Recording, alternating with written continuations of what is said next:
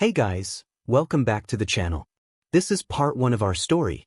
If you like this What If story and want to see part 2, let me know in the comments below. Before we start, don't forget to like, subscribe, and share this video with your friends. Also, check the description for more great content and my playlist. This story was posted by 𝗵𝗃 on Wattpad. Now let's start. Izuku loomed over top of the body of Shigaraki as the sounds of cheers from whatever heroes remained from the final battle between One for All and All for One. Shigaraki laid on the ground, his face twisted with hatred and anguish as his body got colder. It was finally over, the war between heroes and villains was now put to rest, but at what cost? Izuku now stood alone, as the only hero that remained from his class, the only hero from his generation that hadn't quit, or was killed by some twisted mind during the war. Even his 𝗬𝗪𝗎𝗍 and Kodo were killed during the war, but that was another more dreadful time that resulted in the death of many villains. 10 𝗬𝗪𝗎𝗁, Mr. Deku. Izuku heard from behind, turning to see a young fire-based hero. We did it. We finally did it, Mr. Deku. He said, wearing a wide smile that warmed up Izuku's heart. 5 Izuku, yes we did, he said. Is Mrs. Soaker still? He trailed off. 𝗬𝗪𝗎𝗁, she's okay, he said, looking down at the ground. She's a little hurt, but the people with the healing quirks said she'll be okay. He said, giving a sigh of relief. Izuku, that's great, he said, giving 𝗬𝗪𝗎𝗁 a thumbs up. Make sure to name one of your kids after me, he half-joked. 𝗬𝗪𝗎𝗁, he said blushing. We're not like that, he tried to protest. One Izuku just chuckled as he patted 𝗬𝗪𝗎𝗁 on the back. Izuku, I've seen the way you look at each other, don't miss your chance. You should know that anything could happen at any moment. It's best to confess now, than not be able to confess at all. He advised as he put a hand on 𝗬𝗪𝗎𝗁's shoulder. 𝗬𝗬𝗎𝗁 then clenched his fist. 𝗬𝗬𝗎𝗁, but what will the others think? She was a villain an. Izuku, that doesn't matter 𝗬𝗬𝗎𝗁, he said. You know what, let me tell you a little secret. He said, getting closer to 𝗬𝗬𝗎𝗁's ear. I was with a person who was a villain as well, he whispered. 𝗬𝗬𝗎𝗁, really? He yelled, surprised. Izuku, yep, I loved her so much, he said as he remembered the familiar blonde in his mind, rubbing his neck a bit as he felt over the scars she had left behind. 10 𝗬𝗪𝗏, you're kind of a playboy, Mr. Deku. Izuku heard as the sound of moving rubble was heard. Izuku then looked to see a young electricity-based hero. Izuku, no I didn't, he explaining, trying to keep his adult composure. 𝗬𝗪𝗏, well, in addition to Mrs. Toga, there was Mrs. May, he pointed out. 𝗲𝗵𝗃𝗃, there was also Mrs. Uraraka, said another young hero as he floated past Izuku's Vison. Izuku, that's not headstrong. And then Mrs. 𝗵𝗃𝗄, said another young hero with large tusk protruding out of her mouth. 10 𝗬𝗪𝗏𝗃, don't forget Mrs. Melissa as well, he said, almost smugly. Izuku, Izuku said, rubbing the back of his head. 𝗬𝗬𝗎𝗁, don't worry Mr. Deku, you're still a great hero even though you're a playboy, he said, causing all the other young heroes to break into a laughter. Izuku looked at the young heroes of the new generation with a smile. They reminded him all too much of how his life was before everything went SHT. He felt as if they would be able to survive in this world without him around. Izuku, hey, why don't you all go back to the base at you? And tell everyone the good news, he said, giving them a smile. 𝗬𝗬𝗎𝗁, oh yeah, he said, everyone's going to be so happy. We should have a party. He yelled, running down the mountain of debris toward the U base. 𝗲𝗵𝗃𝗃, hold on, he yelled, going after 𝗬𝗬𝗎𝗁, all the other young heroes following behind them. Izuku sighed as he looked at the heroes leave, his smile slowly falling as he averted his attention to the sky. Izuku, if only I was strong enough to end this sooner, he muttered, then maybe everyone would still be alive, and maybe I wouldn't be too tired to continue going. Izuku walked over to a body that was on the ground. It was a man that wore familiar clothing, a little like a ninja and an assassin that loved the color red, but his body was overall unrecognizable, especially in the face. Izuku, Stain, he sighed, you didn't deserve to die like this, he said, though I wouldn't have guessed that you would have come to me after everything that's happened, saying that you've changed and were willing to work alongside the new generation of heroes, he said as he picked up Stain's weapon, a long stainless steel serrated katana, courtesy of May. At first I had my doubts, but it wasn't the first time I had taken in a villain that realized their wrongdoings, so I took my chances. He said as he pointed the sword to his stomach, you've done more than enough to prove yourself to be a hero in the end. Heh, the kids loved you, almost like an uncle. He chuckled. The sword training was fun. I hope I'll be seeing you as well, in whatever afterlife there is. 𝗵𝘃𝗏. He grunted as he plunged the sword into his chest, activating one for all to ensure his death as the blade slid through him to the other side. Izuku choked for a moment before he fell forward, landing on his knees. This had hurt a lot more than he was prepared for, but he was fine with taking the pain. It wasn't anything that he wasn't used to. It was now starting to become colder and colder for Izuku as more and more blood spilled out, the last hero of his generation, falling to the ground. Izuku, I wonder what happened to Aoyama, before he died at least. He thought, it would have been nice if we could have talked a bit more before it all happened. Tears then began to fall down Izuku's cheeks. Izuku, I wish we all could have stayed together until the very end, but I was too, he thought as he sobbed. I was too weak, he pushed out as his vision went black. Izuku slowly opened his eyes as sunlight shined into his eyes. He looked around and saw the action figures of All Might that he had collected relentlessly long ago. Izuku, he heard muffled from outside his door. Wake up, it's almost time for school, she yelled. Izuku, mother, he muttered as he got up from his bed. He nearly jumped out of his bed and charged to see if his mother was there, but he was stopped by himself in the mirror. He nearly stumbled out of bed as he moved toward the mirror. He was so young, so green as a veteran hero would describe it. He wouldn't believe it himself if someone told him that the person standing in front of him was a pro hero with years of experience. Izuku, she yelled again, are you awake? She asked as her hand headed for the door. Izuku, I'm getting changed. He lied, I'll be out soon, he said looking at the door. Oh okay. Just please don't be late, sweetie, she said, her footsteps fading as she went down the hall. Izuku then let go of a breath he hadn't known he was holding. He could tell that he was unstable from the way his heart was about to beat out of his chest. He needed to calm down and fast. The way he was right now, the sight or maybe a few seconds of interaction with someone he knew could set him off in some way. He needed to leave the house and find some place to get a control over his emotions. Izuku quickly grabbed some clothes, a plain black hoodie, jeans, and his red shoes. Izuku slowly opened the door to his room and looked around for any sight of his mother. After seeing none, he quickly left his room, closing the door behind himself as softly as possible to not alert his mother. His steps were as light as he could possibly make them as he made his way to the front door. As Izuku pushed open the door, he heard a sound from behind that caused him to stop.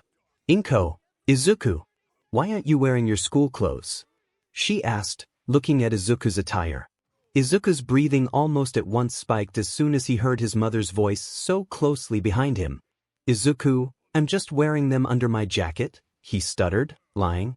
Oh okay, she said, a little skeptical. Just please come home safe, okay, Izuku. There have been increased sightings of villains in the area recently, so come home as soon as possible, okay? Izuku then nodded before he tried going out the door, but before he could, he felt something collide with him and hug their arms around him. Izuku's heart began thumping uncontrollably.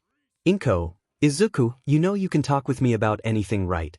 She said, Izuku taking a moment to respond before he slowly and hesitantly nodded. Okay, she said with a sigh before she let go. Be safe, she said finally before Izuku left, almost slamming the door. 3. Izuku panted as he sat in an alleyway, grabbing his chest as if he was forcibly trying to stop his heart from beating out of control. He was struggling to calm himself. He wanted to scream, shout, something to get rid of the overwhelming feeling inside, but the last thing he wanted to do was call attention to himself while he was like this. Suddenly, Izuku heard an explosion from close by. He was distracted for a moment when he looked over and saw a familiar villain. It was a giant man with shark-like features on his face, fighting against 𝗵𝗲𝗄𝗏, and if Izuku's memory didn't betray him, 𝗵𝗃 would appear in 3, 2, 1. Suddenly the villain was taken down by a giant woman that kicked him to the ground. Izuku almost chuckled at the sight. Of course, heroes would be then thing to help calm him down. Why didn't he think of that? He could remember how 𝗵𝗃 stole the thunder of 𝗵𝗲𝗄𝗏 and took the credit for catching the villain. Looking back on it now, Izuku could remember 𝗵𝗲𝗄𝗏 as he slumped over top the train tunnel, making him laugh a bit harder. 3 Izuku, they were such great heroes, he muttered, so strong, and yet they loved pulling pranks on each other.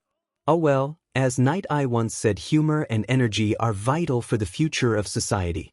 If only I supplied a little more. He muttered before he got up. Well, I can't just sit here as much as I want to. He said, there's still a few things I need to do before I go back home. He said as he walked deeper into the alley. Izuku soon arrived at an abandoned area. It was the sighting of a villain attack that the city had yet to repair for a while.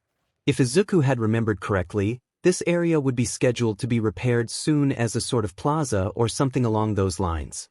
So, what better area could he use to let loose a small bit and see if he still had one for all somehow? At first Izuku thought about at once pushing it to 100%, but then he remembered doing that simple action would have destroyed the area around him, so he decided to go slowly and start with the lowest percentage he could muster and slowly bring it up to a higher percentage. Izuku imagined himself as a vessel as he had done so many times before and imagined a droplet of one for all going into the container. Suddenly Izuku felt an insurgence of power, a lot more than a droplet of one for all should be, as his body emitted a surge of electricity that affected the area around him, demolishing a few of the small shops that were in his vicinity. 11 Izuku, that's not normal, he said, his voice coming out reverberated, like it was being affected by the power. That isn't either. Izuku quickly cut off one for all, going back to his normal state as the lighting surrounding him was cut as well. Izuku, I should check out the other quirks, he said to himself. After some testing, Izuku concluded that his quirks were somehow buffed or evolved somewhere down the line of him going back in time. He could tell that the feeling of the quirks was different. Black 𝗬𝗏 was more flowy like water almost, and was a lot more malleable, float was more like a fly, smoke screen was thicker and harder to remove, and induced a slight drowsy effect much like Midnight's but weaker, and 𝗵𝗃 now seems to almost passively collect energy, despite him not moving, which was a bit of a pain. Now he was constantly collecting energy, but it was only if he activated the quirk, so he was able to use it a bit less prematurely. He thought about testing gear shift, but it was originally a skill that was used as a last resort, at least before he was able to alter it a bit to have multiple gears before it went to the strongest setting, but that alone took years of practice and training, so he decided to not take any chances. And finally, danger sense was something a bit harder to discern from the way it was previously, but that was mainly because any danger that he created was not treated as a danger because he created it with the intent to dodge it, so he decided to put it off for now. 3 Izuku then sighed before he flexed his muscles a bit. Using these new quirks were a bit taxing on his body, despite his physique being a bit more ripped than he remembered before his training with All Might, at least more on the lean side. Just what exactly happened during the transfer from the future to the past? Izuku then sighed again. Izuku, All Might, he muttered, you didn't deserve that, he said as his mind went to that dreadful day, the day before he killed Shigaraki. Izuku ran down the corridor of the U base. There was an attack from Shigaraki on the west wing of the school, the place where Izuku had specifically put the people he wanted to protect against such a threat. Once Izuku had reached the end of the corridor, he slammed himself into the door, making it fly off its hinges before it hit the ground with a metallic thud. Izuku, Shigaraki, he yelled, anger filling him as he looked up at the villain as he held a bruised and beaten All Might. All Might, Izuku, he sputtered out as tears streamed down his face. I am sorry, I couldn't save Dash. Izuku's eyes then locked onto two bodies that were on the ground. A hat with horns sat on a head that had a metal pole protruding through it that pinned him to the ground, and next to them was a girl with a single horn that laid on the ground face up with tears staining the side of her face as metal poles pinned her to the ground. 5 Shigaraki, This is what you caused, pro-hero Deku. He mocked. These lives that you put up for the greater good are the cost of trying to stop me. All Might then choked as Shigaraki gripped harder on his neck, before a sickening snap rang out and his body went limp before it fell to the ground. Shigaraki, this is only the beginning of your suffering, pro-hero Deku. Soon everything you knew here will be dash. Suddenly it felt as if the world had slowed. Everything had almost stopped. The movement of the dust through the wind, the fires wildly spreading, even the words he was saying as a fist covered in black material appeared in front of his face. Shigaraki went flying back as Izuku's fist collided with his face, sending him into what once was the business area of Japan, causing a building to collapse over top of him. Shigaraki then burst out from underneath the rubble, a frustrated look on his face before he yelled, intending on using a certain voice quirk before a hand covered his mouth. Izuku, I'm going to kill you, he said coldly as he pulled Shigaraki's jaw, coming off with a sickening snap, and I won't make it quick. 8 equals Izuku sighed and shook his head as he tried to shake the memory out of his head. Now wasn't the time to think about that, it was around time for him to go home, school should have ended by now. Izuku walked down the street as he was filled with nostalgia. It was the same way he took after All Might told him he couldn't be a quirkless hero because of how dangerous it was. He was still a little sour towards that, but it made sense. Not everything could be done without a quirk, especially since he had to go against people like Shigaraki almost daily for years with almost no end. Suddenly another piece of nostalgia hit him as he heard an explosion and the sound of a familiar voice. Bakugo, Dei. Izuku quickly rounded the corner as his feet moved as if they had a mind on his own. He saw a group of people standing in front of the alley that he had marked as the beginning of his life as a hero, or at least where he was recognized as a hero. Izuku quickly cut through the crowd of people, making his way to the front and getting an eyeful of the situation. It was almost like it was a recreation of what happened before. Bakugo was thrashing against the sludge villain, using his explosions against it to no avail. And just like before, Izuku acted without knowing what he was doing himself. Izuku charged past the heroes and police officers as they looked at him in shock and surprise. 𝗧𝗵𝗲𝗵𝗃, stop. Stop. He tried yelling as Izuku darted toward the slimy villain. Sludge villain, this brat, it muttered, die. It yelled in a Bakugo-like fashion as it tried slamming its sludge hand onto Izuku. Izuku quickly slid out from the attack zone of the sludge slap and went straight for the sludge villain. Sludge villain, get away 𝗬𝗵𝘃𝗧, it yelled as it tried to attack Izuku again, sending out another arm that Izuku quickly dodged before he shoved his hand inside the sludge and grabbed onto Bakugo, yanking him out. The villain as he brought his opposing fist forward, yelling a familiar attack as he once again added a mere drop of one for all to the vessel. Izuku, 𝗬𝗪𝗪𝗧𝗵𝗃, he yelled as his hand slammed against the sludge villain, splashing it into a mere puddle as wind whipped around the alley. 9 metric tons. Lady quickly moved to protect the civilians from the force of the wind, the other heroes doing the same as a small tornado formed as a result from Izuku's punch before it quickly dispersed. 3 Izuku lightly panted as he held onto Bakugo. He had used a lot less power than he had first guessed he would, but it still was enough to recreate the punch that All Might had done, which in itself was a scary though. Just how much did 1 for all multiply in strength? He could see the smoke from his hand. After a few moments it began to rain. It was refreshing to Izuku. It also cooled the slight burning on his hand from recklessly throwing it. He looked down at Bakugo in his offhand. Thankfully he was unconscious. But aside from that he may have some minor or even major injuries that he couldn't have seen. The sludge villain did try to invade his body, though he himself didn't remember the pain. It was mainly because he was unconscious as well, but he doubted such a powerful attack would have a physical side effect of some kind.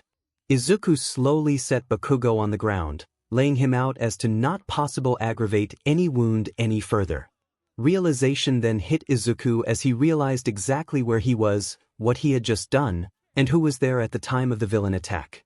He then slowly looked behind himself, being sure to not fully expose his face as he then saw the shocked expressions of the heroes and the civilians as they gazed upon him. Even a familiar skeleton-like person was looking at him, baffled. Izuku then turned around before he took another breath. Now wasn't the time to break down. Though the last person he needed to see, God forbid, meet, was standing in a crowd behind him, but he needed to focus on something else right now. Getting home before his mother gets worried. Izuku then sighed as he tried to get rid of his feelings for the moment and activated a minute amount of one for all. Still feeling a large insurgence of power, but still a lot less than what he had used to stop the villain before. Backdraft, hold on, he tried yelling along with the other active heroes, before Izuku left the area in a small burst of lightning. As the sludge villain was packed up in trash bags and sent to Tartarus, Bakugo sat on the side of the road, still recuperating from the attack as he heard many mutters from all around him talking about the mysterious person that showed up to save him. He was still a bit peeved that he of all people needed to be saved, but right now that didn't matter. His mind was all boggled as he tried to recall the face of the person who saved him. Originally, he wouldn't give two shits about who it was, but he couldn't shake the feeling that it was someone he knew. And that irked him more because it was becoming more frustrating. All he could do was come up on a blurred face, and an ear-piercing yell that nearly shattered his eardrums. After a while, Bakugo was free to go, only after going through the annoying procedures, and soon he was home. Bakugo walked inside his house, almost instinctively slamming the door before he caught himself, remembering that his dad asked him not to before coming home, at least for that day. He then groaned before closing the door and leaving his shoes at the front. As Bakugo walked to the kitchen, he overheard a conversation between Inko and his mother, Mitsuki, talking over the phone. "Mitsuki, Inko honey, I'm sure that he's fine," she reassured for what felt like the 100th time. "He's probably just trying to focus because the exams are coming up and, no Inko, I don't think that Inko, please calm down, you're thinking too much into this. You're going to exhaust yourself thinking like this dash." Bakugo soon drowned out the conversation as he rummaged through the fridge, grabbing a bento his mother made and taking it up to his room, and again closing the door without slamming it. After a bit, Bakugo finished the bento, though he would never tell the hag himself, her food was pretty good. "Mitsuki, Katsuki," she said, opening the door, and surprisingly not slamming it open. "Bakugo, what do you want, hag?" he yelled. "Mitsuki, was Izuku at school today?" she asked, not yelling, surprising even Bakugo. Bakugo, of course he wasn't, he said, remembering the lack of muttering and green hair in the classroom. "Mitsuki, that school," she muttered, nearly slamming Bakugo's door as she left. For Bakugo, "What the F is happening?" he muttered, still looking at his door, a little in shock. 4. Izuku gave a deep breath as he stood in front of the door to his home. He was standing there for around 10 minutes, just trying to gain the courage to face his mother. It was so stupid how he was stressing this much about meeting her. Though it had been over 20 years since he had seen her alive, at least any normal person would have been ecstatic to see their parents again. Alright. J just going inside and G giving them a hug, and then why did it fill Izuku with so much fear? Was it because he thought that if he saw her, this could be some stupid illusion quirk done by Shigaraki as he destroys all he ever loved that scared him, or because of the chance it was all real scares him the most? Izuku then sighed again before he just grabbed the doorknob and swung open the door. He then froze as he saw his mother sitting on the ground. She seemed to be looking at the door even before he came in, her eyes locking with his almost instantly. "Inko, Izuku," she said as she stood up. "Where have you been? School ended nearly 3 hours ago. I was so worried that something happened to Izuku," she said, taking a step closer. "What wrong?" Izuku hadn't even noticed as tears began running down his cheeks. She was there. She was there, living, breathing, and crying. "Izuku, he said as he reached out his hand, expecting to touch nothing before his hand connected with her cheek. It was soft and wet with tears, a feeling he didn't relish, but still granted him immense relief. "Mom," he yelled, pulling Inko into a hug as he began sobbing uncontrollably. 6. A few hours later, Inko was finally able to get Izuku to calm down. The problem with that being he was now sleeping on her lap in the living room, and he still had school in the morning, so she didn't want to wake him just in case he wouldn't be able to go back to sleep. Inko just sighed as she patted Izuku's head as she had done before to get him to calm down. It seemed like she was regaining the habit she had of touching Izuku's hair to help relieve stress, but right now she needed it. Her mind was running rampant with thoughts of worries about why Izuku came home so distressed. 𝗵𝗃𝗁, I'm so sorry Izuku, she muttered. Maybe I'm not a good mother, but I'll try my best to help you. Please just stay with me until then, she urged. 3 months later, Izuku sat in the classroom as he spun a pencil in his hand as he watched the teacher. He was bored beyond belief. He never thought that going back to school would be like this. He basically remembered everything the moment he had saw it, so his grades were staying afloat, even if he didn't go, but not like the teacher was really keeping track. He had even caught a glimpse at the attendance sheet and saw that he had marked everyone as being there despite them missing over 5 people. Bakugo and Izuku also were on better terms, or at least it seemed that way. Bakugo didn't really talk to Izuku that much now and didn't bully him at all. He stared at him during class when the teacher taught something that didn't matter. After class ended, Izuku walked over to Bakugo, giving him a smile before he spoke. Izuku, Kaken, can we talk please? He asked. Bakugo then hesitated for a moment before he just nodded, following behind Izuku as he led the way. After a little while of walking, the two were on the roof of the school. The wind whipped around, making it a little cold, but just bearable. Izuku then walked to the middle of the roof before he looked back at Bakugo. Izuku, okay, what's wrong? He asked. Bakugo, what are you? Izuku, you're not acting like yourself, he pointed out. Usually you're calling me nerd or Deku or something like that. Something is obviously going on with you, what is it? He asked. Bakugo almost spoke but quickly caught himself before he did, most likely his pride getting in the way of him saying the reason, before he scoffed and looked away. Izuku, I'm guessing it's what happened when we were in the alley, he asked, Bakugo flinching in result. Kaken, I promise you that it's fine. You can call me Deku or even poke fun at me or whatever is okay. He reassured for the millionth time. I've already told you this before. Bakugo then clenched his fist before he sighed. Bakugo, that's not it, he forced out. Izuku, then what is it? He asked, looking a little worried himself. I just want things to go back to how they were, he muttered, just loud enough for Bakugo to hear. Bakugo, you didn't tell me why, he said. You had avoided me for a month, and then suddenly after the 𝗧𝗵𝗲 that happened in that alley, we're suddenly fine. I don't think so. Izuku, Kaken, he said lowly. Bakugo, just tell me what I did wrong, he asked. Izuku then sighed as he grabbed the bridge of his nose. Izuku, why you didn't do anything wrong, Kaken, he said. It was me. I had a stupid dream that you had died, he said, and it was all my fault, and I figured that if I was out of your life it would have saved you or something stupid like that, he said, rubbing the back of his head. Bakugo then walked up to Izuku. Bakugo, really? He asked, looking at Izuku in his eyes. Izuku, yes, he reassured him. Bakugo, okay, he said before he punched Izuku in the stomach, causing him to hunch over a small bit. That was for making me worry, he said with a grunt before he pulled Izuku into a hug, and this is to thank you, he said. 15 Izuku, F for what? He coughed out. Bakugo, for staying with me, he said before he shoved Izuku away. Now go home before Auntie Inko gets worried, stupid Deku, he said before he walked away. Izuku then chuckled as he rubbed his stomach. Izuku, dang that hurt, he muttered, but I probably deserved it. 4. Izuku sighed as he opened the door to his house. His stomach still hurt a small bit, but he was able to push through. Izuku left his shoes at the entrance with a yawn as he walked into his room, pulling out his usual disguise and getting dressed to go out once again to find a person before it was too late to help them.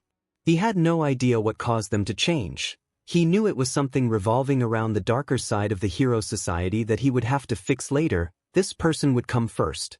As Izuku finished his disguise, slipping on his gloves, he heard his mother opening the door. Inko, oh, she said as she looked at Izuku's attire. Are you going out again? She asked. Izuku, yep, I might be home a little late though, he said. Inko, oh, okay, she said. Just be sure to stay out of trouble, sweetie, she said meekly. Izuku then pulled down his mask as he gave her a smile before he pulled her into a hug. Izuku, I promise I'll be safe, he said. Inko then sighed, releasing a breath she hadn't known she was holding. Izuku then let go before pulling the mask back up. "Izuku, see you later," he said, walking past her as he once again began his search. A woman with dark blue and pink hair sat on a bench as she seemed to be staring distantly at a park full of happy children as they played. She felt as if there was something looming over her. Something dark, bloody, and infectious that was slowly eating away at her. She wanted it to stop, she wanted it to go away, but she didn't know what to do. She had too many things spinning around her mind to think straight, and that just made the thing eat even more. For a moment she thought she seen a few of the kids look at her, maybe even recognize her before they looked at something besides where she was sitting and continued playing. "Izuku, hello," he said, catching the woman's attention and pulling her out of her downward spiral. "Nagant, hello," she said coldly. "Do I know you?" she asked. "One Izuku, no you don't," he said as he sat down next to her, "but you probably will a lot better after this conversation," he said before he reached out a hand to her. "My name is Deku, it's nice to meet you." Nagant looked at Izuku's hand skeptically. "Nagant, Deku?" she asked. "Doesn't that mean Izuku?" "Yes it does," he said, knowing what she was going to say. "It's not my real name, but you can think of it as a hero name or an alias. Like Lady Nagant," he pointed out. "Nagant, so you know me?" she asked. "Izuku, not as much as I would want to," he said. "I want to be your friend, Mrs. Nagant," he said. "Nagant, I don't think you would want to," she asked. "I also wouldn't want to be the friend of someone who just wanted to be known as the one who banged a hero," she scolded.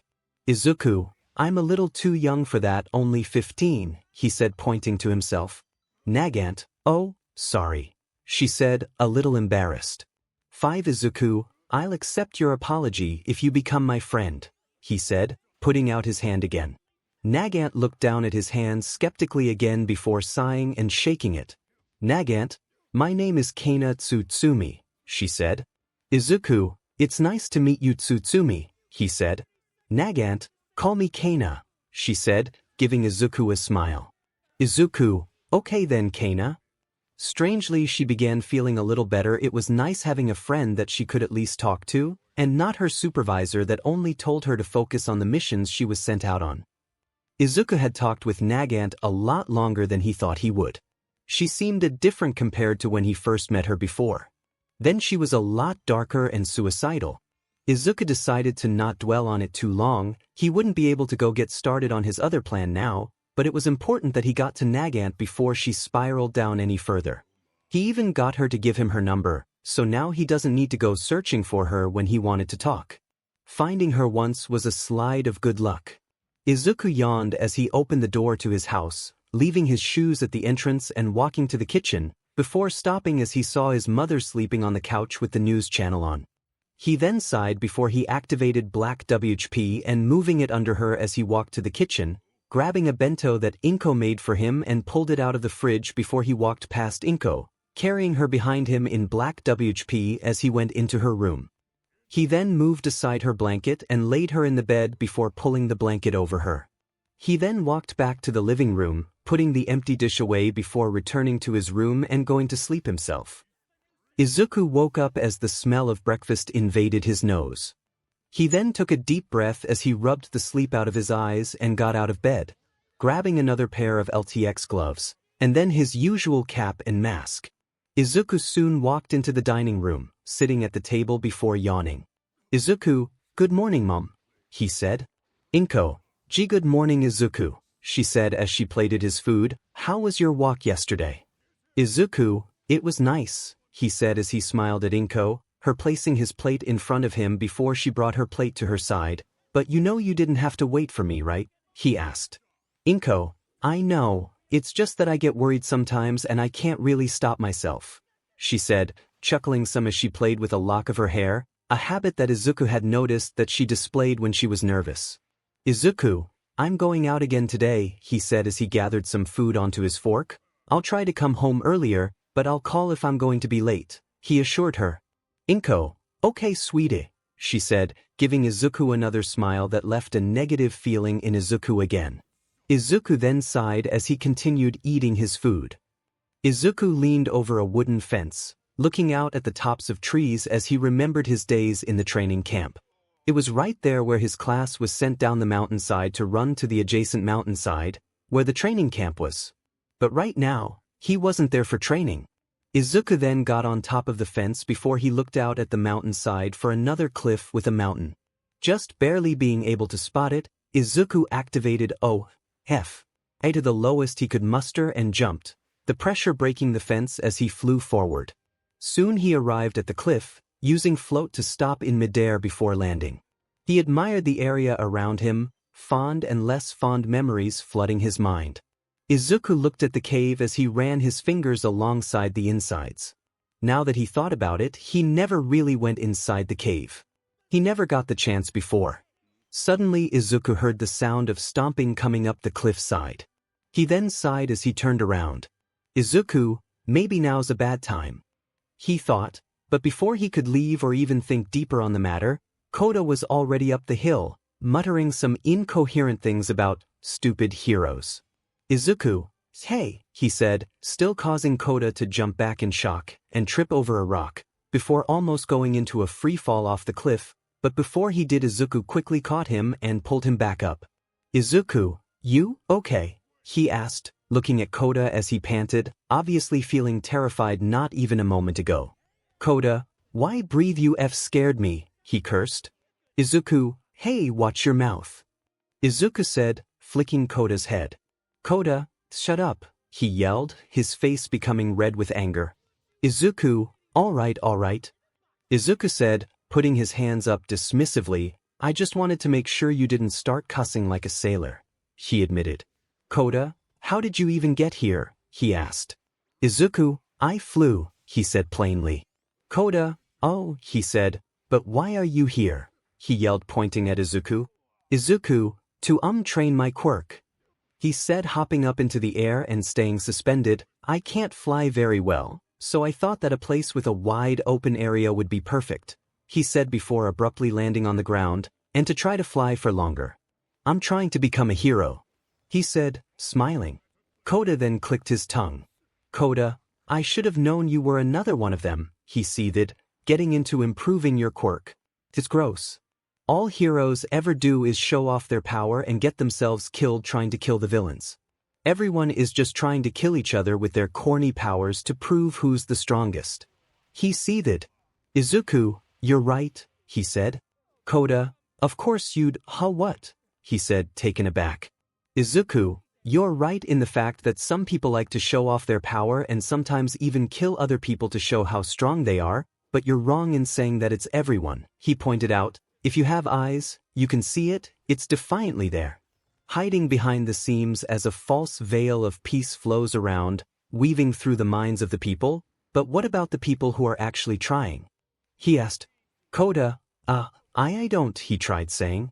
Izuku, and that's fine, he said, because I do. He said, kneeling in front of 𝗧𝗪, the people trying are the real heroes. The ones that you don't always see on TV. The ones that don't care for the public eye, the ones that save because there are real villains out there that want to hurt people for their own selfish reasons. He said, but then there's the villains, he said.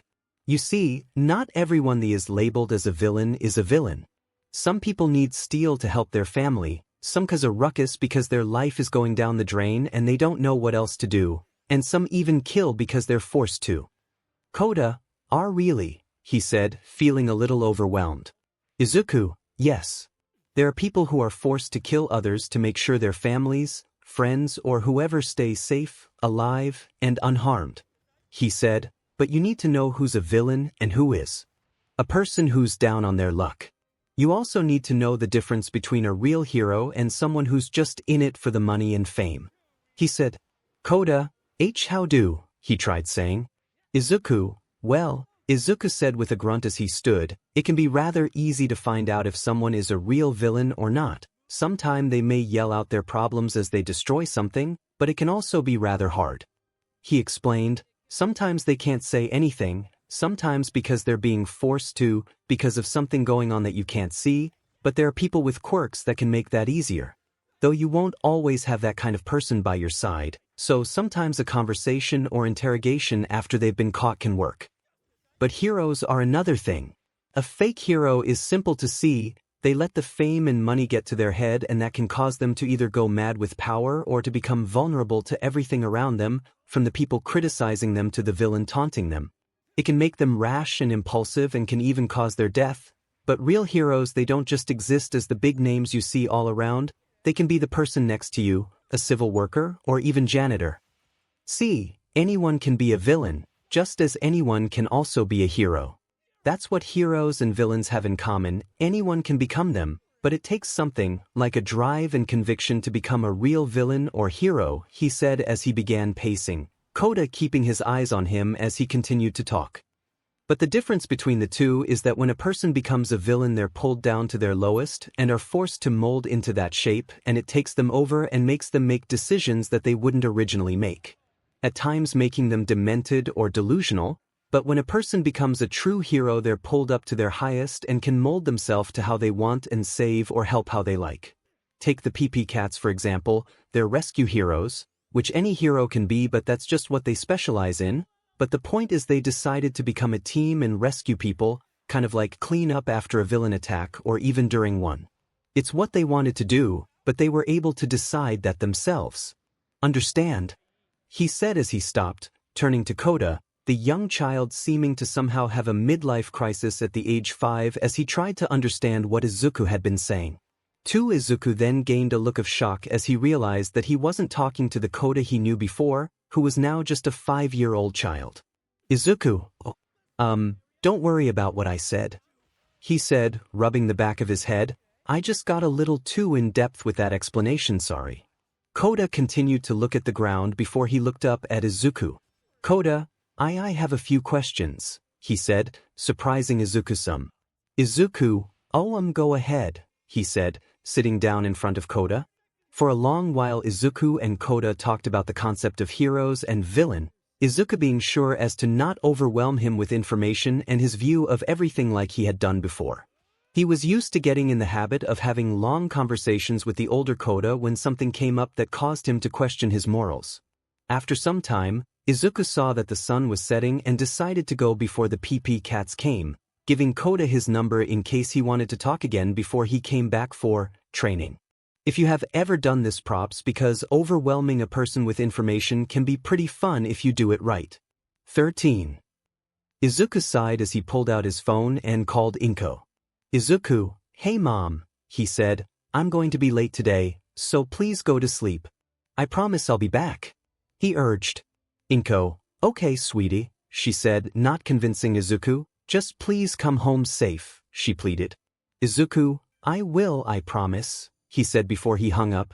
Izuku looked at the door in front of him with a single thought in mind. Izuku, I wonder what drink I should get, he thought as he opened the door. -1 month later, Izuku groaned as he leaned back on the steps of 𝗃𝗃𝗃𝗁 Municipal Beach Park. Though the beach was still a mess, most of the big stuff was already gone. It was just that there was a lot of small stuff. Small stuff about the size of a fridge or a tire. Izuku then sighed as he pulled himself up and looked at the setting sun. Izuku, at least the tall piles are gone, he thought, trying to think on the bright side of things. If he were doing this with a quirk, he may have been able to clean it all up within a week, but he had decided that he shouldn't rely on his quirk too much for this. The beach had a lot of sentimental value to him, so he wanted to treat it with respect and take it slow. He just wished taking it slow didn't take so long. Suddenly Izuku heard a buzz from his phone. He then pulled it out and saw that it was Nagant, which surprised him because he was the one that usually started the conversation. He then opened his phone and saw that she sent him her location. He was hit with nostalgia when he did the same thing with Todoroki. Izuku, why would she? Suddenly the world felt as if it slowed as Izuku dumped as much of a as he could into the vessel, the ground around him warping as energy formed around his face, creating a sort of mask that resembled 𝗬𝗪𝗎 almost. He then looked in the direction of Nagant before he jumped. Nagant sighed as she pressed her fingers against the bridge of her nose. She had just pressed send on her text to Izuku and was regretting it.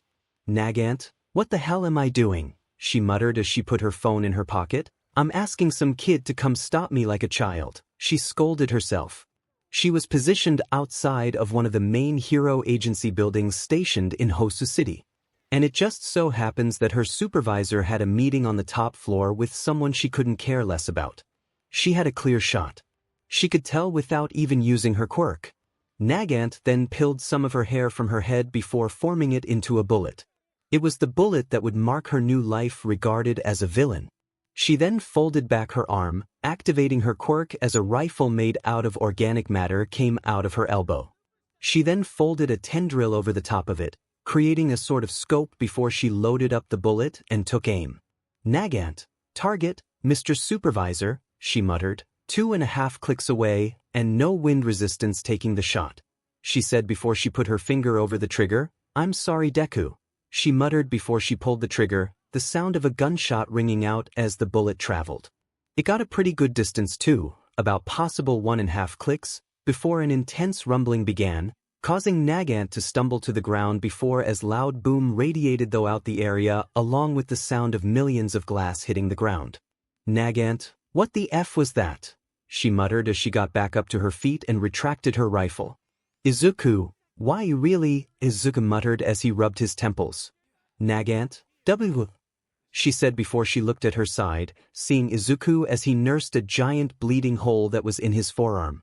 Izuku, I didn't think you would do something that stupid, he said before reaching into his pocket and pulling out a very familiar bullet-colored pink and purple. Here, he said, handing the bullet to her. 𝗫𝗄𝗃 didn't make a move as she stared intently at Izuku, wound as a worried/horrified look took over her expression. Izuku knew that look all too well. He had seen it on dozens of people's faces, loved ones and strangers alike. Even then he couldn't help himself from comforting them. Izuku then sighed before he grabbed 𝗫𝗄𝗃 by her shoulder and pulled her into a hug, earning a gasp from her as she collided with his chest and was pulled in closer by Izuku as he wrapped around her. Izuku, it's okay, just cry. I know you want to, he said. No one else is here, just me and you, he said, trying to sound as calm as possible. 𝗫𝗄𝗃 then slowly began crying before careening into an ugly cry as she basically begged Izuku for forgiveness. Izuku just sighed as he held onto 𝗫𝗄𝗃. He then pulled out his phone before he texted Inko. Izuku, I'm going to be home late. He texted, I'll be back by tomorrow morning. Izuku then put his phone away as he heard a news helicopter flying overhead, likely to report the damage he caused. Izuku, God F damn it, he muttered, this is a giant mess. Inko's phone went off twice as Izuku sent her 2 texts, but she was too focused on the news to pay any attention to her phone.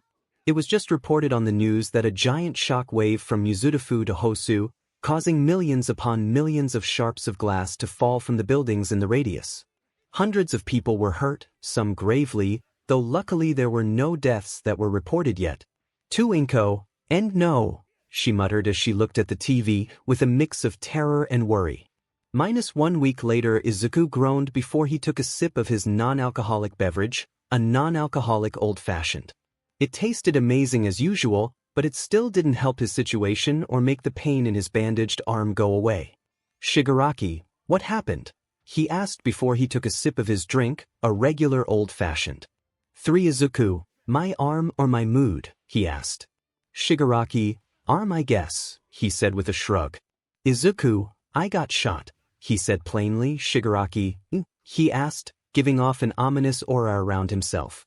Izuku, don't worry about it, he said, waving Shigaraki off. It was a friend that I needed to help out. She would have been in trouble if I didn't do anything, he said with a yawn. Shigaraki then seemed to calm down some as he gave Izuku a weird look. Shigaraki, why would you do that? He asked. Izuku, because, he said before taking another sip of his drink, a friend is probably the only thing that can keep you grounded, that and family, he said as he swished around his drink, though either can also cause your downfall, he said looking at Shigaraki. That's why you chose the right friends and stay with the right family, he said before putting out his hand, like you and me, right? He said with a smile. Shigaraki then sighed. Shigaraki, I already told you, he said, rubbing his temples. I can't shake your hand. Izuku, I know, he said with a smile. Just wanted to see if you would, he said before drinking a majority of his drink. I might as well start now. He thought before sighing. Shigaraki, what do you think of the hero society? Shigaraki, it's stupid and needs to be destroyed. He seethed, it's so damn stupid I just want to dash. Before he could begin tearing away at his neck, Shigaraki felt two of his fingers being pulled back. Izuku, don't do that 𝗵𝗲𝗄𝗧, he said, tapping the bar with his offhand, asking 𝗧𝗵𝗲𝗄𝗧 for another non-alcoholic old-fashioned, the smoky Nomo following the order and beginning the process of making the drink. Just breath instead, a lot better for yourself, he said, removing his hand. Shigaraki then took a deep breath before he returned his hand to his side. Izuku, I understand what you mean, he said, looking at Shigaraki. Shigaraki, you want it to be destroyed too, he asked, with a near-hopeful look in his eyes. Izuku, not destroyed, remade, he said, confusing Shigaraki some, if the tilt of his head meant anything. You're right about how the hero society is stupid and should probably take down. I know that for a fact it's affected a lot more people than you think, heroes included, he said, remembering Nagant and how she was before, but saying that it outright needs to be destroyed is wrong. There are some things that they do that keep the world afloat. We just need to fix the parts that are making this veil of peace a bit more like an actual era of peace, he said. Shigaraki looked down at the bar, trying to think about what Izuku said, getting a little frustrated before moving to scratch his neck, stopping again and remembering what Izuku said. He then took a deep breath before he looked at 𝗧𝗵𝗲𝗄𝗧. To Shigaraki, get me a beer, he said, 𝗧𝗵𝗲𝗄𝗧 following his order and giving him an open bottle before the hand-covered villain took and stood up from his seat. I'm going to bed, he said, going through a door behind the bar. Izuku, think I struck a nerve, he asked jokingly. 𝗧𝗵𝗲𝗄𝗧, I have no comment, he said as he cleaned a glass, causing Izuku to chuckle. Izuku sighed as he laid in his room. It was finally getting closer to the beginning of high school, aka the beginning of a lot of his problems in his past life. He still needed to save Eri, but the only time he actually knew where she was during his provisional hero license exam with Night Eye, so he would have to wait until a couple of months later to go find her. Izuku, I should tell Bakugo I have a quirk, he muttered, turning on his phone. He'll probably throw a fit if I didn't, he said with a small chuckle. Izuku raked the sand for what felt like the 1,000th time. Every time it felt like he pulled out more and more small bits of trash, glass, and hundreds of other things. At least he found a good amount of money he was going to use to pay off his tab at the villain bar. Bakugo, Deku, he yelled for the steps of the beach. Izuku then sighed as he stopped raking. Izuku, hey Kaken, he said as he turned and waved to a seething Bakugo. This is going to be a pain, he muttered, sighing again. Surprisingly, it wasn't as bad as Izuku first thought. Bakugo was a lot calmer as he explained the situation. They were now sitting down on the chairs as Izuku gave Bakugo his story he created. Izuku, I just wanted to tell you when I got better at using the quirk, Kaken, he said, rubbing the back of his head. Before, if I used too much power, I broke a bone. Bakugo, seems pretty useless if the quirk hurts you. It fits, he said, causing Izuku to chuckle.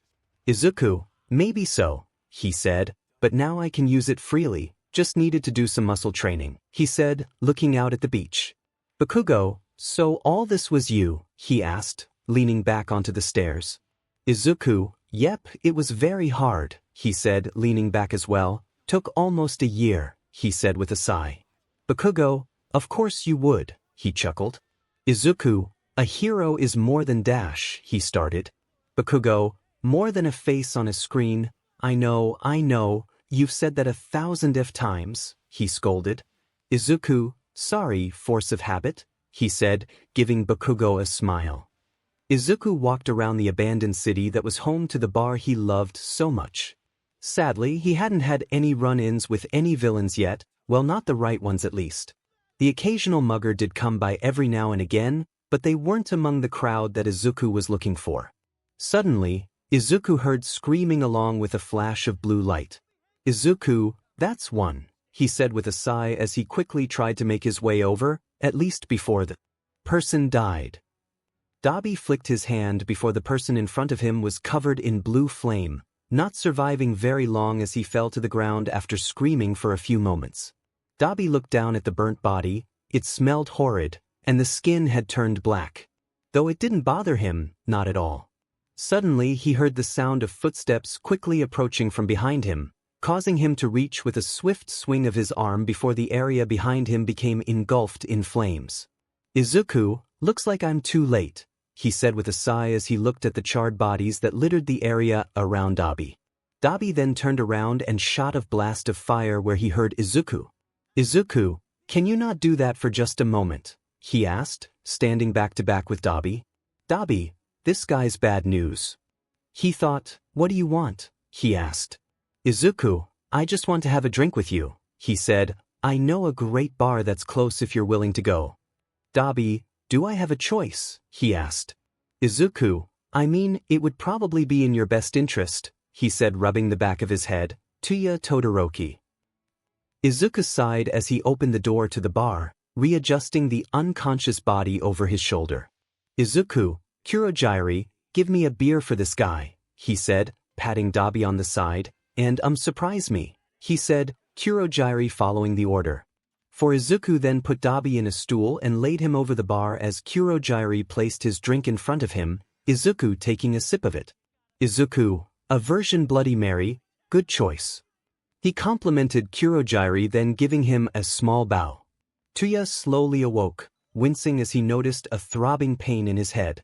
"Izuku, willing to talk now?" he asked. Tuya then sighed. "Tuya, who in the F are you?" he said, glaring daggers at Izuku.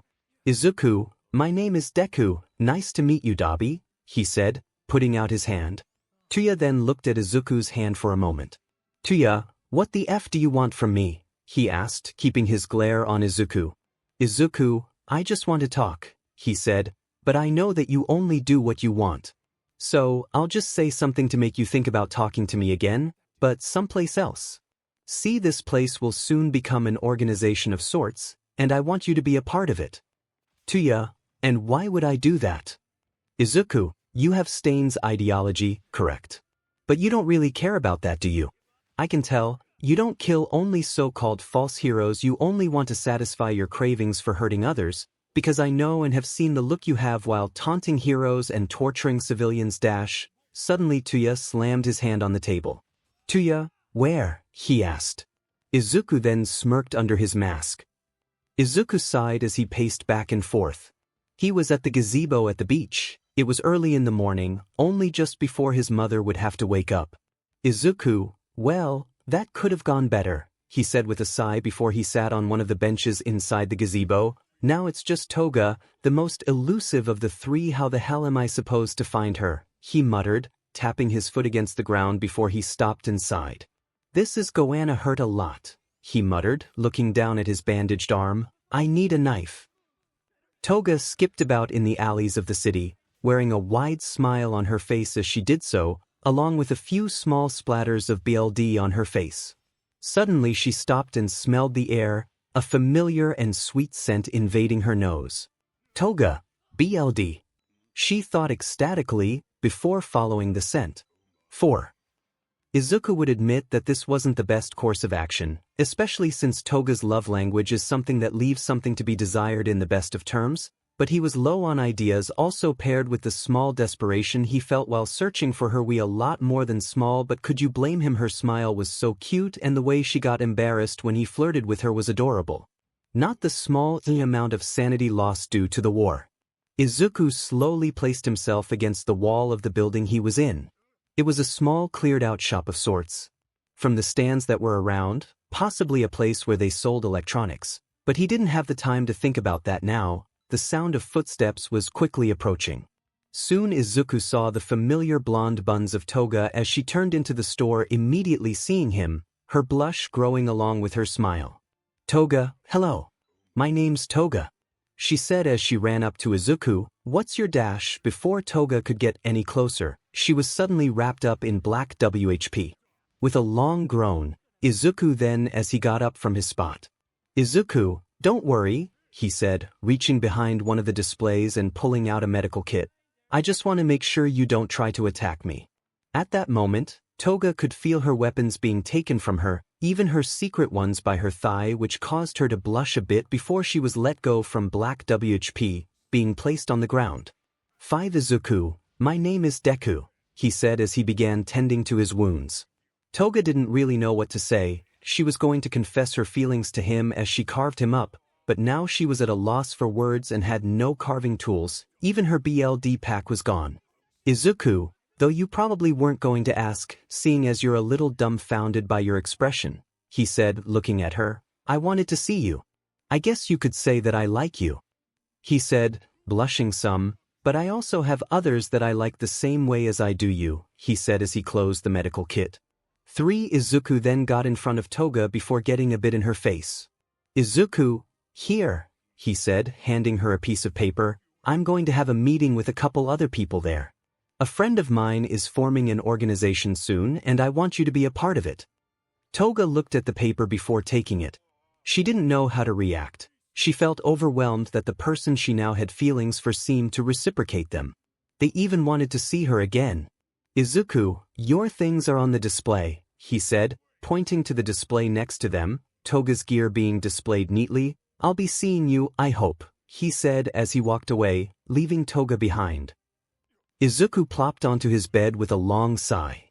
"Izuku, I guess my villain interpretation is getting pretty good," he muttered. "I just hope that everything goes well when the time comes. But right now isn't the time to rest," he said, getting up from his bed before pulling out a metal briefcase from under it. "Right now it's time for the vigilante Deku to make a debut," he said as he popped open the briefcase, revealing his costume. "Izuku, oh, if Kaken knew I was doing this again," he muttered, "he would have killed me."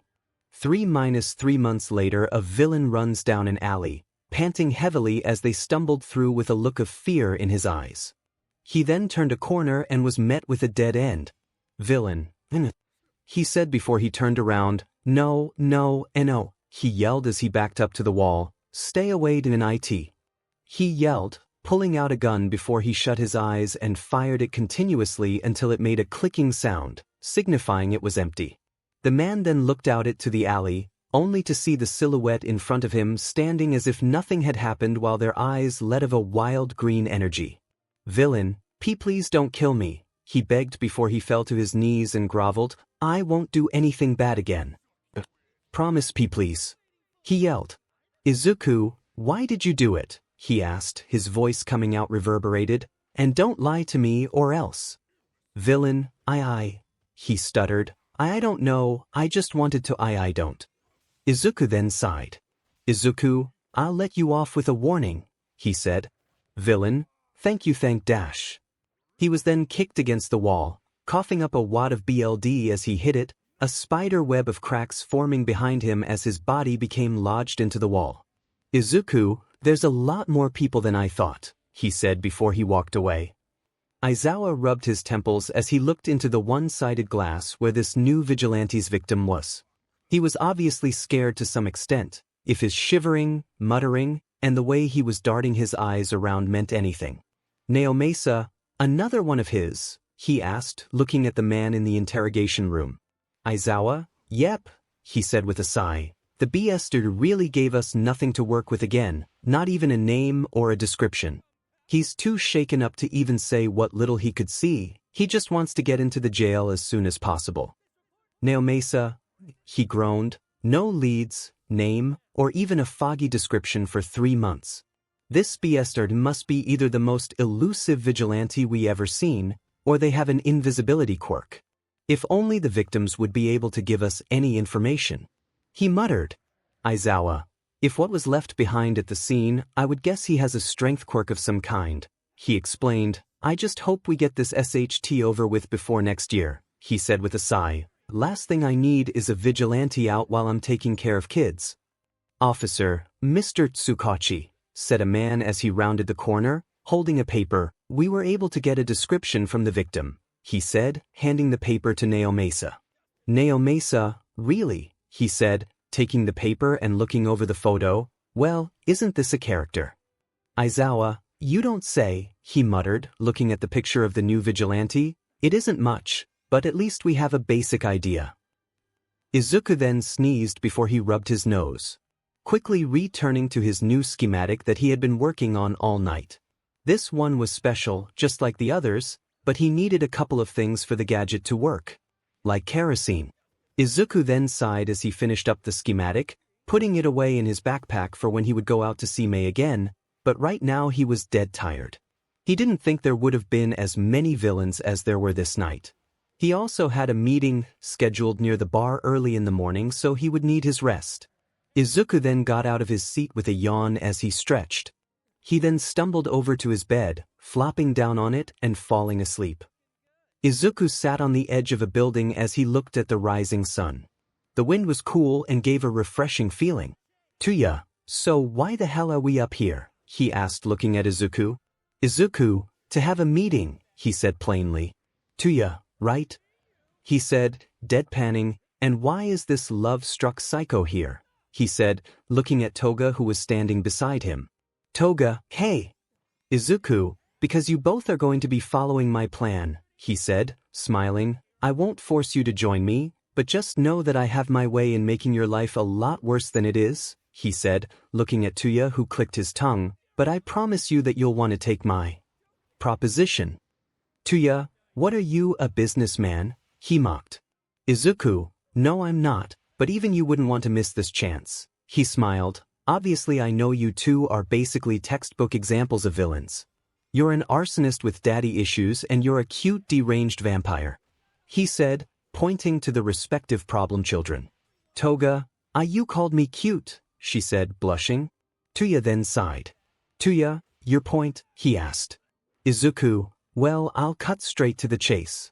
I want to destroy and recreate the Hero Society," he explained. "As I'm sure you may know, the Hero Society is corrupt and is only creating a false veil of peace that will only last so long before the right villain with the wrong intentions begins tearing that veil down."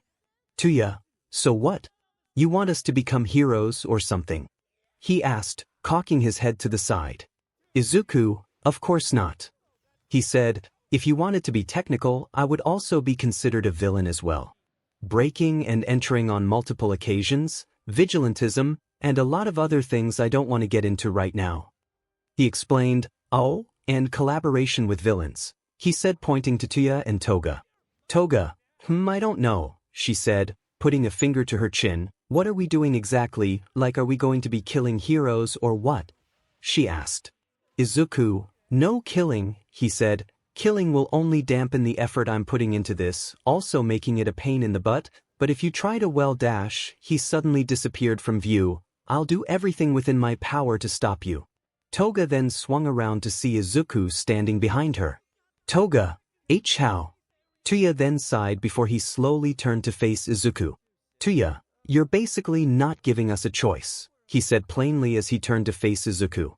"Izuku, of course I am, there's just a few consequences though, but I am willing to allow you two on one occasion," he said. "𝗬𝗧, and what's that?" he asked. "Izuku, the organization my friend is making is a villain organization. If he or his boss orders you to kill someone, I'm afraid I don't hold much power against that man to tell him not to at the moment, but if you can please don't kill anyone," he said cheerily. "I mean, I'll give you a list of people not to kill." "𝗬𝗧, are these people special to you or something?" he said, putting his head to the side. "Izuku, very," he said, turning to 𝗬𝗍. "Both of you are as well."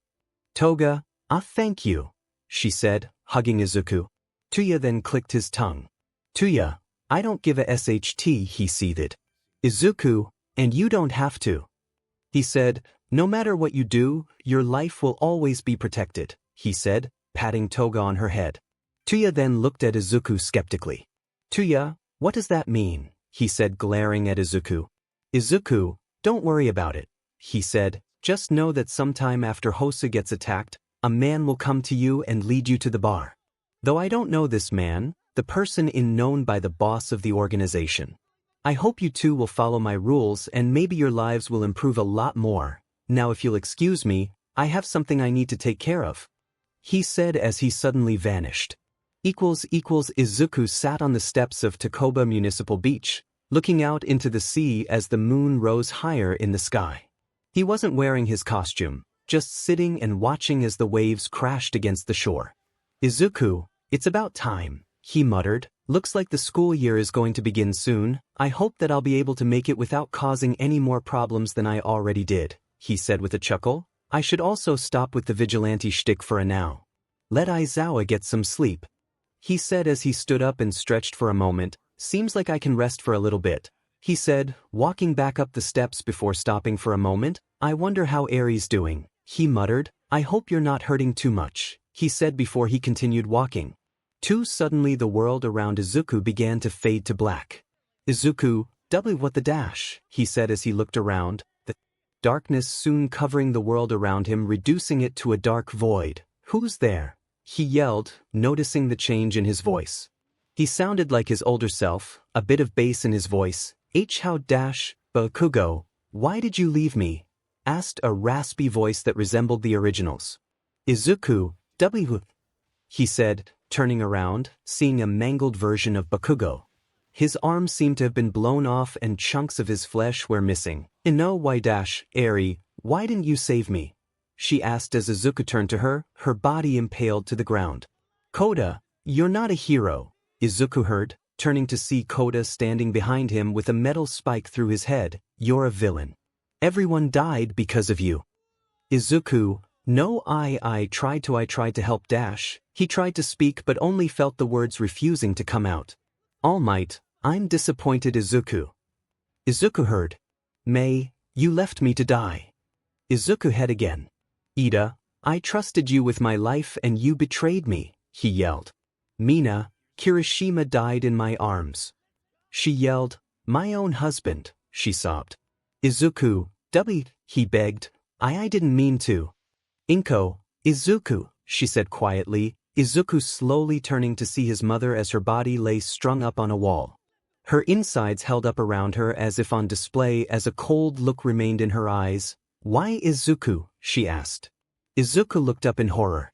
Inko, why didn't you save us? She asked before Izuku felt multiple hands grab his legs. Izuku, what is Enno? He muttered as he looked down seeing everyone. Mineta, Koda, Eri, Kendo, Monoma, everyone he ever held close and lost everyone, looking at him with scorn and hatred as they yelled at him. Cursing him, degrading him, calling him a demon until he couldn't take it anymore and screamed. Izuku, hey! He screamed, loudly as he thrashed against his bed sheets, soaked in cold sweat before he fully woke up and saw that he was in his bed. Inko, Izuku, are you okay? She yelled, busting into the room, panting. Izuku didn't say anything as he slowly got out of bed, looking at his mother as if she had been gone for years as he slowly made his way to her. Inko didn't move as Izuku got closer, though she did seem a little skeptical of his movements, still worried about his scream. Once Izuku reached Inko, he put a hand on her cheek, feeling her warmth. He then fell to his knees as he hugged his mother, sobbing and surprising Inko. Her surprise quickly shifting to worry as she rubbed his head. Inko, what is happening? She muttered. Day of the exams. Izuku looked up at the a building and yawned. He had bags under his eyes and was feeling miserable for the most part. Izuku, I guess this is what Izuku feels like all the time, he said. Oh well, at least I'll be able to see everyone again, he said with a smile. Well, at least those I haven't seen.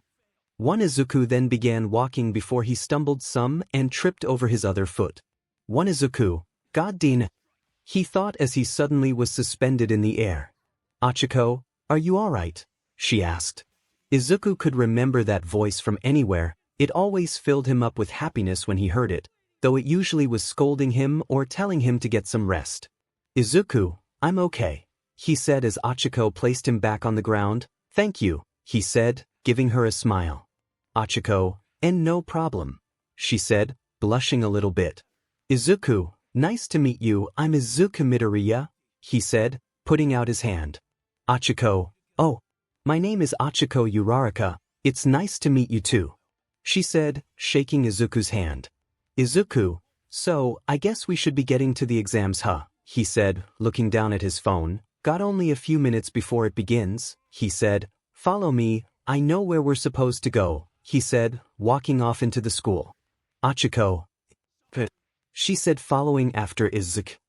President Mike, for all you young listeners tuning in, welcome to my show. Everybody say hey, he said, no one making a sound. Izuku holding back a laugh. Tough crowd, he said awkwardly, Then I'll quickly show you all the rundown of the practical. Are you ready? He said, getting silent again. Izuku, I can't believe we're getting taught by the President Mike, he said excitedly.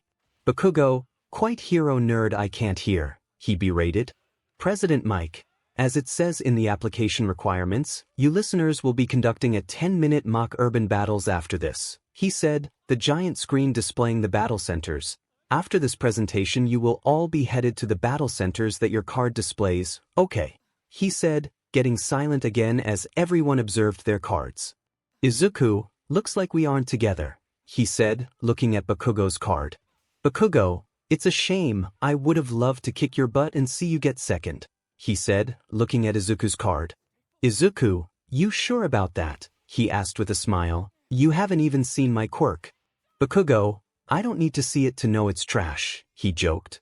President Mike, 3 different types of faux villains will be stationed around each battle center, he said as the screen displayed a simulated city with 3 silhouettes of robots around it with numbers over them from 1 to 3. You will earn points depending on their level of difficulty. Your goal, dear listeners, is to use your quirks to earn points by immobilizing the faux villains. He then pointed to the crowd. Of course, attacking each other is strictly prohibited, as well as any other unheroic acts, he said. Ida, excuse dash, he started before Izuku stopped him from standing. Izuku, wait until he finishes before you make a comment, he advised. You going to disrupt everyone else if you don't. Ida, oh, my apologies, he said, fixing his glasses. President Mike, now for the 4th and final faux villain on you pamphlet that I'm sure you all were wondering about. He said, the 4th type of villain is worth 0 points.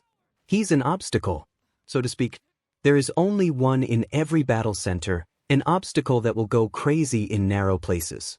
Though it's not impossible to defeat, there's no reason to defeat it either.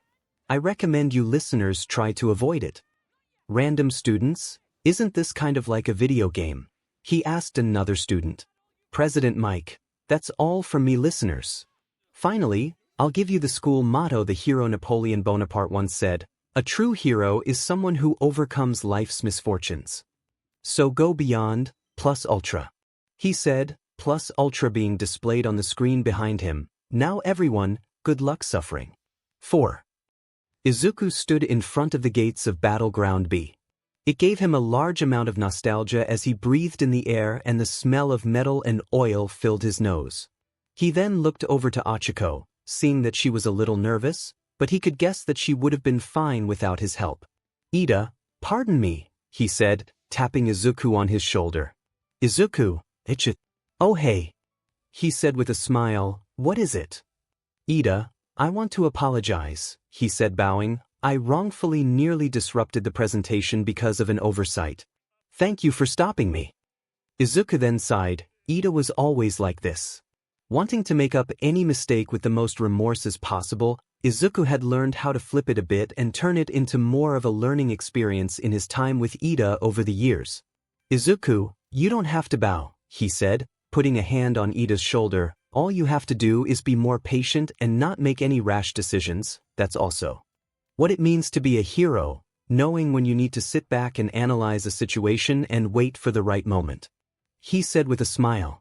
Ida, thank you, he said, continuing his bow before he stood up straight. I didn't know that hero work applied in that sort of way as well. He said, putting a hand to his chin before the gates suddenly opened.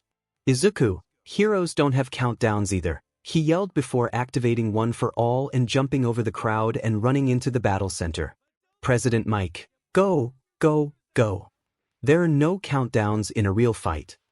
Everyone then began running into the gates after Izuku. Izuku villain points, 34 hero points, 45 Izuku sat on top of a roof, out of breath.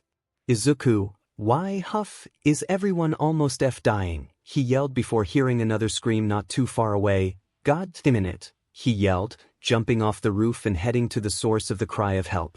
2. When Izuku got to the spot, he found a girl with some sort of a mutation quirk backing away from a 3-pointer as it slowly inched closer. Izuku just sighed before he walked up to the 3-pointer and destroyed it. Izuku, if you're not ready for it, don't attack it, he scolded, the girl nodding quickly. Geez, I swear you all are dumber than Yana Rock. 2. Suddenly the ground began to rumble and shake as rubble from all around began to fall from buildings as the 0-pointer appeared from the ground. Izuku then rubbed his temples as the sound of screaming increased tenfold before he buffed 1 for all to 1. 5% for Izuku. Don't get yourself killed please, he begged before he left in a burst of speed. Izuku then saved countless amounts of other people before getting to the site of the 0-pointer.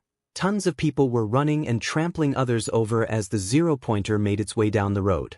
Izuku could see 𝗳𝗃𝗁 stuck under the rock like before, but with the sounds of screaming and the fatigue he's had for what felt like weeks, he lost it a little bit and cranked 1 for all a few notch too high on accident and jumped at the 0-pointer. Okay, it wasn't an accident, he was pissed. 1 Izuku, die, he yelled as he threw a punch a little too hard, sending the 0-pointer back and careening into the ground as the shock wave dislodged thousands of robotic chunks. Izuku then sighed as he began falling. 6 Izuku then closed his eyes as he felt the air going past his ears, drowning out any noise, and he got closer and closer to the ground. He could have slept there if only he was about to hit the ground and the sound of concerned people grew. He then felt danger sense go off as the world around him slowed. Izuku, I really need sleeping pills, he muttered as he turned and touched his feet to the ground before turning on float, danger sense turning off before he turned float off and touched the ground. Are you okay? He asked, looking down at 𝗳𝗃𝗁. 𝗳𝗃𝗁, she mouthed, shocked. Izuku then lifted the rocks off of 𝗳𝗃𝗁, causing her to wince at the pain in her foot. Izuku, it looks sprained, he said, putting a finger to his chin, and a little swollen, but recovery girl should help with that, he said, picking her up bridal style. 𝗳𝗃𝗁, what are you doing? She said, flustered. Izuku, well, you can't walk, he said, looking at her foot as he walked, so I'm just taking you where you can be healed. He said plainly, hope it's not of any inconvenience. 𝗳𝗃𝗁, none at all, she said, blushing. Random student, 𝗬𝗃𝗁, he coughed. 25. All the teachers inside the observation room, aside from 𝗎𝗓, looked at the screens in shock. 𝗎𝗓, well, it seems like this year we will have a variety of capable students, he said, giving his usual smile, especially this one. Midnight, geez, the kid's got a lot of power behind him, she complimented, and the heart to back it up, she said, looking at his hero points. 𝗎𝗓, yes, it does seem that way, he said, looking over the exams, the pile of finished ones sitting on the other side of him as he observed Izuku's. It was a near-perfect score, it seems that way indeed. 2 Aizawa looked at the screens from behind the teachers, a little in awe himself at Izuku's power, skill, and overall prowess. He figured he would have some trouble with some of this kids, but Izuku may be the one to lift the burden. 8-2 weeks later, Izuku performed push-ups in his room, alternating between two-handed and one-handed as he tried to tone his muscles, or possibly get a change of some sort to occur. Ever since the journey back in time, his body had been getting stronger, but there were no visible changes. Not even after nearly a year of working, which was a little worrying, but not to such a large degree. Izuku, she yelled, scrambling into his room. The letter came. It's here, she said, holding it out to him. Izuku, thanks Mom, he said with a smile as he took the letter. Want to open it with me? Inko and Izuku sat in the living room as Izuku turned the lights off. Inko, why'd you turn off the lights? She asked. Izuku, it's a hologram letter, he said, opening the paper, before pulling out a disc and placing it on the table, the hologram activating as it showed All Might. All Might, I am here as a projection. Inko, All Might, she said, shocked. 1 All Might, congratulations Izuku Midoriya. You have scored the highest out of the entire school, he said as of the U. A scoreboard showed up beside him, Izuku being on the top with 37 villain points and 73 hero points. See, we knew that hero work was more than taking out villains, so we added a secret point system, and you excelled in that as well, he said, giving a thumbs up. I'm looking forward to teaching you this year, he said before the hologram cut out. Izuku, wow, I got first place, he said in a cheery tone. We should Mom, he said, looking over to see Inko crying. Mom, please don't, it's okay, he said, trying to calm her down before the entire house got flooded like before. Equals equals equals equals equals equals equals equals equals equals equals equals equals equals practical exam scores equals equals equals equals equals equals equals equals equals equals equals equals equals equals equals Izuku villain points. 37 hero points. 73 Bakugo villain points. 56 hero points. 25 7. Izuku yawned as he walked down the corridor that was lit with fluorescent lighting. He was wearing his disguise, gloves and all. He then opened the door to the room, almost being tackled to the ground. Deku, you're here, she said before grabbing his arm and pulling him into the room. Come here, she said, pulling him over to the table in the middle of the room. I finally finished it, she said, showing Izuku a pair of metal bands the width of a hand that had a hole in the center where a contraption was. Izuku, are these the explosion bands? He asked, putting them on. Yes they are, now let me see you use the new babies, she urged, pulling him out of the room. Izuku, okay, calm down, he said, holding onto his hat. Izuku stood in the middle of a new clearing, a bit further away from the city so he wouldn't have to worry about heroes coming to check him out. Izuku, ready? He asked Mei, who was made to stay a safe distance away. Mei, yep, she said, giving a thumbs up. Izuku then sighed before he pointed his hands to the ground, trying to remember how Bakugo's movements were when he fought, how he acted down to the smallest tinge. He then sharply breathed in before launching himself in the air with multiple explosions. He then stabilized himself as he aimed for the ground below him, using the explosions to spiral down. Izuku. Katsuki style, howitzer impact. 10 Izuku then hit the ground with a resound boom as the ground exploded and the area was covered in a small sea of flames. Izuku, he yelled, running to Mei and grabbing her before powering up one for all and punching, a large amount of wind forming before it formed a small tornado that blew out the flames, the small tornado soon leaving and rain coming after. I won't ever get used to that, he said, looking up at the sky. Mei, that was amazing, she yelled, taking Izuku's arm and looking at the hand bands. They're extremely durable and able to pack such a massive punch. I would have never thought to use them like that, she said, looking over the bands. Izuku, well, it wasn't my idea, he said, I just used the move. Mei, still, I didn't know this baby was so powerful. Izuku, well, suddenly Izuku's phone rang. Oh, hold on, he said, answering the phone. Hey Kana, how's it going? He said with a smile, not noticing some of the pep leaving Mei. Well, I'm with someone at the moment, but if you're fine with them coming fenfing. Okay, we'll be right there, he said, hanging up. Hey Mei, would you mind meeting a friend of mine?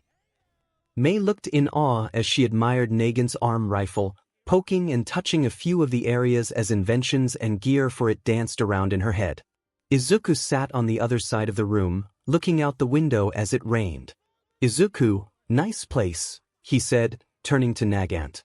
Nagant, it's only temporary, she said. My supervisor said that I should stay here until the rain dies down, which is a little inconvenient since I was almost done and ready to go home, she said with a sigh. Mei, you should blame Deku, he's the one that caused this, she said as she continued to look over Nagin's organic rifle. Nagant, huh? She said, looking at Mei. Mei, oh yeah, he accidentally set the forest on fire with one of the babies he had me make and needed to put out the fires, she said plainly. Nagant, she started one. Izuku, she means gadgets, he said, cutting her off. It was an explosion gadget that I had her create. One. Nagant, okay, but how did you make it rain? Is it your quirk or something? She asked. Izuku, no, I just punched so hard that it began to rain, he said nonchalantly. Nagant, what? She said, trying to get a grasp on what Izuku had just said. Mei, he's done it a bunch of times, she said, kind of getting into Nagin's face, causing the hero to back up some. Izuku, sorry, she's has some trouble with personal space, he said, looking at Nagant. Nagant, oh, it's okay, she said, folding back in her rifle. Mei, hey, I was still looking at that, she said. Nagant, sorry, she said, patting Mei's head. It gets sore if I leave it out too long. To Izuku, so, did you get a new supervisor yet? he asked, 𝗫�59 getting a bit surprised. 𝗫�59, should we really be talking about this with her here? She asked, pointing to May.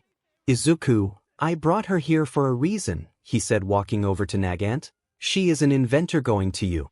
And I wanted her to take a look at your quirk to see if she would be able to make some more non-lethal rounds. He said with a cough. May, how'd you know I was going to you? She said, tilting her head to the side. Izuku, I'm going there too, he said. Suddenly the room was dead silent as both 𝗫�59 and May looked at Izuku in shock, 𝗫�59 more than May. Izuku, what? He asked. 𝗫�59, you're going to school, she asked May. You're in school, she asked Izuku, then sighed. Izuku, I have a life, you know, I still need to get an education, he said. 𝗫�59, I mean, I know that, but you didn't strike me as the type to be in school, let alone care about it, she said. May, you always seemed a bit too old for school in my opinion, she said, but now that I know you're going to my school, are you going to come see me, she asked, 'cause I have a bunch of stuff I want you to test out. Izuku, I'll see what I can do, he said as he gave her a pat on the head, earning a small blush from the pink head. Anyway, like I was saying, did you get another supervisor, he asked again. 𝗫�59 then sighed. 𝗫�59, no I didn't, if anything I feel like he's been harder on me. I need a break, and soon. She said, looking at the ground. I don't suppose you have a plan, huh? She asked, looking at Izuku. Izuku, I do actually, he said with a yawn. I think you should leave that organization and go to another, he said with a smile. 𝗫�59, I've thought about that, she said, though I don't think that anyone would accept me. I'm not really the best idea of a hero. Izuku, don't say that.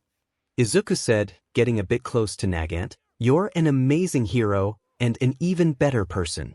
It's not your fault that the hero society is a little corrupt, but the person I'm going to bring you to will be a hell of a lot better than your supervisor, he said, scowling some. All you need to do is quit your current agency and I'll take care of the rest, he said in a cheery tone.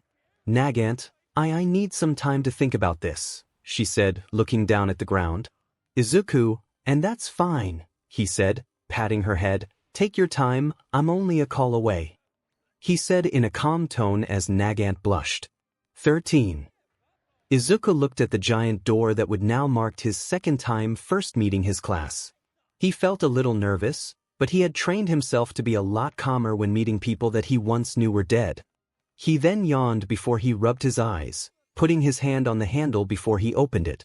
Ida, don't put your feet on the desk, he urged. Bakugo, what? He said, giving Ida a devilish grin. Ida, don't you think it's rude to the U.S. upperclassmen and those who made the desk? He asked. Bakugo, nope. What junior high did you go to, you side character? One Izuku then sighed as he looked at Ida and Bakugo arguing. Izuku, I did kind of miss this, he thought, softly smiling. Ida, I attended semi-private academy. My name is Tenya Ida, it's a pleasure to meet you, he said, presenting himself. Bakugo, semi. So you're a dame elite, huh? He said, I'll have fun crushing you. Ida, see crushing, he said, shocked. That's very cruel, do you really wish to be a hero, he asked. Izuku, he's just a little too competitive. Izuku said as he walked up, my name is Izuku Midoriya, and this is Bakugo Katsuki, he said, presenting himself and Bakugo. One Ida, why you're nice to meet you Midoriya, I'm Dash, he started. Izuku, I heard, he said, cutting him off, it's nice to meet you as well. Ida, Midoriya, you realized something during the exam, didn't you? He asked. Not only did you show me that patience is a part of a hero's daily life, you showed me that there was a second scoring system that I hadn't even noticed. Izuku, I didn't figure anything out, he explained. This may have been a practical exam, but it's important to save others whenever you can, at times even at your own expense, right Kaken? He said, looking over to Bakugo. Bakugo, shut the F up, it was an accident, he yelled. Izuku, of course it was, even though you had over 20 hero points, he coughed. Achiko, oh, Midoriya. Izuku heard from the door, before turning to see a familiar rosy-cheeked brunette. I can't believe you passed first place, she said, walking over to Izuku. Izuku, it wasn't by much, Kaken almost beat me, he said, rubbing the back of his head. 𝗬𝗂𝗁𝗂𝗂, she asked, tilting her head to the side. Izuku, oh, sorry I didn't introduce you, he said, pointing to Bakugo. That is Bakugo Katsuki, 𝗬𝗂𝗁𝗂𝗂. We're childhood friends. Bakugo, stop introducing me to people, you damn nerd, he scolded. Izuku, okay, but you have to make some young friends soon, he said, walking to his desk. I'm going to rest a bit. Aizawa, though I would like to do the same, I wouldn't recommend that right now, said a caterpillar-like thing as it hopped into the room. It took you 5 seconds before you were quiet. Time is limited. You kids aren't rational enough. As Izuku sat at his desk, he admired Aizawa. He was one of the last few to go during the final battle, being prioritized because of his valuable ability to cancel out and dampen some of Shigaraki's quirks. That, and he was like a father, a little more so than even All Might at times. Aizawa, I'm your homeroom teacher, Shota Aizawa. Nice to meet you, he said, causing the entire class, aside from Bakugo, Izuku, and Shoto, to gasp in shock. It's kind of sudden, but put this on and go to the field, he said, holding up a training uniform. 𝗬𝗂𝗁𝗂𝗂, excuse me, Mr. Aizawa. What about the entrance ceremony and the orientation? She asked.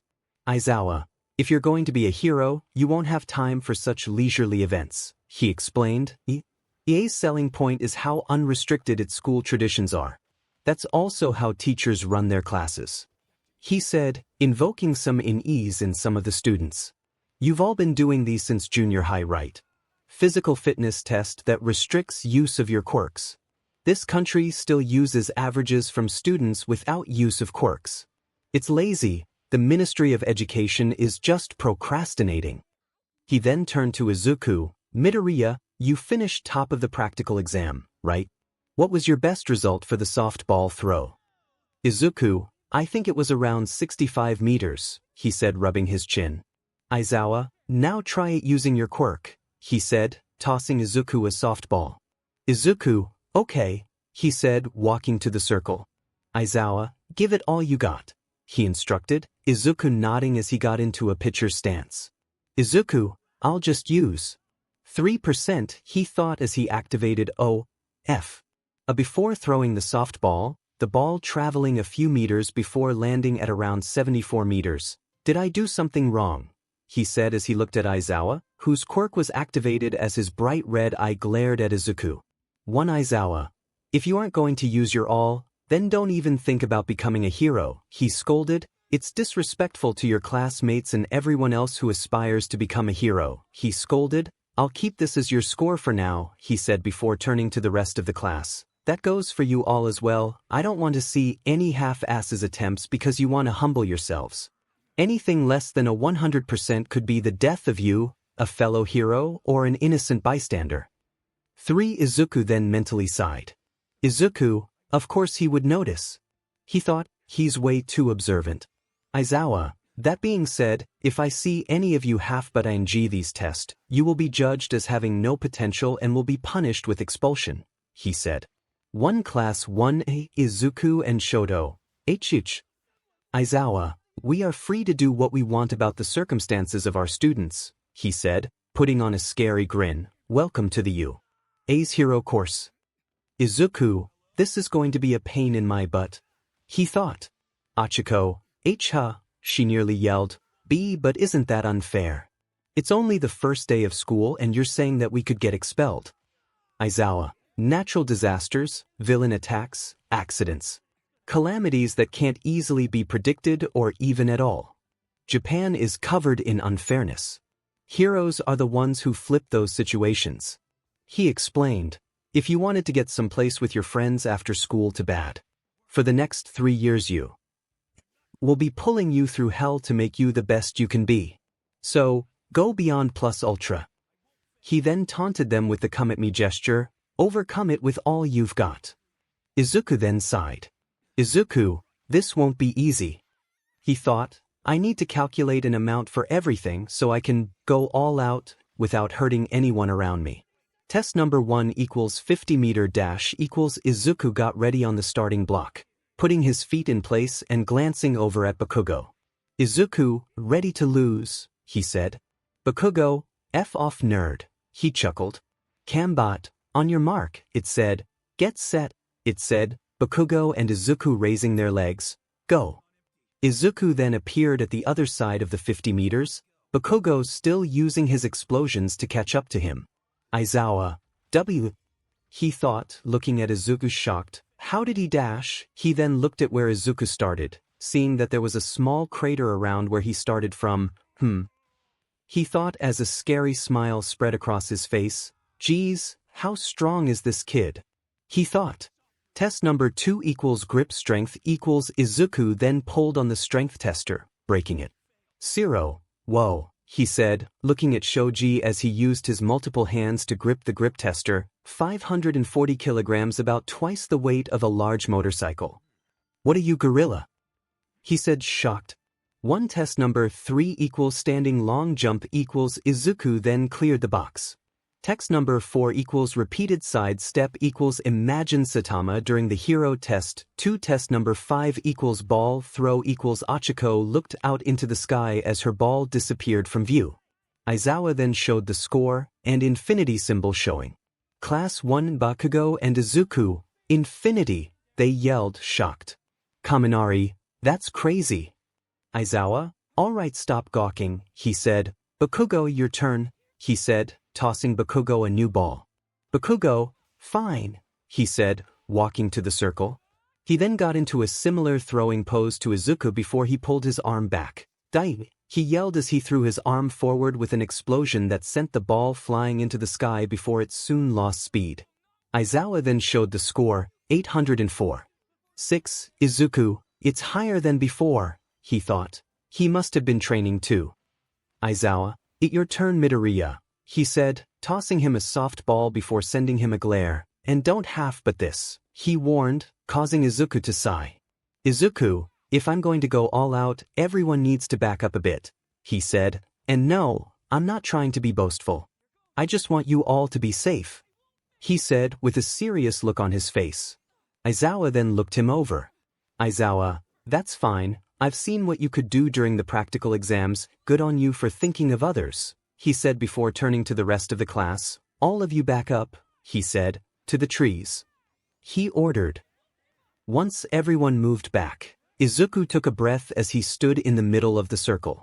Kaminari, I wonder why Mr. Aizawa asked us to move back, he said. Ida, well, if I'm correct, he was worried about Midoriya's full power, he said, fixing his glasses. From what I saw at the battle center, Midoriya had the possibility of injuring someone if in the vicinity of him at full power. Kirishima, whoa, really? That's so manly, he said, looking at Izuku. Bakugo crossed his arms as he looked at Izuku. Bakugo, just what is your quirk, Deku? He thought. Izuku focused as he slowly added small amounts of WhatIf himself, the amount of energy circulating around him increasing as electricity sparked off his body. He quickly stopped when he began reaching dangerous levels. Izuku then moved to throw, the ground breaking at the slight movement before he threw the ball, it slicing through the air before going out of sight. Izuku then quickly turned off WhatIf and saw the area around him. It was ripped and destroyed, but there seemed to be no resulting consequence from the throw itself.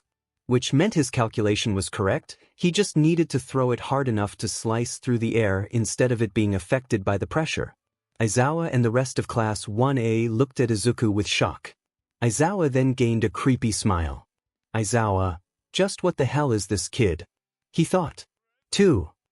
Aizawa, okay, I'll quickly show you your test results, he said. The total is simply the marks you got from each test.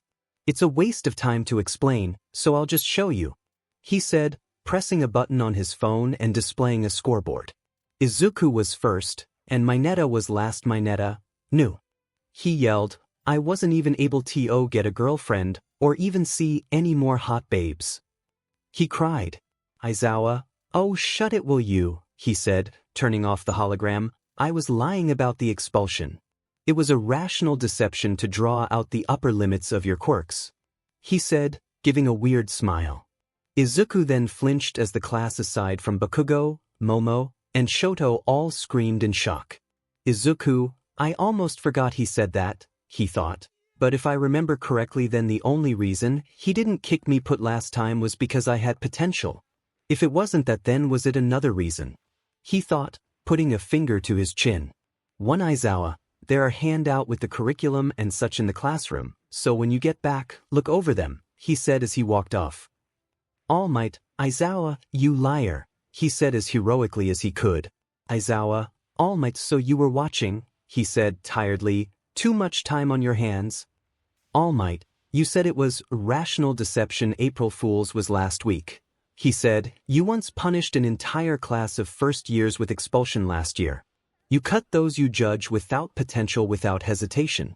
So, I ask, why did you let that purple-haired kid go off scot-free? He asked. 𝗬𝗍𝗂, because, he said, 𝗧𝗵𝗲 would have my but if I expelled another whole class or even part of one. He said with a small groan, well, that, and he seemed like he could be something better if he tried, but I could careless right now, I'm tired as hell, he said as he walked past 𝗬𝗍𝗂. 1. Izuku looked up as he somewhat struggled to stay awake. Izuku, I should get the class in contact with 1B, he thought as he swayed some, they were like family too, and I'm sure if they became friends then all of them could get even stronger than before. Suddenly Izuku bumped into something, or someone, knocking him and the other person to the ground. Izuku, sorry, he said, getting up, are you okay? He asked, extending a hand out to see a ginger-haired girl below him. Kendo, I'm all right, she said, taking his hand. Izuku, that's convenient. He thought as he pulled Kendo up. Nice to meet you, I'm Izuku Midoriya from Class 1A, he said, shaking her hand. Kendo, my name is Suka Kendo, it's nice to meet you as well Midoriya, she said smiling. 1. Izuku packed away his All Might collection, leaving a couple of things that weren't open yet and putting them in a separate box. He carefully took the posters off the wall, rolled them up and taped them down. Soon everything that was All Might was packed away, aside from a poster and a few figures over his bed. Izuku, all right, he said with a stretch, time for school, he said walking over to his bag and hoisting it over his shoulder as he walked to his door. I need to do a lot more. He thought, I should go out again, it'll at least be something to do while I'm up at night. He thought as he yawned, I need a coffee, he muttered. Izuku dozed throughout most of the periods, hanging out with Ida, Ochiko, and Bakugo during lunch and getting what little shut-eye he allowed himself. When it was finally time for the hero course, Izuku was still tired, but still able to function like regular. All Might, I am, he yelled outside the 1A classroom, coming through the door like a normal person, he yelled, barging in the classroom. The class, aside from Bakugo, Izuku, and Shoto, gasped in shock at the sight of the symbol of peace. Kaminari, it's All Might, he said, baffled. Kirishima, wow. He's really a teacher, he said excitedly.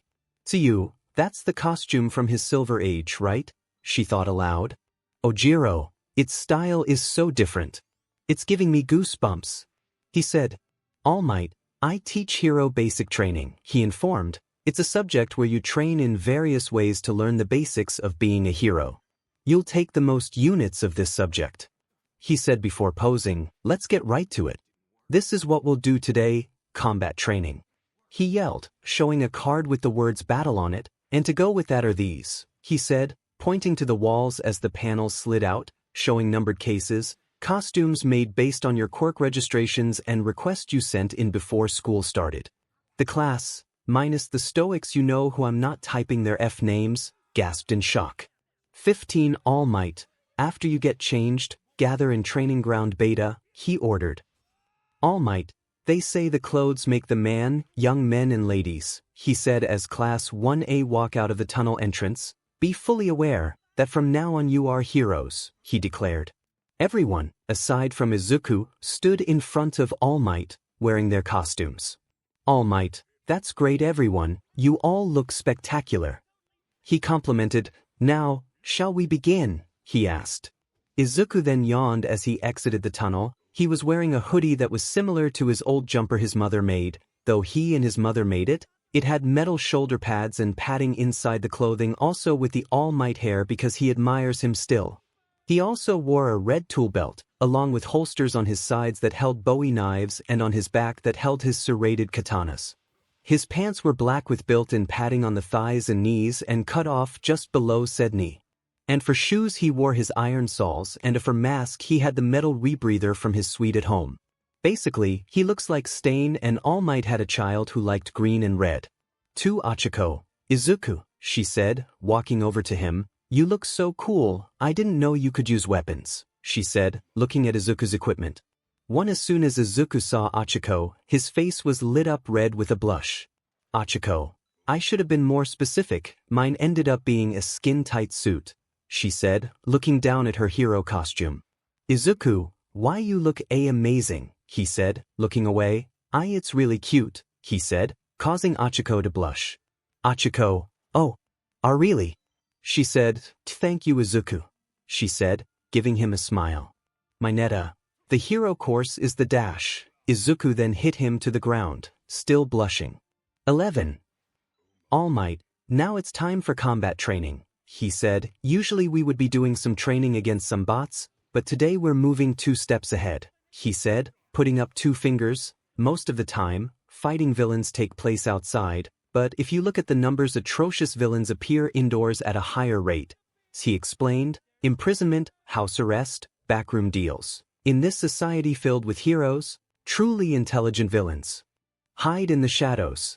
Today you all will be split into 2 teams, villains and heroes, and fight 2 on 2 battles. See you. With no basic training, she asked.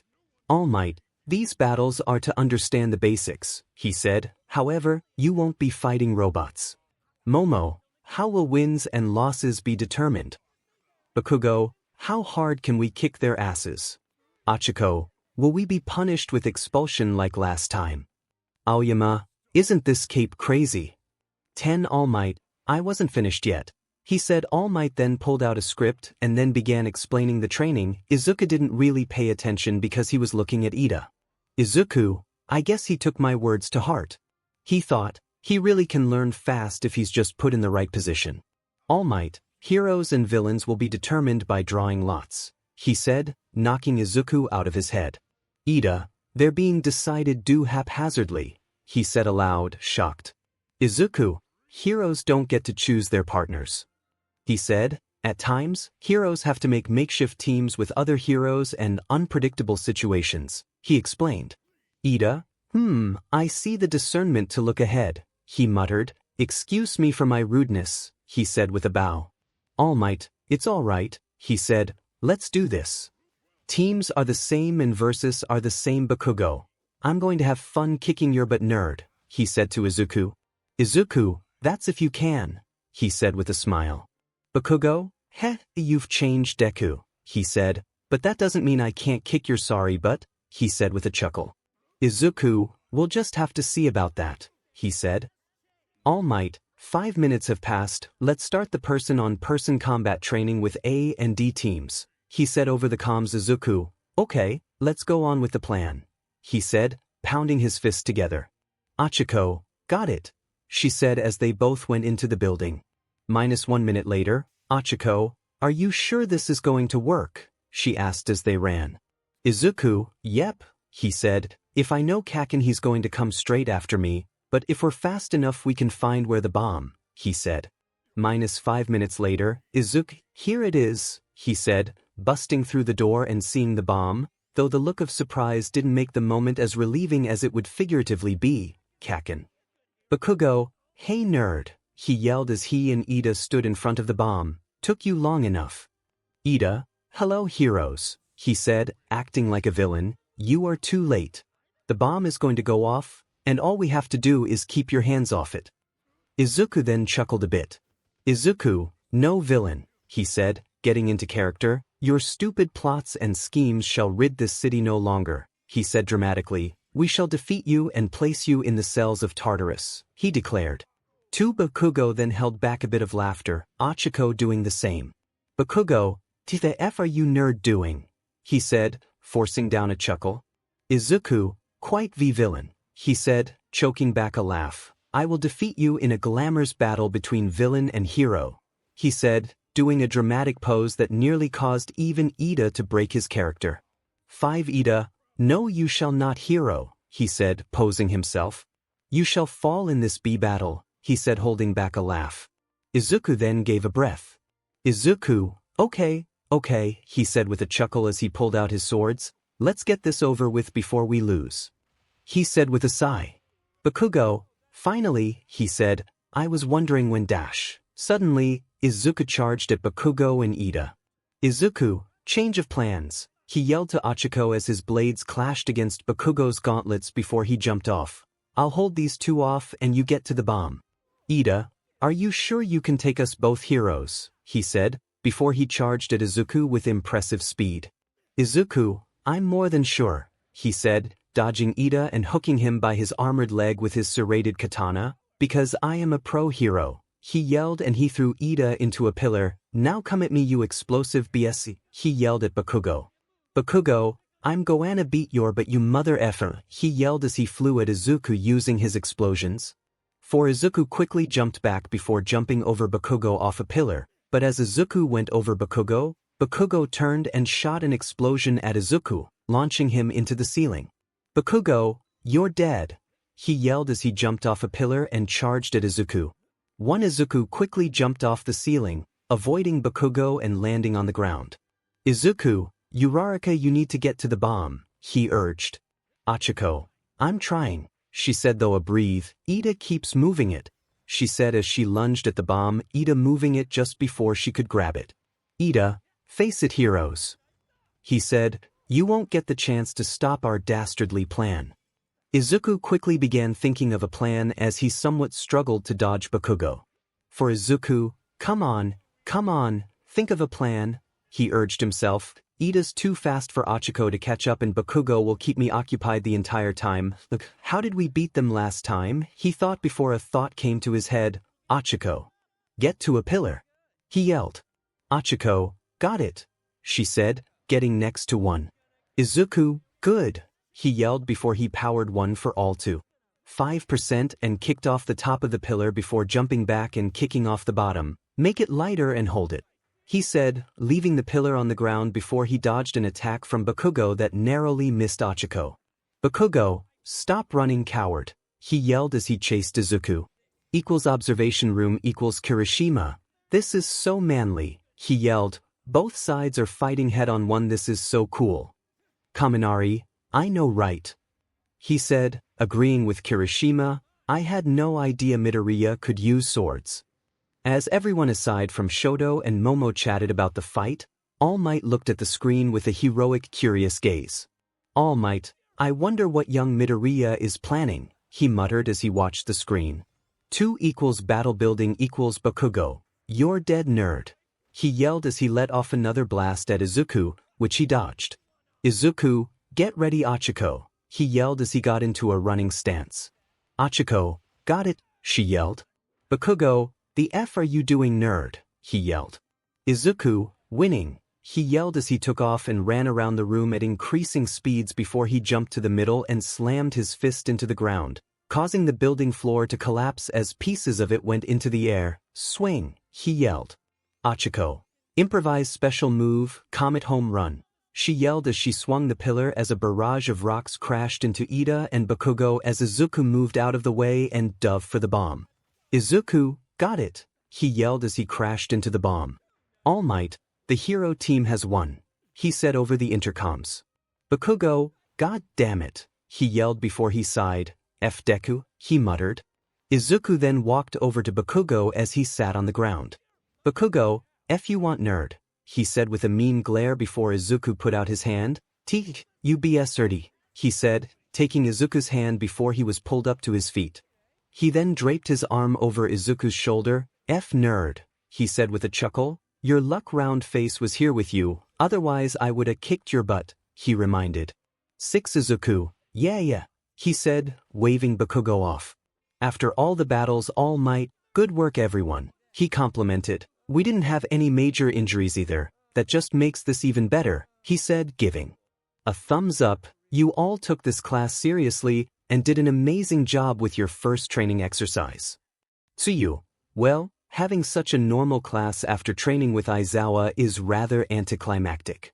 She said, everyone nodding in agreement. All Might, we free to have normal classes as well. He said heroically, now, I must get to the teacher lounge, there is some paperwork I need to do. So, change and return to the classroom. He said before bolting off down the hallway. Izuku, he must be out of time, he thought, I should go to the bar tonight. He thought. Equals some unknown place equals if. Oh, this man defiantly seems like a character, he said.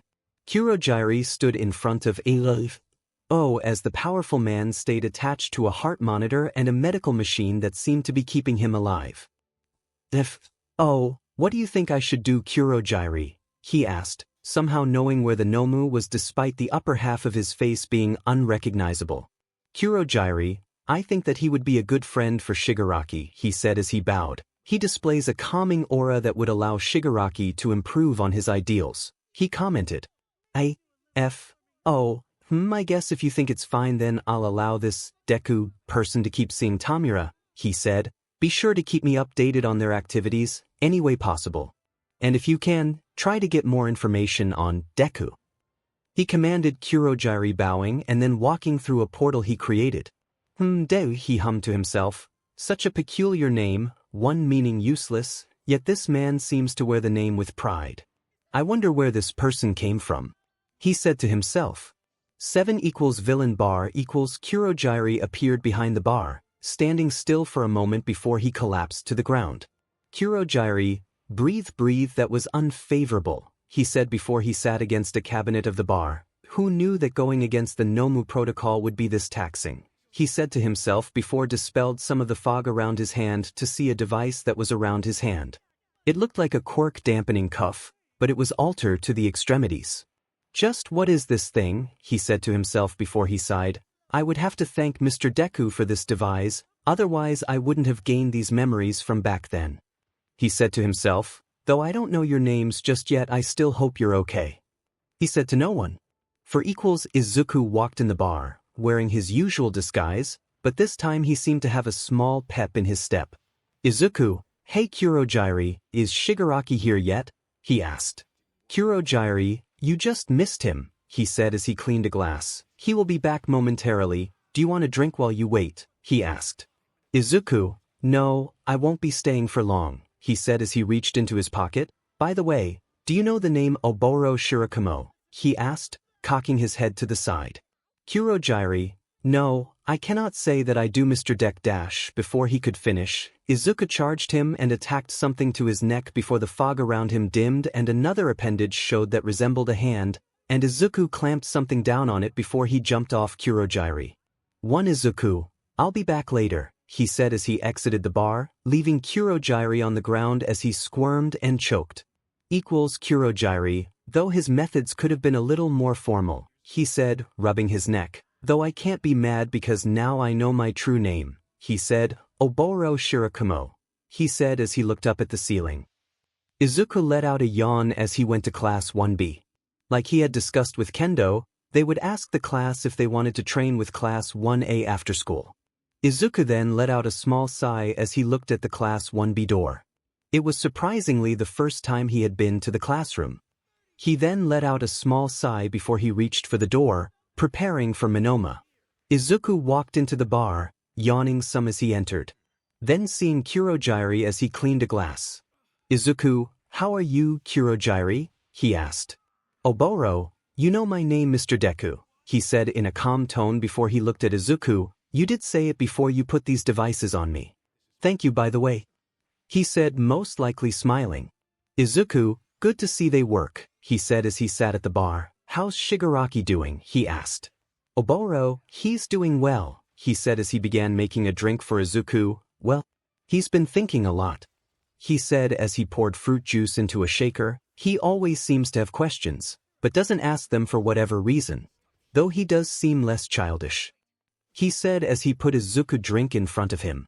Izuku, that's good, he said picking up the drink and looking at it, though I figure you want to help Shigaraki as well, considering your caring nature I've been told so much about, he said before he took a sip. This is good. 𝗬𝗁𝗎, Wait, who told you that? He asked, his eyes mimicking a desperate look. Izuku, Shoto Aizawa, he said clearly. 𝗏𝗏𝗏𝗏, Shoto, he muttered as his memory was jogged. Yes, that name does ring a bell, he said. Izuku, well, before you think further on that, he said, I think you should listen to what I have to say first. See, if I know Shigaraki as much as I do, he's going to attack the 𝗬𝗧𝗪 with information he gets through an informant that goes to you. He explained, he's going to need you to help him, and I want you to, he said. Oboro, what? He asked, shocked. I'm not going to attack kids, what if one of them dash, he started. Izuku, they won't die, he said, cutting off Oboro. I won't need to make sure of that. The Nomu is something that I'll be able to take care of, even if I needed to take care of it, he said. It's okay to place some trust into those kids, they're a lot stronger than they seem. That and Aizawa is their teacher. Oboro, Aizawa became a teacher, he asked. Izuku, yep, he's also a pro hero, though he's an underground hero so he usually works at night, he said. Oboro, I doubt he's getting any sleep, he muttered, causing Izuku to chuckle. Izuku, you really are extremely caring. Izuku said as he got up before putting a piece of paper on the table. This is my phone number, he said, give it to Shigaraki, and while you're at it you might as well have it as well, he said as he walked out the bar. See you later Oboro, he said with a wave. Izuku looked at the crowd of reporters as they asked the students that went in whatever questions they could about All Might. Izuku, I'm too tired for this, he said with a sigh as he went over to the wall and jumped over it, landing on the other side with a thud. Aizawa will take care of them later and then the stupid stamped of students. He said with a yawn, hopefully Kendo will be able to talk with her classmates about training with us. Starting the friendly rivalry early will defiantly accelerate everyone's growth. Now to get to Class 1B. Izuku yawned as he went to Class 1B. He disguised this with Kendo, about meeting Class 1B and seeing if they would like to train with Class 1A soon. He had only hoped that their teacher hadn't drilled the rivalry thing in too deep just yet.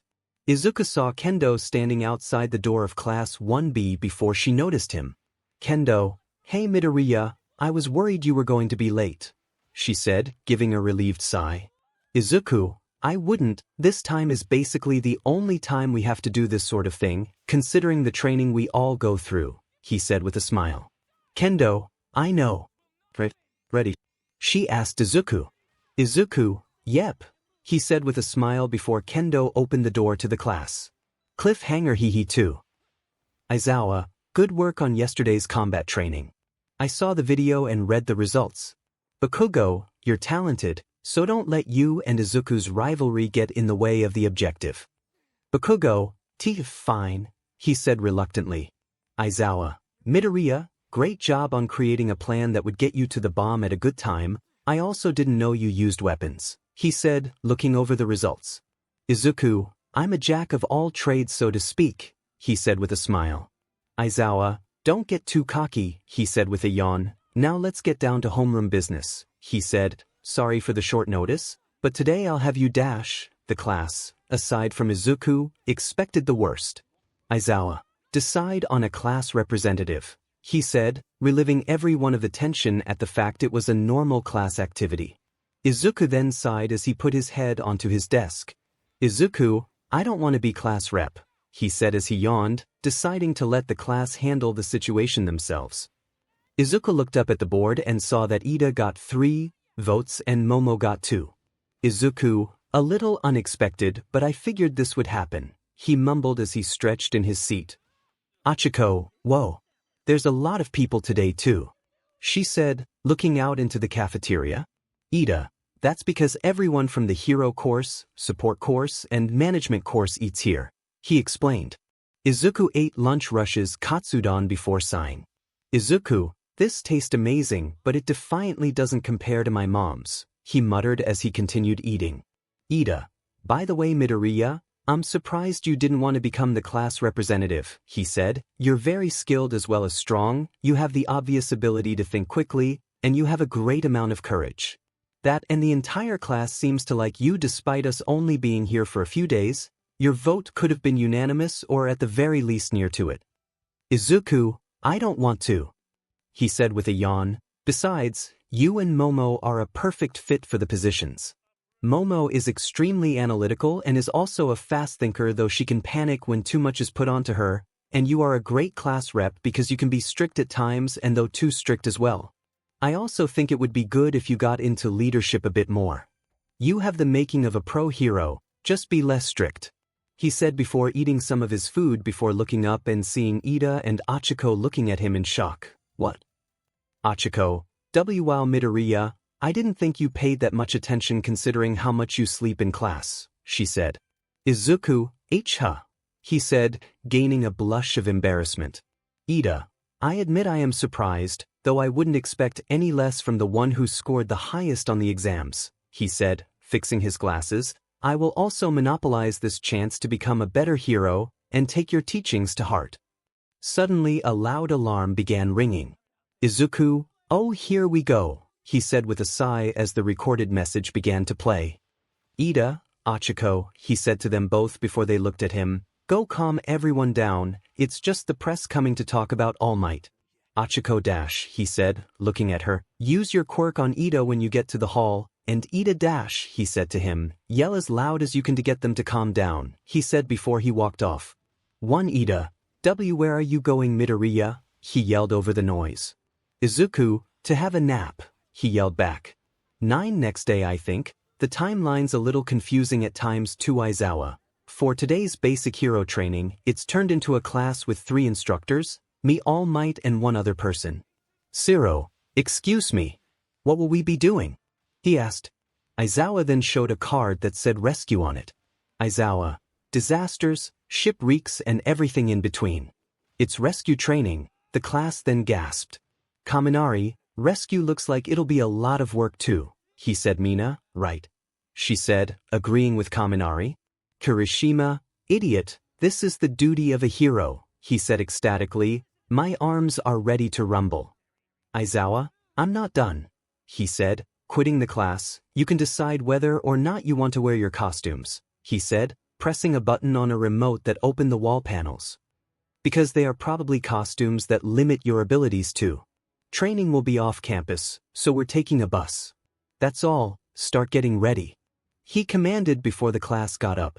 Izuku then yawned as he brought out a backpack from his school bag. 𝗧𝗪, what's that for? He asked. Izuku, oh, it's something I wanted to add to my costume, he said. It's an armored bag to carry some extra tools and it's a little like a shield too, he explained. 𝗧𝗪, oh that's cool, he said. Ida, for 2 lines by your student number dash, he started. Izuku, Ida, he said, catching Ida's attention, it would take more time sorting ourselves instead of just getting on the bus, he said as he walked past Ida. There's no need to order ourselves, though getting into lines would help, he said as he went to a seat. Also it's not the type of bus you think it is, he commented. Ida, why yes, he said, everyone please line up and board the bus, he commanded. Izuku sat on the bus leaning back as he made a lazy attempt at getting some rest. Tsuyu, Midoriya, she yelled, getting Izuku to jolt up.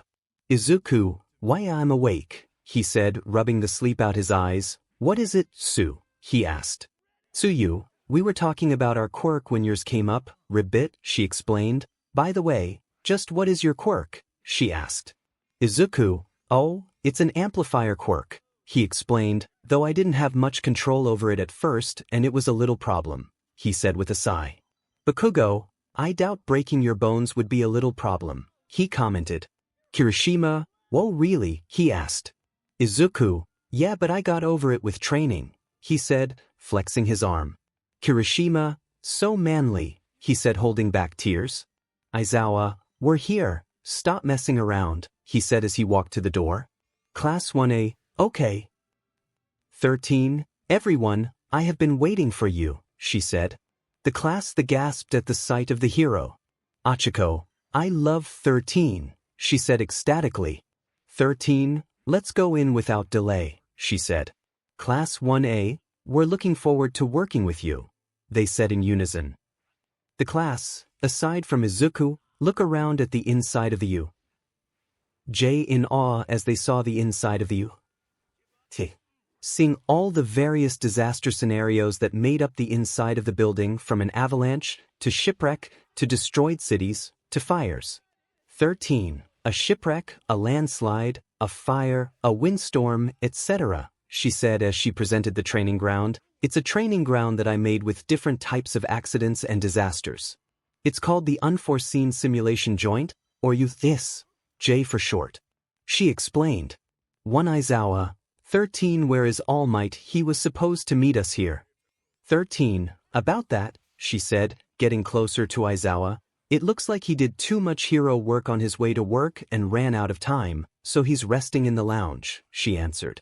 𝗧𝗏. That's the height of irrationality, he muttered. Well, we took precautions just in case. He thought, it can't be helped, can it? Let's get started, he said.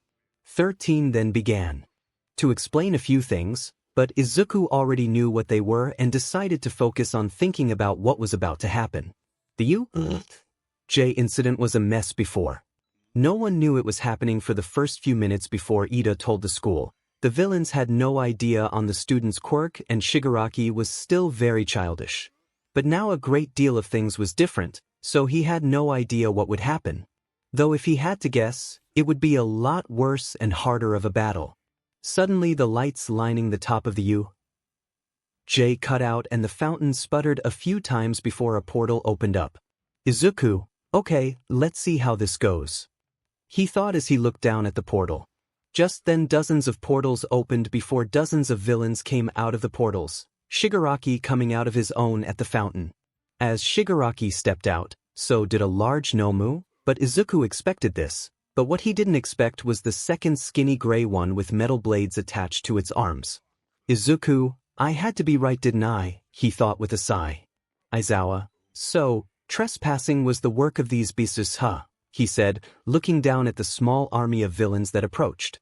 Equals by the fountain equals Shigaraki. Where is All Might? He wondered aloud. Sigh, and after all the trouble I went through to bring this crowd, I wonder if he'll come if we make a ruckus, he said. Oboro looked up at 𝗧𝗏 with a look of familiarity. Oboro, I hope you're right, Deku, he thought, because if even one dies, I will never forgive you. Equals by the entrance equals Izuku sighed. Izuku, the number of villains has increased as well, he thought. It's like an army of these guys. He thought as he pulled out his katanas. I should go before Oboro separates us. He thought before turning to 𝗧𝗏. Hey, he said, getting 𝗧𝗏's attention. 𝗧𝗏, what is it, Midoriya? He asked, keeping his eyes on the villains. Izuku, I'm fighting, he said as he walked past 𝗧𝗏. 𝗧𝗏, what? He said, surprised. Izuku, don't use your quirk on me, I'll die, he said as he jumped into the crowd of villains, crashing into them as the group was knocked back. 1 𝗧𝗏, Midoriya. Get your butt dash.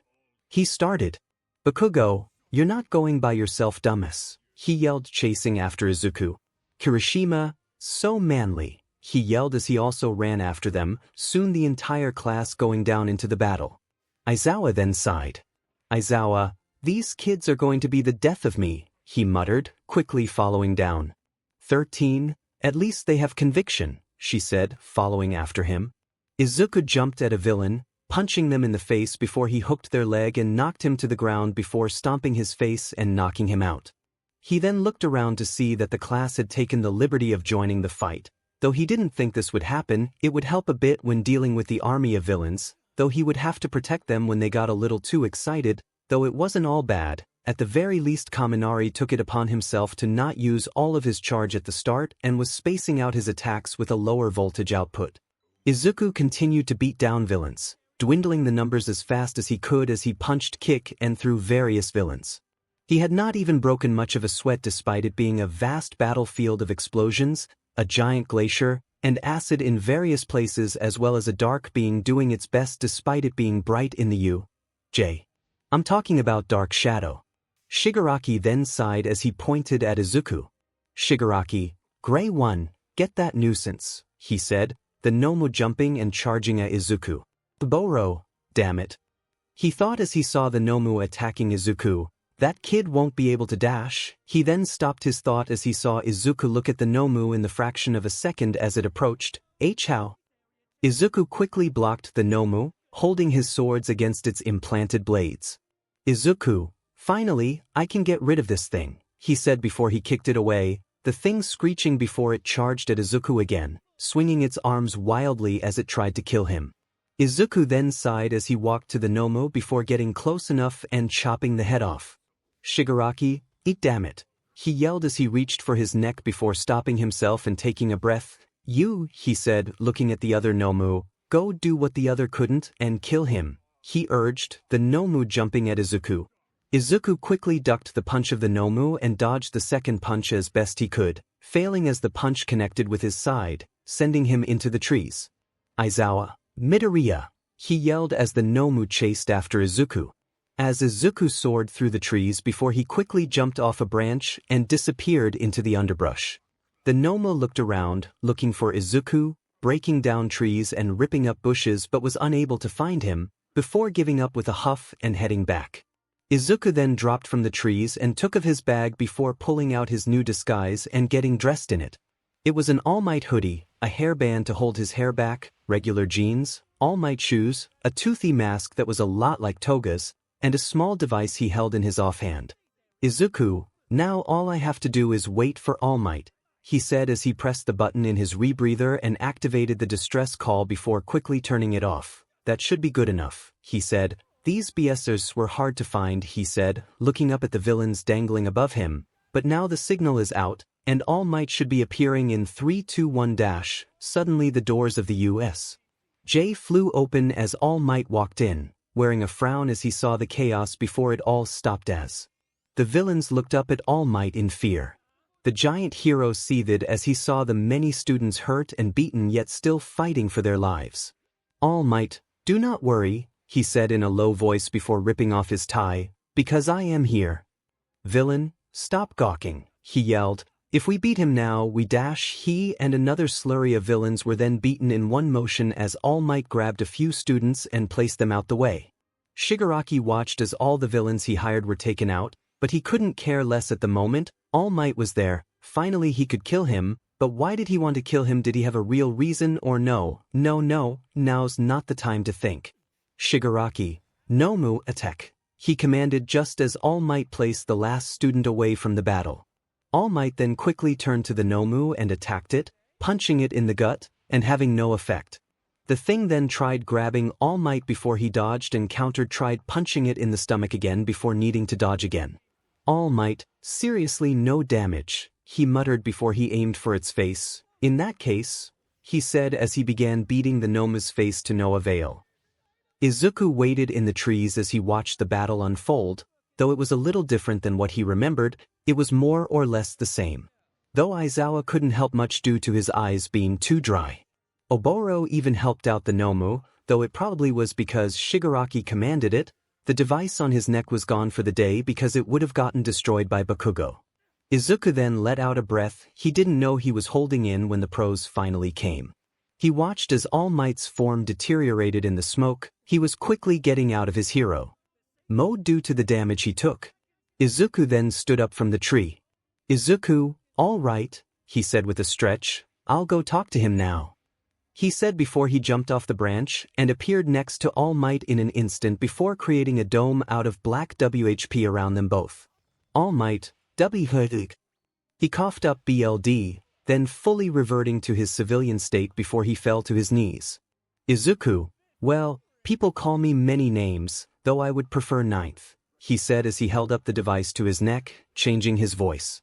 All Might, WH, what do you want, villain? He said as heroically as he could. Izuku, hold on, he said, putting up a hand dismissively. I'm not a villain, I'm more of a vigilante than anything, he said, smiling with his eyes. Listen, All Might, he said, making his voice a lot more serious. I just wanted to tell you that I know everything, he said, All Might's face turning to one of shock. I know about our condition, the people who know about one for all, and even all for one, and I just wanted to say that I'm already helping out, he said in a cheerier tone. Plus, All Might, what are you talking about? He said. He glared at Izuku. Izuku, well, what I mean is that the gears for a better hero society are already turning, he said, and I just know that you'll love it hopefully. he said before the dome dispersed and he was gone in a flash. Toga sat on top of a building as she kicked her legs forward and back, thinking about nothing serious in particular before she heard footsteps coming from behind. She then acted oblivious as she continued to swing her legs. Izuku, I know you noticed me, he said. Toga, Deku, she said ecstatically as she jumped off the edge of the building into Izuku's arms. Izuku, so, how've you been? He asked, smiling at her with his eyes. Toga, I missed you, she said, pulling herself closer to Izuku. I've also been missing your BLD, she said, looking up Izuku with a scandalous look in her eyes. Izuku then blushed.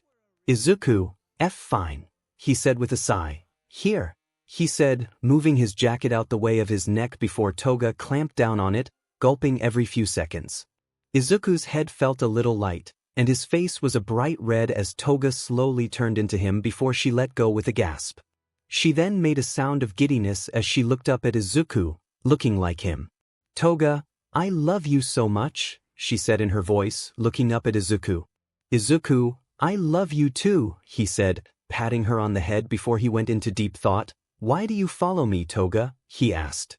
Toga, because I love you, she said plainly. Izuku, I know that, he said. I mean, a villain or anyone usually wouldn't follow my ideals unless I had something on them, like 𝗬𝗵𝗃. Though I know that won't last long, not all. He said, looking down, so why would you follow? Even if you love me, you haven't even killed anyone yet or tried to at least. Toga, because I see the real you in your eyes, she said. I see someone who has killed many and harmed even more that, and I do follow you because I love you with all my heart, she said, wrapping her arms around his neck as she looked into his eyes. I would do anything for you, no matter what, she said, giving him an unsettling smile that he was used to. One Izuku, thank you, he said, putting his hands on her face. Now, turn off your quirk before I kiss you, that would be really weird, he said with a chuckle before Toga obliged and turned off her quirk, the gray goop that copied Izuku, melting off before Izuku kissed her. To Toga, by the way, who are these others you keep talking about? She asked. Izuku, 𝗧𝗵𝗃, he asked. Toga, I mean, you keep talking about these other girls you love, but I haven't seen them at all, she said before she pulled out a knife and put it to Izuku's neck. Are you trying to hide me from them? She asked, her eyes becoming sharper as her expression took on a more sinister look. Izuku just sighed before kissing her again. Izuku, no, he said, I'm just trying to get them used to the idea of me dating a villain, he said with a groan, that and I don't know if they like me yet. He thought. Toga, fine, she said reluctantly, but I want to see them. She demanded. Izuku, and you will, he promised. Just give them some time to warm up to you, he said, giving her a peck on her lips. Suddenly, Izuku felt black WHP activate a distance away. To Izuku, hold on, I need to go talk to 𝗬𝗵𝗃, he said. Toga, again, she said with a sigh. Izuku, yeah, later, he said before he gave her a final peck on her lips before disappearing. 𝗬𝗧 panted as he sat on the ground with his back to the wall. Villain, what's wrong, kid? He asked. Can't use your quirk, he asked as he smiled. 𝗬𝗧, oh go F yourselves, he said with a cough. Villain, still got some back talk in ya huh? He asked as he got closer to 𝗬𝗵𝗃. I'll be sure to beat that out of 𝗧-. The villain then suddenly was on the ground, his head at 𝗬𝗵𝗃's feet. Izuku, this is unexpected, he said as he looked down at 𝗬𝗵𝗃. Seems like you're hurt, instead of others being hurt around you. That's an improvement, he said, smiling with his eyes. 𝗬𝗧, it's because breathe this stupid thing you put on me doesn't help me fight, he seethed. It just prevents me from using my quirk. Izuku, that's because I didn't trust you to keep to yourself yet, he said before he walked over to 𝗬𝗧, but now I feel like I can give you a bit more freedom, he said. 𝗬𝗧, so I can use my quirk, he asked. Izuku, a little bit yes, he said, but now my quirk will be a little more useful, he said, putting a hand on 𝗬𝗧's shoulder before he released him. Now something like this won't happen again, he said, looking around. What happened anyway?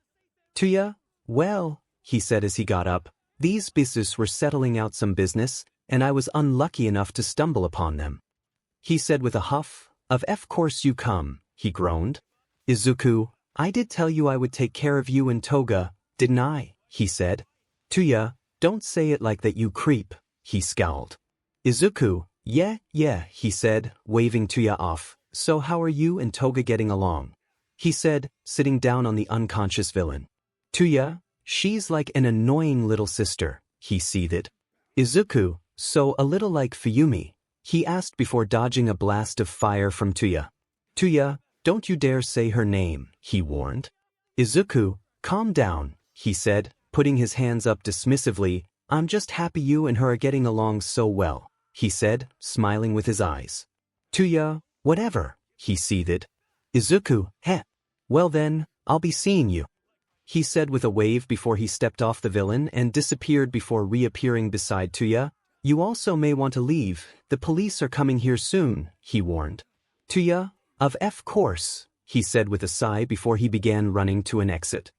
Izuku sat in his spot as Aizawa entered the class covered head to toe in bandages. The class was worried, aside from the obvious few, though Aizawa brushed them off and explained the sports festival. Izuku could care less about the explanation but was more focused on the actual festival. He wouldn't have to train, not as much as he already does, but he would have to assess a couple things before. Like the conversation with Achiko about her family situation and the conversation he was going to have with Nagant that night. Izuku, so you became a pro for money? He asked. Achiko, kind of, she said, rubbing her head. My family owns a construction company, but we haven't gotten any work in a long while, so we're flat broke. This isn't really something to tell people, she muttered. Ida, wouldn't your quirk help with construction though? He asked. Izuku, yeah, they wouldn't need heavy-duty equipment and it would cut down the cost by a lot, he added.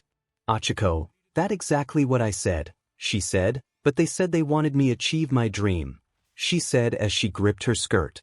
Izuku, I think I understand your father, he said, taking a step closer to Achiko, but you shouldn't become a hero just for money. If you may see people as only a $sign, you also need to think of others when you become a hero, he said, putting a hand on Achiko's shoulder. I think you'll be a perfect hero, but you can't just have one mindset when you do.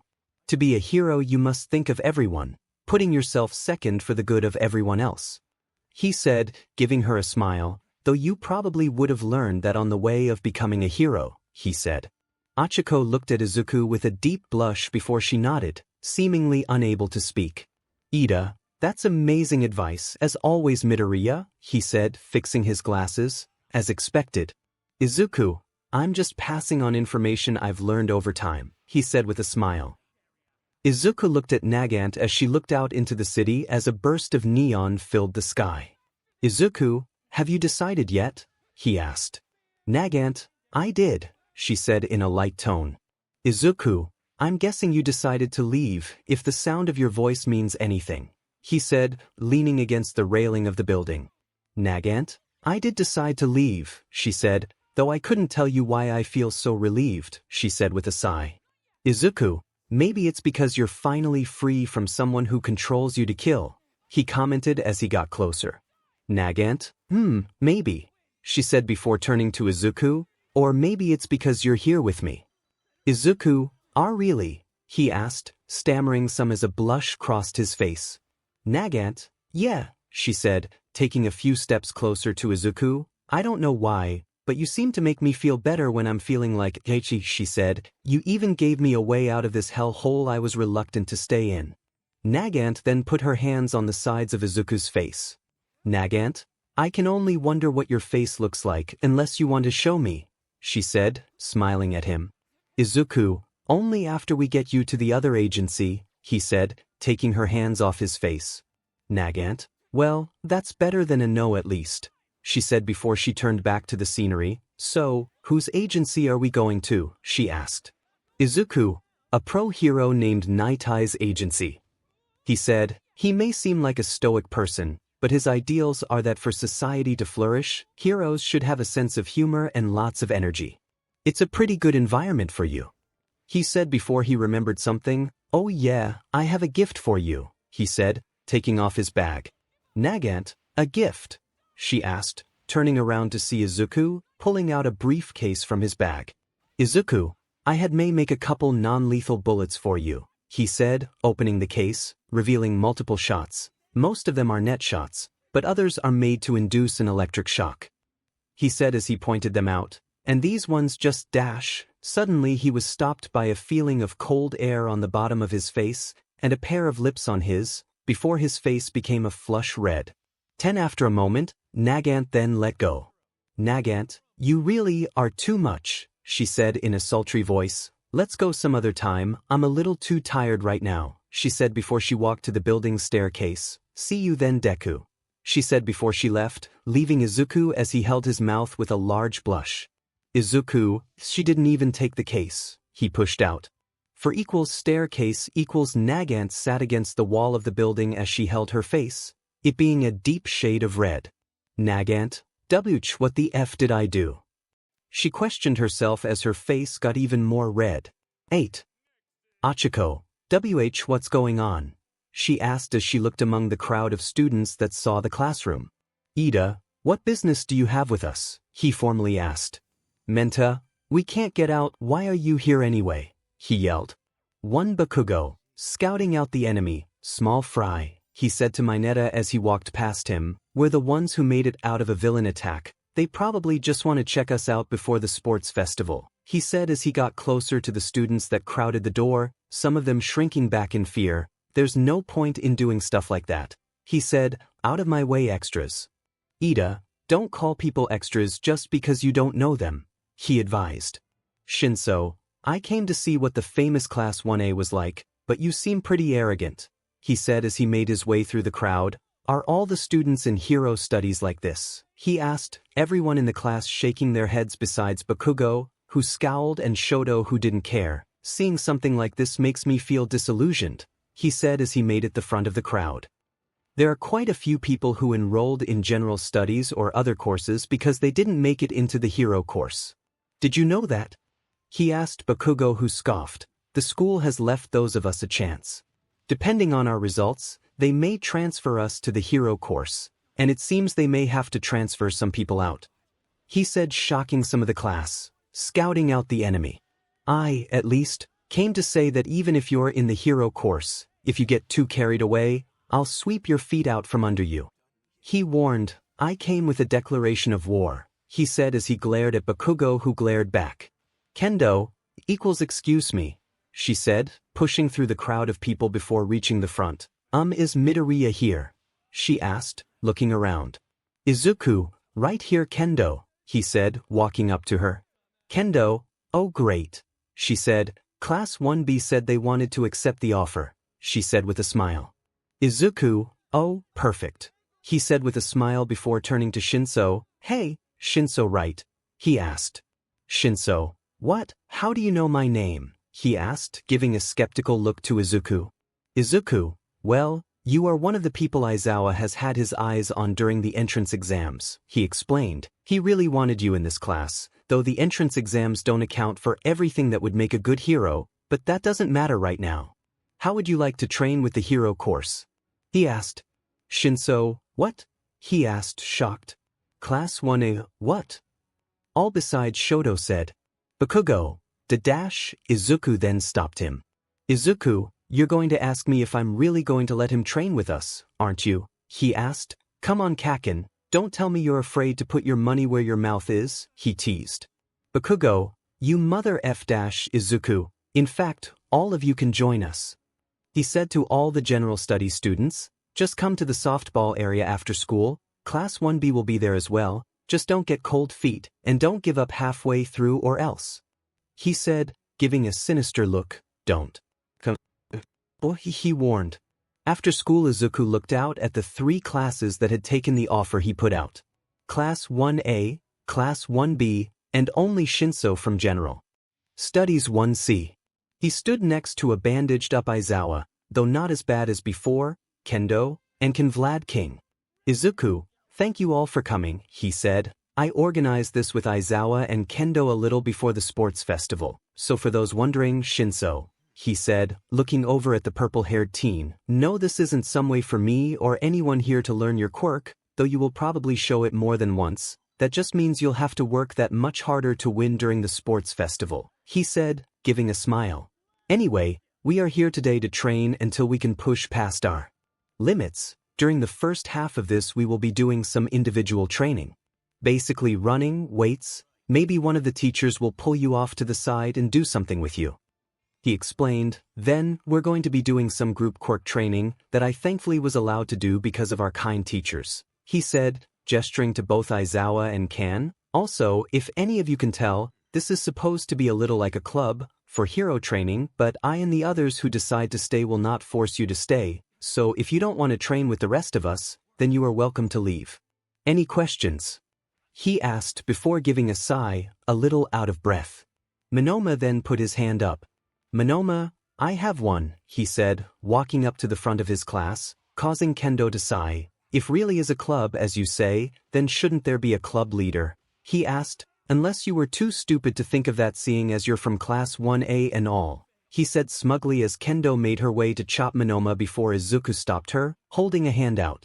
Izuku, oh no, I have thought of a way to settle who would be the club leader, but I think I'm the only one who's going to win if that were the case though, he said, pretending to be smug. Izuku, are you suggesting something Midoriya? He asked. Izuku, I mean there are two ways to do this. Either we could do our own little tournament here, or we could do it the easy way. He suggested. Kendo, easy way, she asked. Izuku, yep, all of you come at me at once, he said, holding an innocent smile. Class 1A, B, huh? They said loudly. Bakugo, the F did you just say nerd? He yelled. 𝗵𝗃, huh? He laughed loudly to catch attention. I knew that the students in class 1A were stupid, but this is a new law, he said loudly. Kendo, Izuku, are you sure about that? She asked. You do know what that means, right? She asked. Izuku, a bunch of students who don't know how to work together coming at me while fumbling over each other, he asked. Of course I do. Just think of it as the first group training we do as a club, he said with a wide smile. Izuku stood in the middle of the field where he and his class first got acquainted with the hero class, as he was slowly surrounded by dozens of fellow students. Kendo, are you sure about this Midoriya? She asked, standing in the crowd of people. Bakugo, let the dumbass get himself killed, he yelled. He's the one that wanted this. Achiko, still, I think this is a little extreme, she said, agreeing with Kendo. Shoto, just let him, he said. He wanted to do this, so he should be the one to answer the consequences, he said coldly. 𝗵𝗃, see Kendo, he said, walking up to the orange-haired girl, even the idiot's own classmates are fine with beating him up, he said with a condescending smile that nearly made her chop him. Izuku, Kendo, I'll be fine, he said, getting her attention. Izuku and Kan even brought Recovery Girl just in case anything happens, he said, pointing to Recovery Girl, who stood in between Izuku and Kansas. Kendo, fine, she reluctantly said, but I'll be going easy, she said. Izuku, alright, do what you want, he said. Okay, to make this a little fair, he said, I'm going to call out the amount of power that I use, he said. Mineta, just shut up and let up P&D you into a pulp, he yelled. Izuku, fine, he said, seeing that there were a few angry faces in the crowd, others a bit concerned, and others indifferent. Well, start in 3, 2, equals with Izuku, Kan, and Recovery Girl equals Kan. Are you sure this is okay, Izuku? He asked. This is basically an army of small children versus a single child. Shouldn't we step in and put a stop to this? He asked. Gee, I say let the kid get his butt hooped, she commented.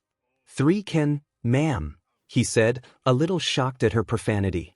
Izuku, well, in a regular case, I probably would have done something maybe, he said, Kan deadpanning, but Izuku is a special case, he said. Kan, what do you mean? He asked. Izuku, well, let's say I didn't get Recovery Girl for Midoriya, he said. Recovery Girl, then why did you dash 𝗵𝗃? Hey, he screamed. Tetsu, oh my god, his arm's broken, he yelled among the screams and yells of the students. Izuku, oh, for percent, he yelled. 8 Mineta, bull he dash.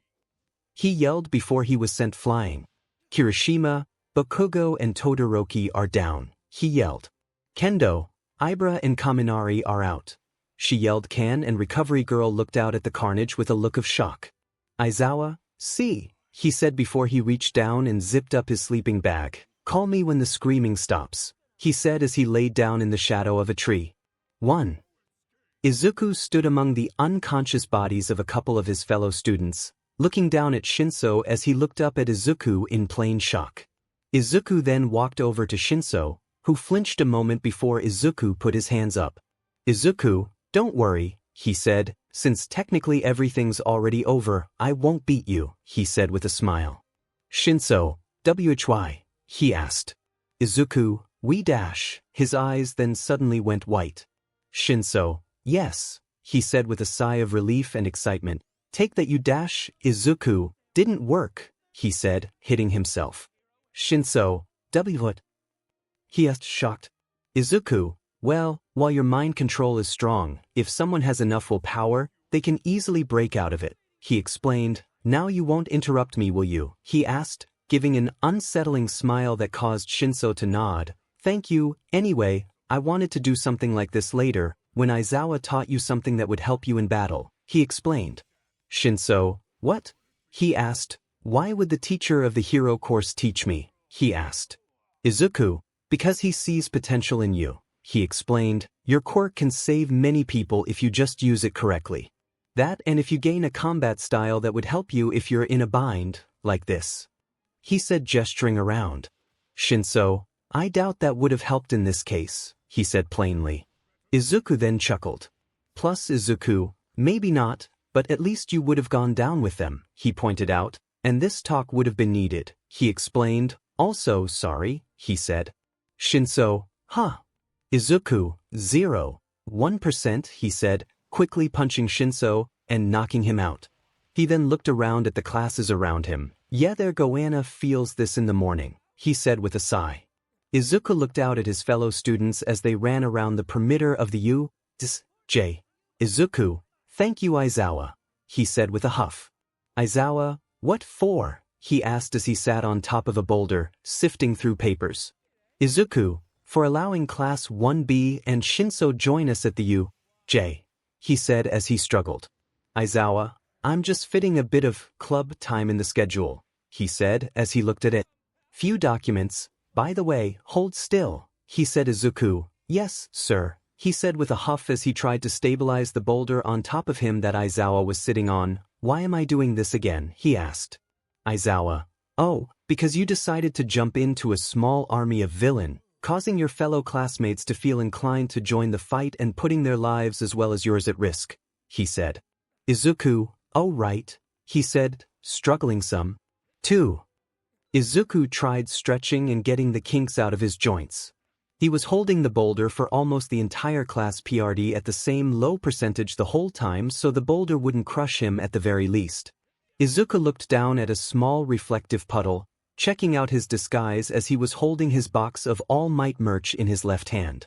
It was a little like his All Might one, aside from the hoodie being a version of his older suit, a regular black mask and black jeans. Nagant then chuckled. Izuku, what? He asked. Nagant, I didn't take you for an All Might fan, she said jokingly.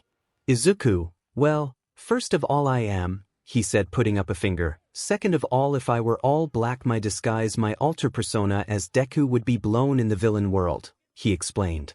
1 Nagant, you're a villain? She asked, a slightly worried look on her face. Izuku, vigilante actually, but I'm trying to rehabilitate some villains because they're actually good people that were corrupted by the hero world, he explained, striking a small nerve with Nagant. Nagant, oh, she said looking down. Izuku, don't think like that, he said quickly, you're no villain, just someone who was being led down the wrong path, he urged, and now you're taking the right steps to become a real hero, he said, and believe me, I'm very proud of you for making this decision, he said, looking at Nagant as she blushed some. Nagant, really? She asked. Izuku, definitely, he said, now, let's go, also call me 9th when we get there, he said as he began walking. Nagant, but? She asked. Izuku, because that's the name I chose for my hero persona, he explained. Nagant, oh, so do I have to call you 9th from now on? She asked. Izuku, just when we're not alone. He said, Deku is a very special name to me, part of the reason why I'm having you call me it in the first place. It's very important. Nagant then blushed a small bit before shaking it away. Nagant, stop DMing it. She thought to herself, get a F grip. Izuku stood in front of the hero agency. It was nostalgic, seeing this building intact. He was even a little eager to see the hero who can see the future of a person. Nagant, is this the place? She asked. Izuku, yep. He said, let's go in now, he said as he pushed through the doors. His office should be on the next floor. He said as he walked up the steps with Nagant behind him. Nagant, this place is massive, she said, looking around. How did you get in contact with a hero like this? She asked. Izuku, I didn't, he said. Nagant, what? She said, stopping on the steps. Izuku, I didn't get in contact with him, he said as he stopped too, looking back at Nagant. And if you want to be a little more realistic, we're basically breaking and entering, he explained. Nagant, so you're saying that you're going to get me into an agency by breaking and entering and giving them whatever is in that box? She asked. Izuku, yep, he said with a nod before he continued up the steps. Night Eye sat at his desk as he typed away on his screen, filling out damage reports and seeing what areas were damaged in the past week and what needed to be repaired quickly for daily life to continue before suddenly his door was opened. Night Eye, I've told you, Bubble Girl, I can do this myself. Go home, he ordered. Izuku then placed a device to his neck. Izuku, sorry, I think you've got the wrong person, he said, causing Night Eye to look up from his computer. Night Eye, and who might you be, Lady Nagant? He questioned, looking at the hero that stood behind Izuku. Izuku, hello Sir Night Eye, he said as he held up a box of merchandise in his hand. I would like to make a trade if that is possible, he said. Night Eye then gave an intense glare to Izuku, causing Nagant to put a hand out in front of Izuku. Izuku, hold on. He said, I'm only here with good intentions, I promise, he said before he pushed Nagant's hand out the way and walked closer to Night Eye. Let's have a conversation, shall we? He said in a cheery tone, or at least as much as the voice distorter allowed. Izuku sat in a chair in front of Night Eye as he looked at Izuku with an analyzing glare, and Nagant stood behind Izuku, giving Night Eye a glare of her own. Izuku, you know you can sit down, Nagant, he said a little uneased.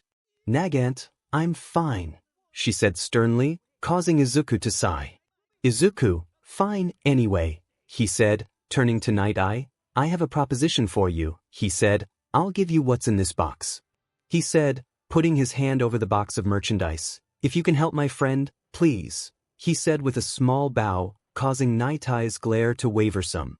Night Eye, what do you mean? He asked, quirking an eyebrow as his face turned to a slightly more concerned one. Izuku, well, from what I heard, you a hero that believes that energy and humor are what makes a better hero society, and my friend here needs a lot of both, he urged, pointing to Nagant who looked away. See, she was an object of a pretty mind-deteriorating side of the hero world that caused her to become very depressed, and I was hoping that you would take her in and show her the better side of the hero world, he explained, an almost sad look on his face. Night Eye had a shocked look. He wasn't expecting this out of these two that walked in.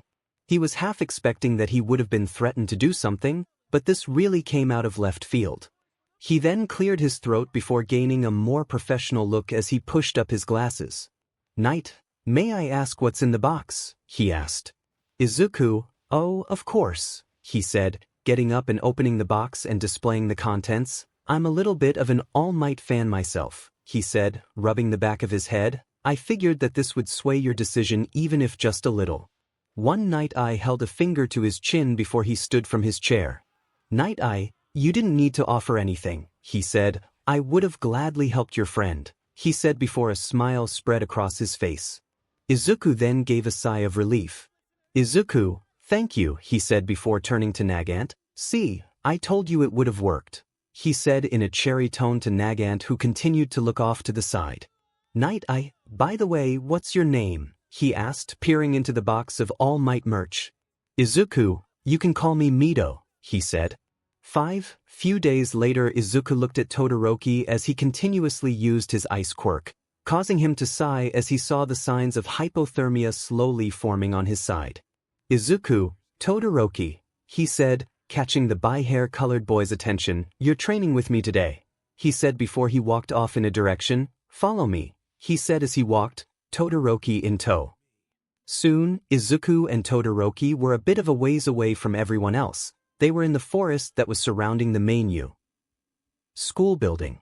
"Izuku, okay," he said turning to face 𝗳𝗪𝗢𝗃. "We're going to fight," he said, 𝗳𝗪𝗢𝗃 keeping the same unfazed expression before he nodded. "Well, there's no countdowns in a dash," he said before he felt danger sense go off. He quickly sidestepped out of the way, avoiding a giant glacier from engulfing him. 𝗳𝗪𝗢𝗃 did waste his momentum as he continued shooting ice attacks at Izuku, as he tried many times to get Izuku, nothing working even for a moment. "Izuku, why do you hold back 𝗳𝗪𝗢𝗃?" he asked, suddenly appearing behind 𝗳𝗪𝗢𝗃, causing him to send a cluster of ice behind him. "𝗳𝗪𝗢𝗃, what are you talking about?" he yelled as he continued trying to hit Izuku. "Izuku, do you really think you can defeat me with only half of your full power?" he asked, avoiding another attack. "𝗳𝗪𝗢𝗃, what the hell are you talking about?" he seethed. "I'm doing everything I see. Izuku, don't lie to me 𝗳𝗪𝗢𝗃," he said, appearing on 𝗳𝗪𝗢𝗃's left side. 𝗳𝗪𝗢𝗃 then tried to turn to attack Izuku, but Izuku grabbed his left arm.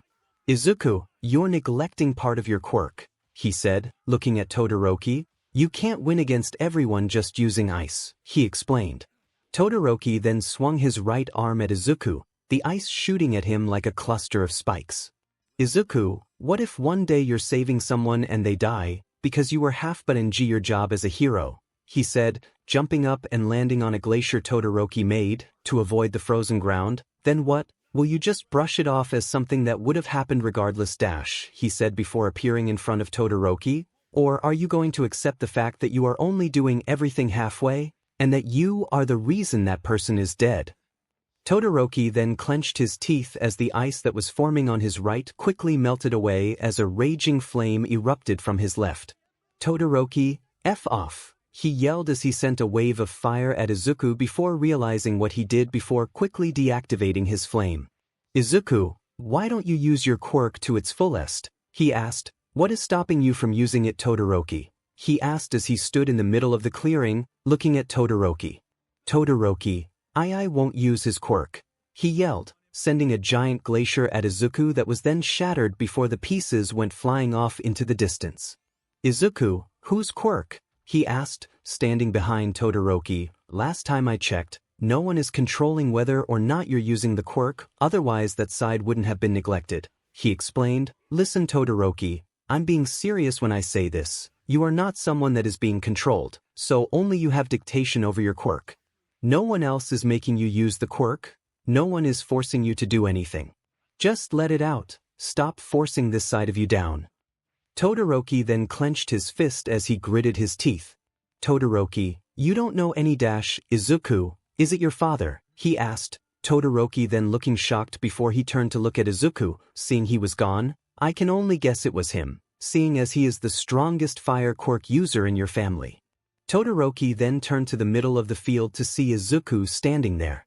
"Izuku, even if you're not using your quirk to get back at your father, you're a hero now," he explained. "You need to put behind your pettiness and start acting like there are lives in your hands, because there is," he explained as he got closer to 𝗳𝗪𝗢𝗃. "Life and death do not care about you or anyone going through anything. Villains still exist and people are still calling for help when they need a hero.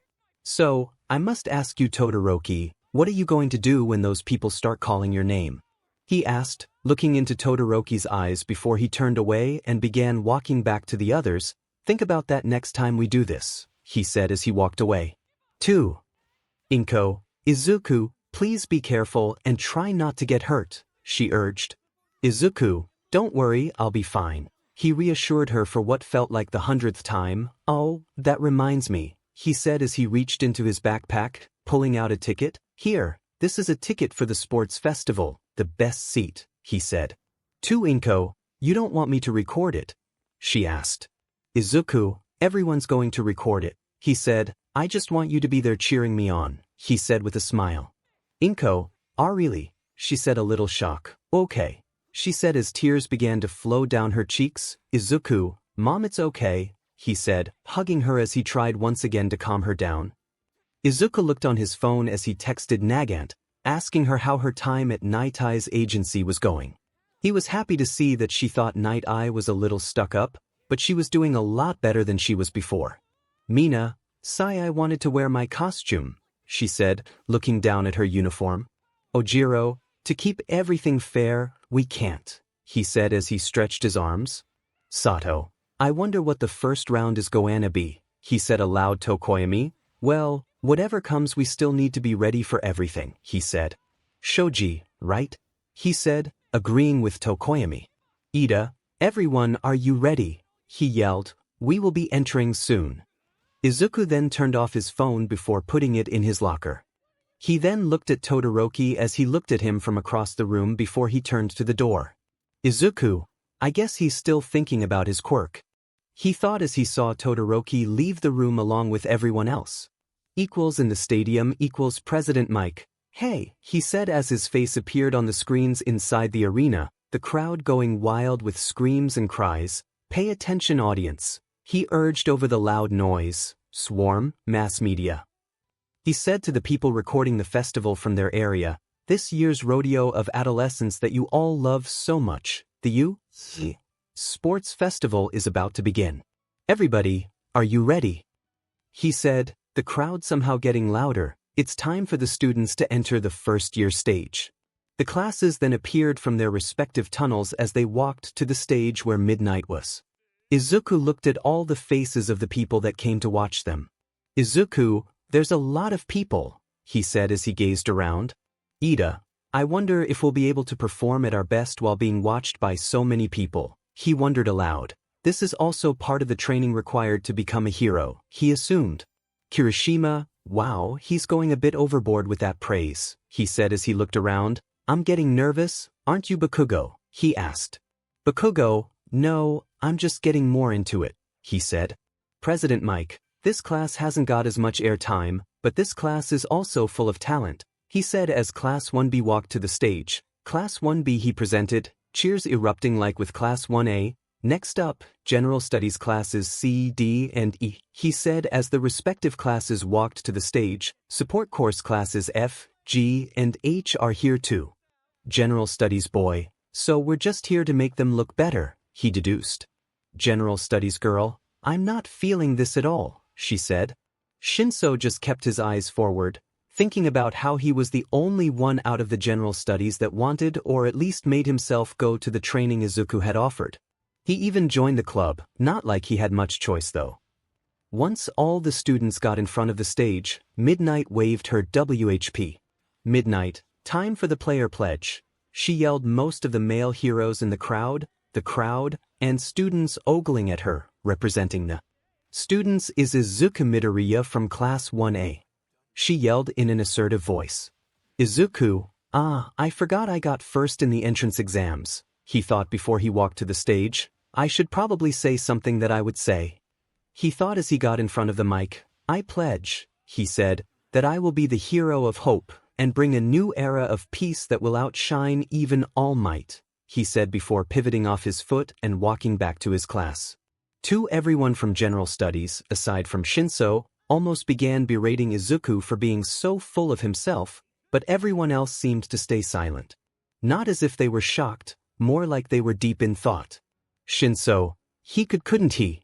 He thought as he looked at Izuku, he's so strong, yet he's just as humble. It seems I wonder if his pledge held any truth. He finished. One midnight, now, let's get started right away, she said as the screen said first game. This first game is what you would call a qualifier. Every year may drink their tears here, she said before a hologram appeared behind her, spinning rapidly. The first game is. The hologram then landed on obstacle race, an obstacle dash. Before she could finish, a cartoonish version of Nizu then showed up on the hologram. One cartoon Nizu, pardon Miss Midnight. The hologram said, there is going to be a slight change in the first game, he said. Midnight, oh then what's the first game, she asked.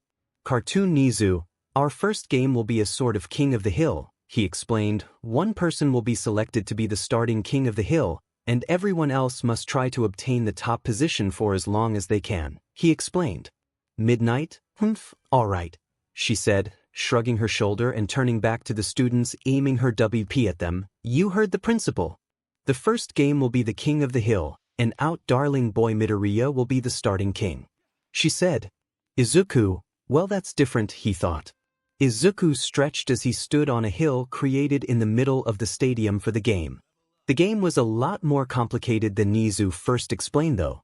There was more than one way to get points other than stealing the top position as king. There were also other spots on smaller hills that gave less points but still gave a good amount before the light that the spot is giving goes out and moves to a different spot where it's not lit. The king's mound is always lit, making it a hot spot for gathering points. You could also gain points for fighting for the spots. The amount would be given after it's dictated how hard you fought by a group of selected heroes. If you didn't understand the earlier explanation, imagine a small field of 5 hills, Izuku being on the largest one with a target below him that consistently glows. The other hills have targets as well, but only one can be lit up at a time, giving only a certain number of points. You can also gain a small number of points by how hard you tried to get to a spot, decided by a group of heroes that were pre-selected. It's honestly a little hard to create a new MHA game. 7 students stood around the hills, some looking up at Izuku's position, and others looking at the other points on the surrounding hills. They waited for the signal to go off as a countdown appeared on the screen, the crowd counting down with it. Crowd, 3, 2, 1. He said before the sound of a buzzer went off, marking the beginning of the first game. Everyone on the ground soon barreled to the points, some using their quirks to quickly traverse the hills and others simply running. Izuku watched as he saw a couple people come for his position, though they were mostly ones from the general studies from what he could see, so he quickly swatted them away to another hill. Few minutes later Izuku looked around, seeing that less and less people had tried going for his position. He was little down that no one from class 1B or even 1A tried going for him, which surprised him. Well, Kaminari made a move once, but for whatever reason he was pulled back by Jiro. 3. Izuku then gazed at the scoreboard before gaining a perplexed look. Bakugo had many points and a couple others from class 1A and 1B, but he hadn't seen them try anyone or claim a spot for a while. Suddenly, Izuku felt a heat on his neck, along with danger sense activating, making the world seem slow. He then quickly ducked and looked up to see fire. Todoroki, now, he yelled, Bakugo flying over him and into the air with the help of his explosions before he spun in the air with intensifying explosions. Bakugo, howitzer impact. Izuku watched as Bakugo became a hurricane of fire that was headed straight for him before he felt something wrap him up. He then turned to see Shinso with a capture scarf around his neck, standing next to Yaoyorozu. He then felt a wave of something sticky surround his feet, then looking over to see Bando with his adhesive quirk dripping from one of the holes. 9. He then looked around the hill, to see that he was surrounded by both class 1A and 1B, most likely as a precaution. He supposed he was supposed to be somewhat fearful of what was happening, but for whatever reason he couldn't wipe a smile off his face remembering the heat that was headed toward him from a specific half and half quirk user. After a few moments, Izuku felt danger sense go off as Bakugo finally got close enough. He then looked around the hill as he saw many of them getting low behind the curve of the hill to protect themselves, others activating their quirk and protecting themselves and others as well. Izuku then sighed before he looked at Bakugo. He had a wide smile on his face and an aggressive expression. He then sucked in air through his teeth before he shot his hand into the active explosion that surrounded Bakugo, grabbing him by his face and stopping the attack in full. Izuku, 0.3%, he yelled, seeing the color leave from some of the people around him before he threw Bakugo away into another mountain. He then easily broke out of Bando's quirk and kicked the small mound of glue away and off the hill. He then grabbed Shinso's scarf, looking him in the eyes. 3. Shinso, mother fu dash. He started before he was thrown down the hill. Ida, keep going, he yelled, chopping the air as Izuku was then attacked from all sides. I think you all know how this is goanna, and so I'm just kidding, I have the time. Face savoring food. 2. Izuku quickly dodged an attack from Ibra, the vines going over him before he felt danger sense go off again, looking up to see a certain electrical quirk wielder. 𝗬𝗂𝗁𝗍. He warned everyone jumping to the curve of the hill before 𝗵𝗃 went off. 𝗵𝗃, indiscriminate shock 1. 3 million volts. The area was then engulfed in a burst of electrical lightning for a few moments before it died down. 𝗵𝗃 panted as he tried to keep his mind together, shaking the daze off. He then looked up to see Izuku smiling down at him. "Izuku, you're not dazed," he said happily, the color fading from 𝗵𝗃's face. "I'm so proud, but you're going to need to do a little bit better than that," he said before flicking 𝗵𝗃 on the head and sending him barreling down the hill. 3 Ojiro, Kendo, Kirishima, and Tetsu then quickly charge Izuku, the hardening duo activating their quirks as they tried their hand-to-hand combat against Izuku. To no avail, Izuku was easily able to dodge their sloppy attacks, as well as block and counter Ojiro's attacks. "Izuku, Kirishima, Tetsu, if you're going to try fighting me, at least learn how to fight."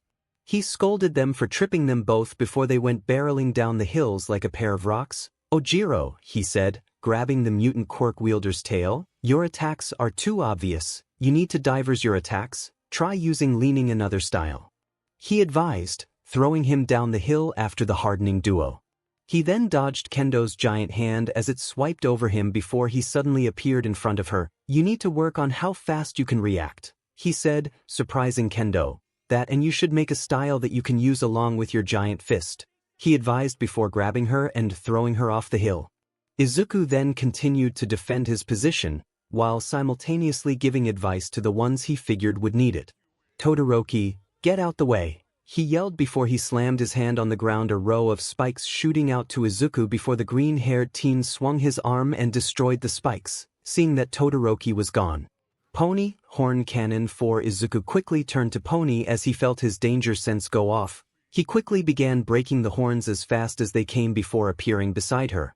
"Izuku, improve your reflexes and learn how to move while attacking," he advised in American before he felt danger sense go off again, quickly looking up to see a plum of fire heading down toward him. He then looked at Pony to see that she was being moved by her shadow, a distraction, he deduced before he was engulfed in the flame. 6 Bondo, did we get him?" he questioned. "Izuku, nope," he said simply as he appeared behind the gentle giant before sweeping his legs, causing him to roll down the hill. "I'm so proud of all of you," he said with a smile on his face as he walked back to the target. "But don't you think that dash?" His eyes then suddenly turned white. "Shinso, we have a couple seconds," he warned. "Give it all you got." Shiro quickly grabbed Izuku along with Shinso, pulling in opposite directions and fastening Izuku down to the target with the help of Kirishima and Tetsu. Bondo then glued his feet before the area around Izuku suddenly became a dead zone, as everyone with a ranged quirk began firing off attacks at Izuku. Izuku then looked around as danger sense activated, all of the attacks around him slowly getting closer and closer. Though he was in mild danger, he could help but smile. Everyone was working together and getting way stronger. Izuku 𝗵𝗃 style, indiscriminate shock 2. 6 million volts. The dead zone around Izuku was then reduced to nothing as the attacks fell against his green lighting. Though it was only a few moments before Izuku ceased his attack, it was enough to put a certain level of fear into some of the students. "𝗵𝗃, he can use electricity too," he yelled, shocked. "1 Izuku, my quirk creates bioelectricity when I use it. If I focus on that part of my quirk, then I can double the output tenfold," he explained, "though I am a bit surprised that all of you are so aggressive with your attacks, and you're able to communicate so well, but I guess that would naturally dash." Izuku then looked up as he saw 𝗵𝗃 and Todoroki floating above him. "1 𝗵𝗃, take this 𝗬𝗵𝘃," he yelled before the both of them shot down fire at Izuku. Izuku then quickly moved out of the way before he tripped and fell to the ground, looking back to see a pair of floating hands. "Izuku, these diversions are becoming a bit of a pain," he commented. "Mineta, I can do something too," he yelled as he threw many ball at Izuku, who then sighed before he quickly got up and appeared behind Mineta. "Izuku, though that was a valiant effort," he said, scaring Mineta. "You need to think of others," he said, pointing to everyone else. Mineta then seeing that a little over half of everyone was trapped in his attack now. "Mineta, sorry," he yelled to everyone as they groaned. 5 Izuku, Go fix your mess, he said with a sigh before he returned to the target in a flash. As Izuku appeared, he quickly needed to duck under an engine-propelled attack. Izuku, Ida, I didn't expect you to join the onslaught, he said with his arms crossed. Ida, I must, he said as he fixed his glasses. My clubmates are giving their all, so I must as well, he said.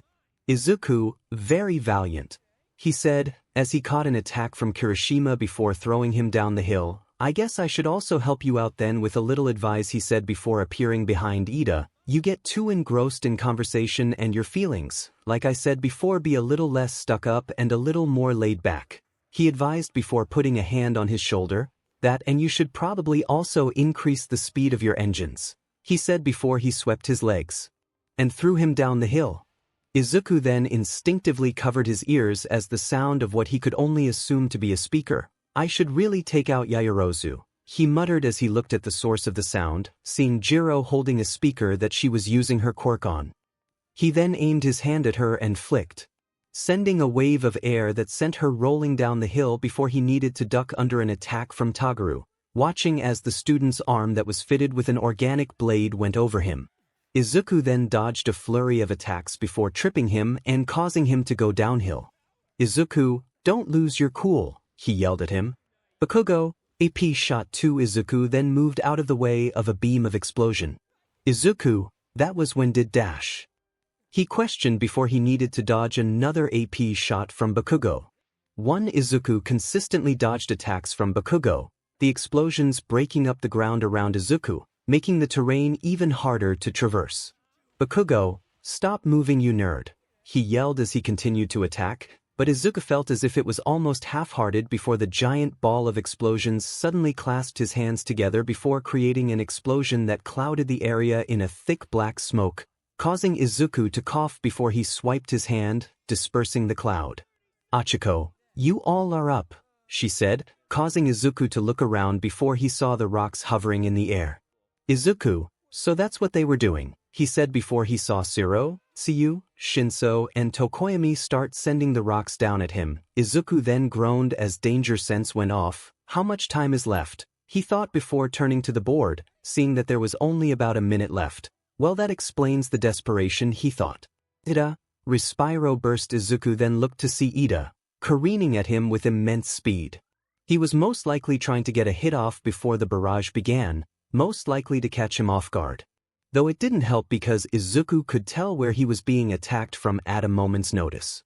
Izuku, they really are advancing fast, he thought before the side step to Ida, but right now I'm getting a bit tired. He thought looking at the points. I'd say that's enough. The positions are somewhat the same. Aoyama is still in the 42nd place, so I might as well. Izuku then appeared behind the Rock Barrage Brigade before saying a few words that would haunt the classes. 1%, he yelled. 5. The next move Izuku made happened in almost an instant. A flash of green light then appeared for a moment before Izuku was standing in the middle of the target. Then after another moment passed, people then began to fall to the ground one by one before finally Bakugo fell to the ground, and the buzzers sounding the end of the game went off. Izuku got first place. Hero stands. Almost all of the heroes looked down in the stadium in shock, seeing the carnage that was created from the all-out attack that was created by the two hero classes and Shinso. Though some were too stunned to even make a comment, others were gaping in awe at the battlefield. Though simultaneously, an odd one out, or an odd few, were looking down at Izuku. A familiar by hair-colored woman who held an almost nostalgic look, and a white-haired hero with a rabbit-like quirk who had an excited yet fierce grin. 7 = commentator's booth. President Mike looked out at the stadium, his glasses then slowly sliding down his nose as his face held extreme shock and surprise. Before he turned to Aizawa. Aizawa then put a hand up dismissively. Aizawa, I didn't teach them anything. They decided to make a club, and this is the result, he explained plainly. Everything you've seen is just the result of their hard work, he said, a little smugly. President Mike, WL, he said, it just seems like we'll have to take a break. He said over the mic, in the meantime, why don't you all enjoy the festivities that are all around the stadium, he said, trying to regain a bit more of his vigor. Izuku walked down the hallway, yawning before he opened the door to the waiting room, looking to get a little rest before the next game, which was going to begin when all the qualified contestants woke up. But he then had a change of plans when he saw a dual hair-colored hero. Izuku, Lady Nagant, he said surprised before clearing his voice. What or why you doing here? He asked. Nagant, Deku, she said. I told you to call me Kana, she said, giving Izuku a smile. Izuku then sighed. Izuku, what gave it away? He asked. Nagant, well, seeing that you were so fast that you took out 2 classes in an instant, I figured that you would be the only person who would have been able to catch my bullet, she deduced, though I am still a little surprised that you go school, let alone you, she said. Izuku, do I look like a delinquent that much? He asked. Nagant, without your mask. No, you look cute, she said, getting a little closer to Izuku. Izuku, really? He said, clearing his throat as a small blush formed.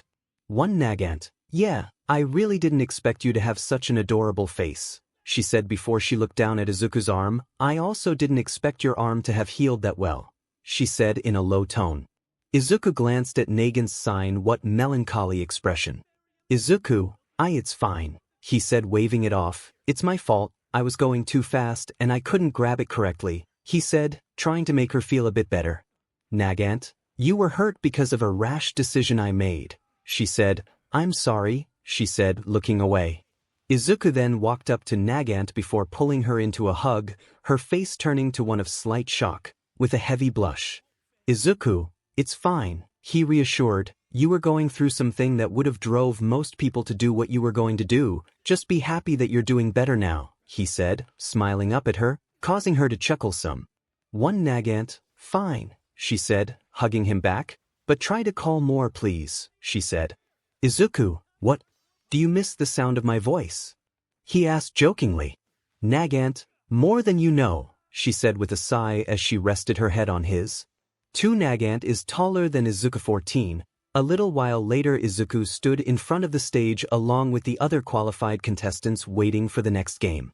Midnight, the second round of the U.S. Sports Festival first year stage is, she said as the hologram spun, a cavalry battle with the top 42 from the qualifier.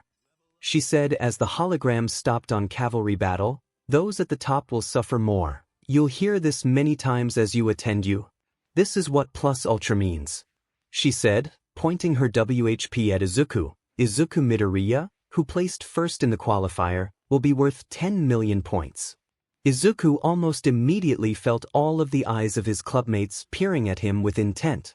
For Izuku, I wouldn't expect anything less, he thought with a smile as he kept his eyes on Midnight. Midnight, now then I'll explain the rules of the cavalry battle, she said, pointing to the hologram with her WHP. The time limit is 15 minutes. Each team is worth the total of its members, and the riders will wear the headband with that number on their foreheads. Teams will try to grab other teams' headbands before the time runs out and try to keep as many points as they can. She explained, stolen headbands must be worn around the neck up, so the more you steal the harder it will be to manage them all. And the most important thing, even if your headband is stolen, or if your team falls, you are not out. Kaminari, more running. He winced. Kirishima, dude, calm down, we're all tired, he said, patting him on the back. Midnight, during the game, it'll be a cruel fight where you can use your quirks. But, it's still a cavalry battle. You'll get a red card for attacks that are trying to make people fall on purpose. Mean you'll be removed immediately. Bakugo, DMN it, he scoffed. Midnight, now, you have 15 minutes to build your teams, she said before a timer appeared on the hologram. Start, she said as the timer began to tick down. Everyone then quickly began scrambling around grabbing partners before anyone else could get their pick. Izuku just walked to who he would suspect would want to team up with him. Izuku, excuse me, he said to a familiar pink-haired girl, before she quickly turned to face him. Would you like to team up? He asked. May, oh, yes, she said loudly. My name is Izuku, 𝗵𝗃. Izuku finished. May, what? How do you say are you to ? She tried saying before Izuku covered her mouth. Izuku, please don't say that name here, he pleaded before removing his hand. It holds a lot of power and could cause a couple problems for me. Just call me Midoriya while we're in public, he said with a smile. Mei then took a moment to look at Izuku before gaining a small blush. Mei, you're a lot cuter than I thought you would be, she said, causing Izuku to become a bit flustered. 3 Izuku, Kana told me the same thing, he said with a sigh. Mei, she's here too, she asked, looking up at the hero stands. Izuku, yep, he answered. Anyway, did you so happen to bring any gadgets with you? He asked. Mei, oh yeah, she said before she pulled out and opened a small chest that was filled to the brim with gadgets. I really wanted to show off my babies, so since you got the top position, I was going to ask you to use some of my babies so I could get some recognition from the observers in the crowd, she said shamelessly. Izuku almost immediately looked at the jet that was placed on top. Izuku, is this from the Buster Hero, Air Jet? He asked, excited. Mei, yep. But I put my own little twist on it, she said.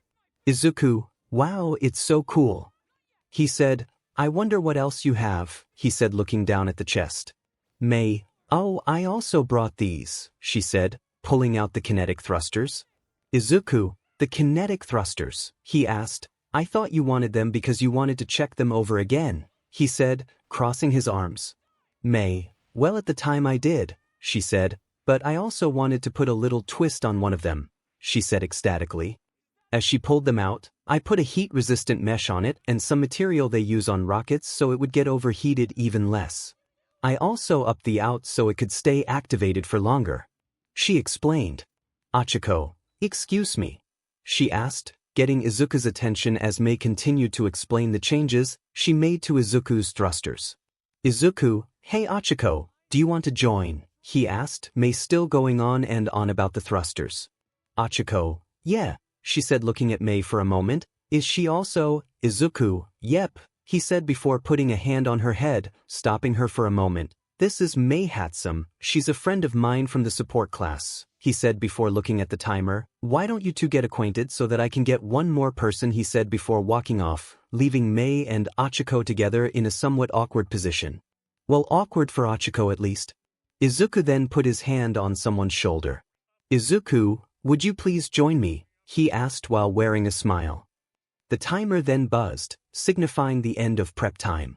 Midnight, it's about time we get started, she said as she stretched commentator's booth President Mike. After 15 minutes to make teams and talk strategy, 12 cavalry teams are lined up upon the field. Aizawa then glanced down at the field. Aizawa, these are some interesting teams, he said as he looked into the stadium. President Mike, now raise those battle cries. It's time for you. Bloody battle. Light the signal flare. He yelled stadium Izuku.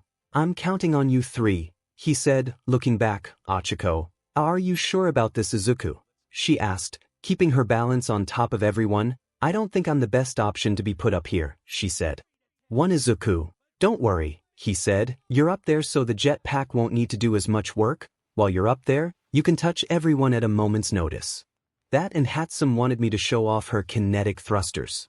He said, 𝗵𝗃𝗧𝗵𝗃, are you both ready? He asked. 2 𝗃𝗃𝗵𝗃, yes, he said. 2 𝗵𝗃𝗧𝗵𝗃, defiantly, she said. 1 President Mike, now let's go. Counting down to a brutal battle royal. 3 and she said as everyone looked at Izuku's team almost immediately. 2-1. Midnight, start, she yelled, whining her W before everyone ran at Izuku. Izuku, phase 1, he yelled before he got down into a running stance, 𝗃𝗃𝗵𝗃 using dark shadow to hold up Achiko from the front. Before anyone says anything, they didn't say a person couldn't move away from their team even once. 2 𝗵𝗃𝗻𝗄, he's doing something, he yelled, a little frightened. Get back, he warned. 6 Izuku then looked up before he suddenly shot off, running around the bounds before going back to his team. Izuku, phase 2, he yelled before Achiko jumped onto his neck, struggling to balance herself before stabilizing. They also never said they couldn't do this either. Izuku, Ida, he yelled, getting the blue-haired boy's attention. I'm taking your move, he said as his kinetic engines revved. 1 Ida, what dash? he said before Izuku suddenly darted past all the teams in an instant. Izuku style, 𝗬𝗪𝗏 struggled to balance for a moment before Izuku held her up. Izuku, how many did you grab? He asked. Achiko then looked at her hands. Achiko, I've got 3, she said happily. Izuku, great, he said, now for the hard part, he said, looking back at everyone else and seeing they were looking at him with more malicious intent. Izuku then moved Achiko down to his back in a swift motion, causing her to yelp in shock and a small blush to form on her face. Hold on tight, he yelled as he ran back through the teams, dodging attacks and making sure that Achiko didn't get any of the bands taken, soon getting back to their team and going back to their cavalry formation. May, that was perfect, she said. I'm sure they got a good look, my cute baby, she said with a smile. Izuku, now's not the time to go to run, he said as he saw the other teams going for him. Commentators booth President Mike. Wow, he said, is that even allowed? He questioned. Aizawa, they're just taking advantage of the vagueness of the rules, he explained.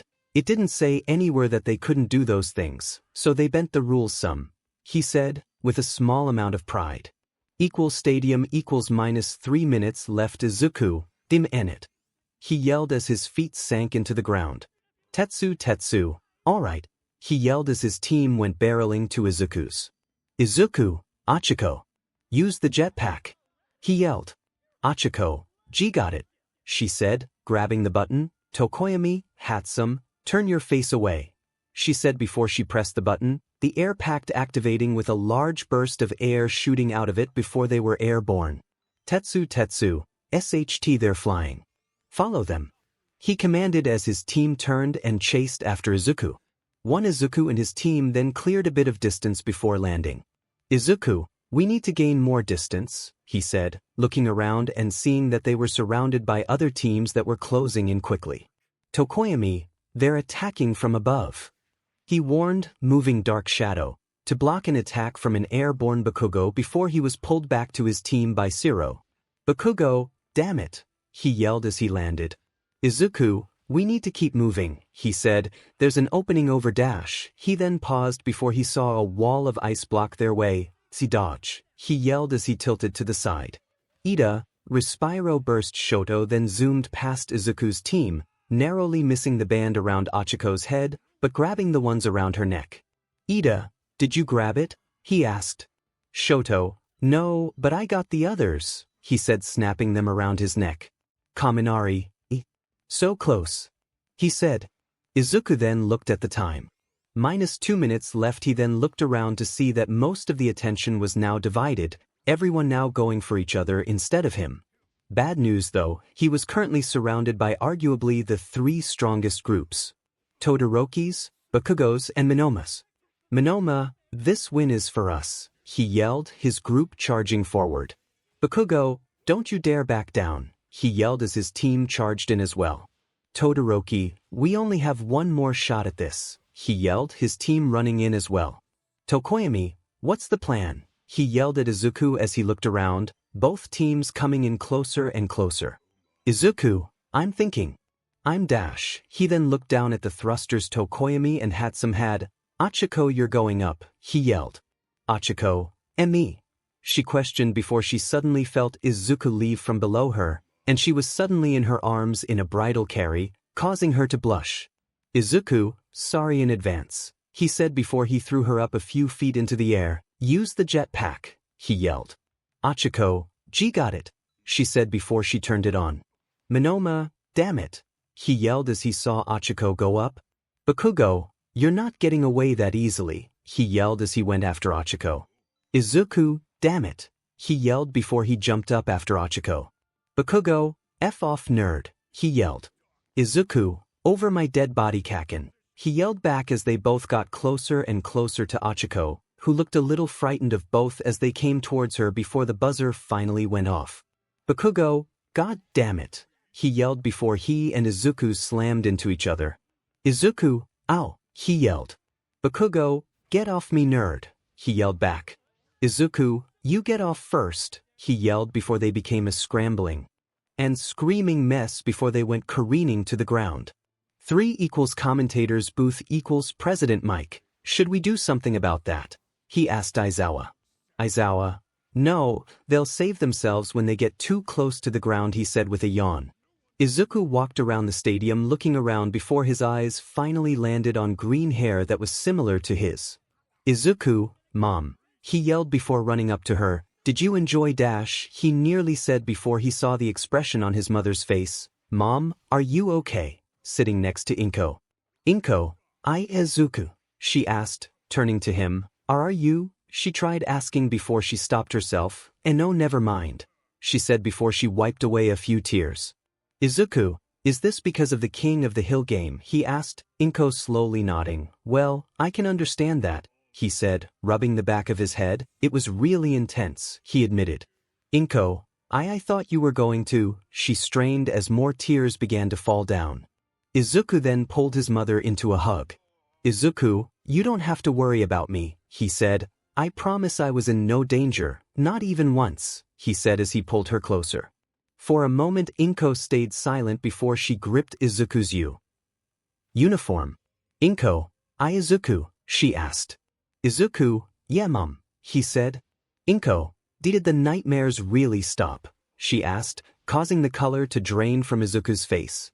Izuku, what do you mean? He asked, continuing to hug Inko, hiding his face. Inko, well, she said, ever since you suddenly woke up screaming, I made sure to check up on you every now and again, she explained. But then there was one day when I entered your room, when I saw you sleeping. Why you had duct tape covering your mouth, Izuku, she said before she looked up at Izuku's face. Are you okay, Izuku? She asked, tears flowing down the sides of her face. Izuku, he stammered. President Mike, will all contestants please return to the field? He said over the intercoms. Izuku then quickly stood. Inko, see Dash, she tired of saying. Izuku, I need to go, he said, looking away from Inko before he quickly darted away. Inko then sat there before she coiled into herself, silently crying even harder than she had before. Kirishima, the last round's tournament where we fight one-on-one, huh? He said looking at the giant tournament bracket. I'm going to stand on the stage I watch every year on TV, he said, getting excited. Mina, was it a tournament last year? She asked, wearing a cheerleader's outfit. Zero, it's different each year, but there's always a one-on-one competition each year, she explained. Last year it was a sports chamber match. He said. Mina, whoa, then we got pretty lucky then, huh? She said. Kirishima, yeah, Midoriya would have kicked our asses even harder if he had a sword, he admitted. 1 midnight, now, let's draw lots to determine the bracket, she said, holding a ballot box. Once the bracket is determined, we'll have the recreational games and then start, she said. The 16 finalists can decide whether they want to participate or not. I'm sure that some of you want to recover your strength. Now then for the first place dash, she started before she got cut off by Ojiro, but Izuku wasn't paying any attention to his surroundings at the moment. Izuku looked down as he had a strained expression, like he was holding back a river of sadness that he was struggling to control. Izuku, not now. He thought, I can't cry now, I need to finish this. He thought as he turned his head up, his eye looking hollow as he forced a smile as he looked up at the tournament bracket. His first fight was with Ochako, a large difference in what it was before. It wasn't something he wasn't expecting. This is fine, he thought. I can help her with her quirk and combat skill, he deduced as he walked to the tunnels. Just need to keep going until the end, he thought. 1. After the recreational activities, Izuku stood in a tunnel, facing the platform that was created for the fight. It was finally time for Izuku to go against Ochako, and Izuku still had his happy smile plastered on. Flames erupted from the corners of the platform. President Mike, now for the 8th match, he yelled over the crowd as the giant screen showed Izuku and Ochako. From the hero course, it's Izuku Midoriya, he yelled, the crowd going wild as Izuku walked to the platform. As Izuku walked, Nagant looked at him with a shocked expression before it turned to one of deep concern. President Mike, versus. Also from the hero course, Ochako Uraraka. He yelled, the crowd cheering just as much. Ochako and Izuku were then standing in front of each other. Ochako with a determined look and Izuku with his same plastic smile. President Mike, ready. Begin. He yelled, Ochako quickly charging at Izuku. Izuku then narrowly sidestepped her charge before she stopped herself and lunged at Izuku again. Izuku, I recommend learning a grappling style, he said as he sidestepped her again, to put a little more technique into your attacks as well as a bit more strength. He advised. Ochako continued to attack Izuku as he continued to dodge. Izuku, though overall, you've done well, he complimented before he suddenly disappeared from Ochiko's vision. Your dad must be very proud, he said before he flicked his fingers, a blast of compressed air hitting Ochako and sending her out of the ring. Though, you were a little unlucky to be pitted against me, he said, continuing his false smile as she was knocked out of bounds. Midnight, 𝗬𝗪𝗢𝗏 is out of bounds. 𝗵𝘃𝗲 advances to round 2. She said, the crowd cheering, even though the round was a little one-sided. Ochako, arg, dang it, she said under her breath before she walked to the center of the platform, Izuku doing the same. Izuku, she's getting a lot stronger than she was before. He thought, I know this loss will only strengthen her resolve. He finished as he continued walked. President Mike, yeah. That match was a little lackluster compared to the others, but we should praise them for fighting so determined. Clap your hands. He yelled, the crowd applauding them both. Ochako, that was so unfair, she said with a sigh. Izuku, don't worry, he said, you did great, you just need to improve on a few things, he said, smiling at her. Ochako, of course you would say that, she said with a sigh. Thank you 𝗵𝘃𝗏, she said, giving him a smile. Izuku, no problem.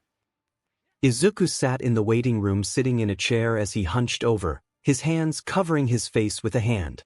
He was still having some trouble with recovering himself. He couldn't stop thinking about the conversation he would need to have with his mother later, that's even if she felt up to it herself to bring it up again.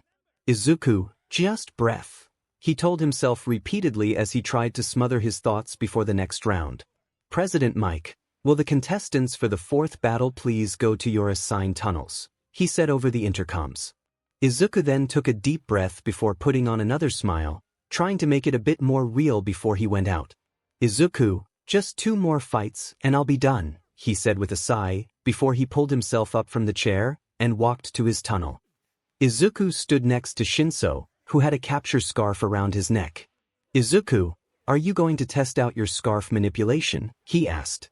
Shinso just nodded as he kept his eyes on Izuku. Izuku, not trying your quirk? He asked. You know, it would be better if you did. Maybe it would be good if you learned how to manipulate others with a stronger W dash. Izuku's eyes then went white. For President Mike, begin, he yelled, Shinso quickly jumping away from Izuku before getting into a fighting stance, only to see that Izuku hadn't moved at all. In fact, his eyes were still white, meaning he was still under the effects of his quirk. Shinso, I need to do something now, he thought before he threw his scarf and wrapped it around Izuku before he swung him to the side, dragging him near the out-of-bounds area before he suddenly felt his scarf go slack. Izuku, I would try to tutor you, he said from behind Shinso, but I'm not really up to it right now, he said as he placed a hand on Shinso's shoulder, but the next time we spar I promise I'll give you some advice. He reassured him before he chopped Shinso's neck, knocking the purple-haired teen out before catching him. Midnight, Shinso is unable to battle. 𝗵𝘃𝗏 advances to round 3, she declared, the crowd cheering as the medical bots came out and transported Shinso. One Izuku, this is the last thing I needed, he thought as he covered his face and walked off to his assigned tunnel. As Izuku fell under Shinso's quirk, he half expected to break out of it almost instantly, but he only seemed to be dragged deeper into his subconsciousness. Izuku, did Shinso get stronger? He thought aloud as he looked around. Banjo, well, not exactly, he said appearing from a black smoke from behind Izuku. Izuku, oh Banjo-san, how have you been? He asked. Banjo, how have I been? He said, putting a hand to his forehead. Well, considering the fact you cut our communication before you killed Shigaraki and then yourself, I think you can guess how I feel, he said, his voice becoming a little more of a growl. Izuku, why you knew? He asked, the color leaving his face. Banjo, sigh, we have a lot to talk about. All of us.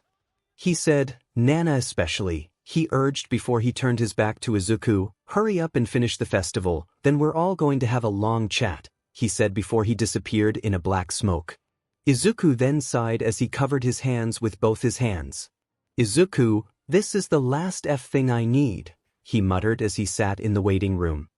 Nagant walked around before she finally arrived at the support course observation deck. Looking at the small crowd of students gawking at her before her eyes landed on a pink-haired teen. She then walked over to May and tapped her on the shoulder. May, oh, hey Nagant, she said in an uncharacteristically unexpressive tone. Nagant, 𝗵𝗃𝗲, could you come with me please, she asked. May, sure, she said, getting up from her spot before following after Nagant as she led her somewhere. Izuku stood in front of a bi-hair-colored teen who seemed to be extremely uncomfortable. Like he had a pair of burning eyes looking down on him, or something similar. Izuku, Todoroki, is everything - President Mike. 3, 2, 1 go. He yelled, before Todoroki clenched his teeth and shot a giant glacier at Izuku, who quickly jumped out of the way before Todoroki chased after him, skiing on his ice. 1 Izuku, Todoroki - he tried saying before the teen shot another glacier at Izuku that he quickly dodged again before putting a finger to his chin. He's attacking for it not to be rushed, he thought. He would never do this, even in the heat of battle he always did what he could to keep a level head. Why is he - He then looked up and saw that 𝗫𝗃 was staring daggers down at Todoroki. Todoroki continued to shoot ice attack after ice attack at Izuku, not caring about the side of his body that was beginning to freeze. Izuku, he didn't come talk to me, he realized. He didn't tell me to make Todoroki use his quirk, was it because he already used it during the qualification? He thought as he dodged another attack from Todoroki. If he didn't come talk to me, then did he talk to Todoroki? He thought as they jumped over another attack. Just what did he say? He thought before his eyes connected with Todoroki's desperate ones. What did he - Suddenly, within a moment, Todoroki's head was pushed into Izuku's shoulder and Izuku looked up at 𝗫𝗃 with a terrifying glare. Izuku's stain-style alteration focused Indomitable Will 3. The stadium then fell silent as an overwhelming fear over them all too, sending chills down to their bones as they felt their instincts telling them to run, but being too paralyzed with fear to even think about making a step out of the stadium. 𝗫𝗃 though got the worst of it, feeling Izuku's eyes burrowing their way into his mind as he felt his breathing becoming hindered, as if it were stopping more and more with each breath as Izuku was looking through him, down to his very soul. Izuku, Eno, he thought to himself as he quickly stopped. He gets better. He thought before turning away from 𝗫𝗃. He'll get better, just give it some time, he thought aloud, Todoroki hearing it. 3 Izuku then dragged his hand through air, the ice breaking almost in an instant before the let go of Todoroki, looking up at him before turning his face to his. Izuku, don't worry about anything else, he said before he backed up a few steps. It's just us, no one else is here, just you and me, he said reassuringly. Todoroki panted before closing his eyes, drowning out all the unpleasant sounds and thoughts as he focused on Izuku's voice. Izuku, good, he said seeing Todoroki relax. We're in the forest just like before. Now, fight me Shoto with everything you have. He said with a smile before Todoroki took a breath and opened his eyes, revealing his usual stoic look as he put his arms up in a fighting pose as his quirk was activated on both sides, his fire raging and his ice slowly spreading. Todoroki, thank you Izuku, he said before he slowly raised his left arm, his ice melting away as his fire began getting hotter and hotter, melting away at the ground, becoming a focused blast as it turned blue. 8 Izuku, his quirk evolved. He thought shocked before he put up his arms to block the attack before he felt danger sense go off, but it was too late. The fire soon touched his arm, and he suddenly was engulfed in flames. The crowd watched in shock as the stadium was engulfed in a bright blue light that was soon cut off by giant walls of concrete. Everyone then began muttering amongst themselves, wondering what was happening behind the concrete walls. Thought there was one that sat in the crowd as she looked at the concrete walls with a look of horror as she thought of the worst. Inko, and no, she thought as she once again curled into herself, crying, and not again, she muttered. Please be okay, she pleaded. Equals platform equals Izuku gasped as he felt as if his body was boiling. Izuku, damn it. He coughed out before taking a long deep breath, as if it were to cool his insides before he breathed out, a puff of smoke exiting. He then looked around, to see that he was just barely on the platform, just about on the verge of stepping out. Geez, that was close, he thought as he rubbed the back of his head. He then continued to look around before he saw 𝗳𝗏𝗧𝗵𝗃 standing next to him looking down at his left hand as a blue flame danced in his palm, and on his left side of his torso that was now exposed to the world, that chunk of clothing burned away. Much like Izuku's, that was just tattered. Izuku then smiled as he saw 𝗳𝗏𝗧𝗵𝗃, giving a more genuine smile as he walked closer before he looked down and nearly burst into laughter, a chuckle escaping and grabbing 𝗳𝗏𝗧𝗵𝗃's attention. 𝗳𝗏𝗧𝗵𝗃 then looked around to see what was so funny, before seeing that he was standing out of bounds. 𝗳𝗏𝗧𝗵𝗃, huh, he said, looking down. Izuku, don't worry 𝗳𝗏𝗧𝗵𝗃, he said with a wide smile. You did amazingly, he complimented. Your quirk even evolved, and that's something that not everyone can accomplish. You should take a lot of pride in that. He said. Midnight, ahem. She said loudly, 𝗵𝗃𝗲 then bringing down the cement wall. 𝗳𝗏𝗧𝗵𝗃 is out of bounds. 𝗵𝗃𝗲 advances to the final round, she said, bringing President Mike back to his senses before he tried to get a hold over the situation again. President Mike, whoa folks, wasn't that an amazing battle?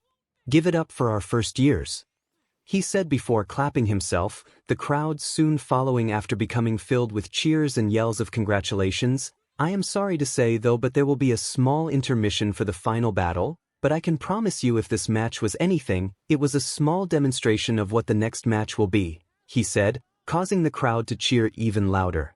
Izuku sat in the temporary nurse's office, laying on the bed as he relaxed.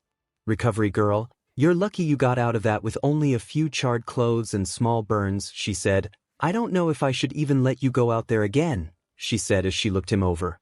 Izuku, well, I don't have much of a choice, he said as he stood up. If I don't go, my friend would probably never let me live it down and try to kick my butt later, he said as he headed for the door. You don't need to worry, I'll be just fine, he said with a smile.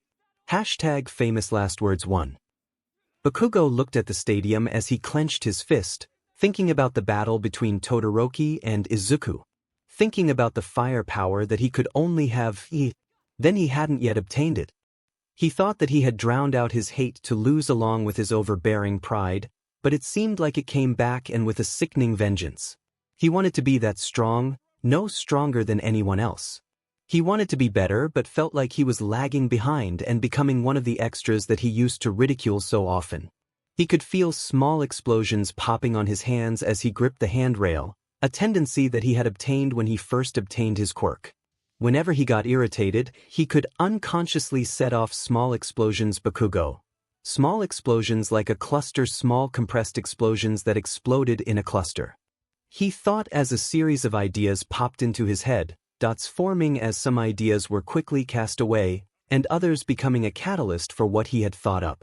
He had formed a plan, as well as a devastating technique that he would have to try out against Izuku. President Mike, we'll come back, he said as the crowd cheered yet again. We are now finally able to continue our tournament with this final showdown, he yelled as Izuku and Bakugo faced each other. It's our powerful and talented student, Izuku Midoriya, against our explosive ball of anger, Bakugo Katsuki, he said as the crowd cheered. Izuku, I'm looking forward to this, he said with a smile. Bakugo, whatever nerd, he scoffed. Prepare to get your butt kicked, he threatened. Izuku, that's if I left you, he said back. President Mike, are you all ready for the final battle, he said to the crowd as they cheered loudly. Well, 3, 2, 1, go, he yelled.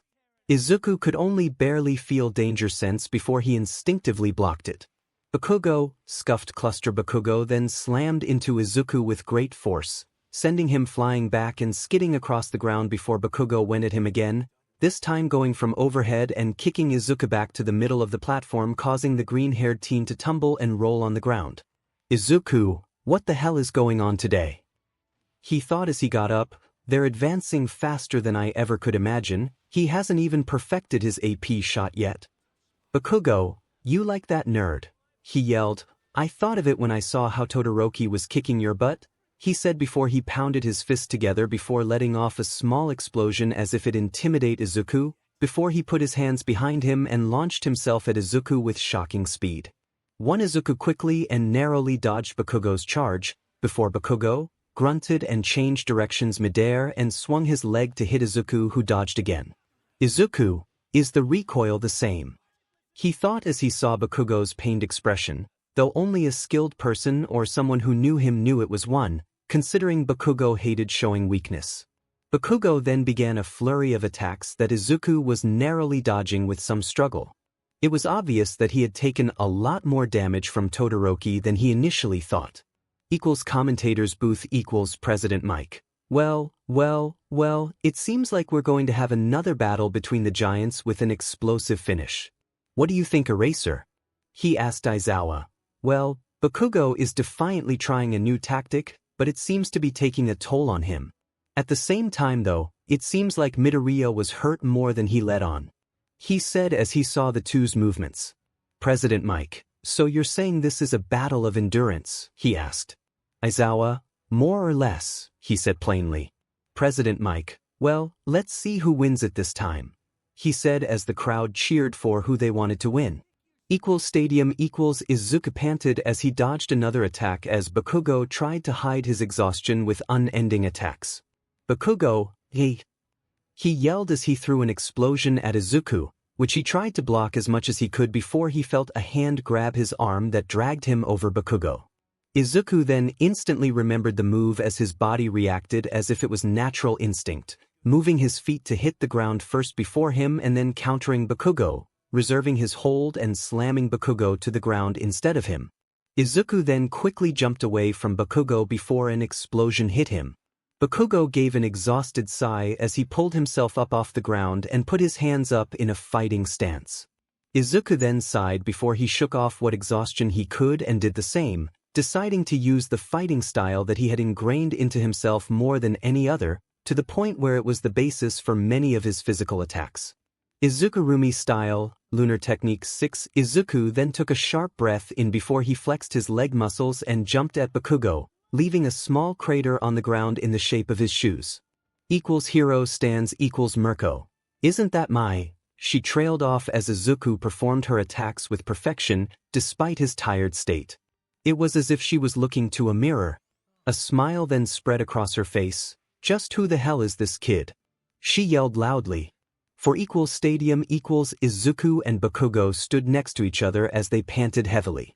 Both were barely able to stand, yet they were both unwilling to give the other the win. As they glared at one another, they both were calculating a way to win until they both charged at each other. Izuku threw a feint punch that Bakugo fell for, being punished by a kick that sent him flying backwards before he flipped around and rebounded with an explosion that sent him careening into Izuku's stomach. The green-headed teen, coughing up spit as he withstood the pain and grabbed Bakugo, throwing him to the side, causing the blonde to roll before quickly getting back up to his feet. Izuku then went on the offensive, sending a lunar arc down on Bakugo, who decided to dodge, narrowly avoiding it before he sent a blast at Izuku, who ducked and tackled Bakugo to the ground before being kicked off. Once again, they were looking at each other, exhausted, panting as they both felt like hell, but then with one sigh from both participants, they then began running at each other, going slowly at first before quickly picking up the speed. Once they were close enough, Izuku threw a punch that Bakugo dodged by using an explosion that sent him up and to the right of Izuku, sending a kick that he was sure would end the battle, but the punch Izuku threw was anything but a real punch.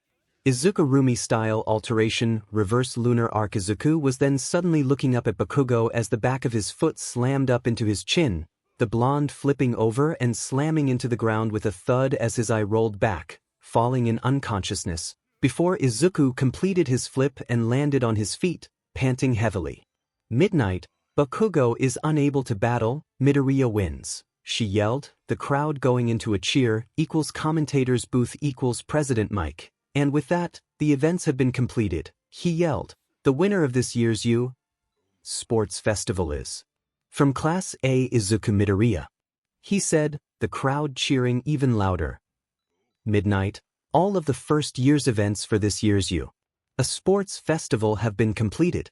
she said to the students as she stood on a stage that they had gathered in front of. "And now, we will begin the award ceremony," she said as the crowd cheered, fireworks setting off and exploding in the sky in splashes of color as the podiums rose from the ground. Izuku held a smile as he waved to the cameras and the crowd of people. Standing on the one podium, Bakugo grunted as he crossed his arms, looking to the ground as he stood on the 2 podium, and finally Todoroki stood on the 3 podium, with the same monotone look on him face he usually had.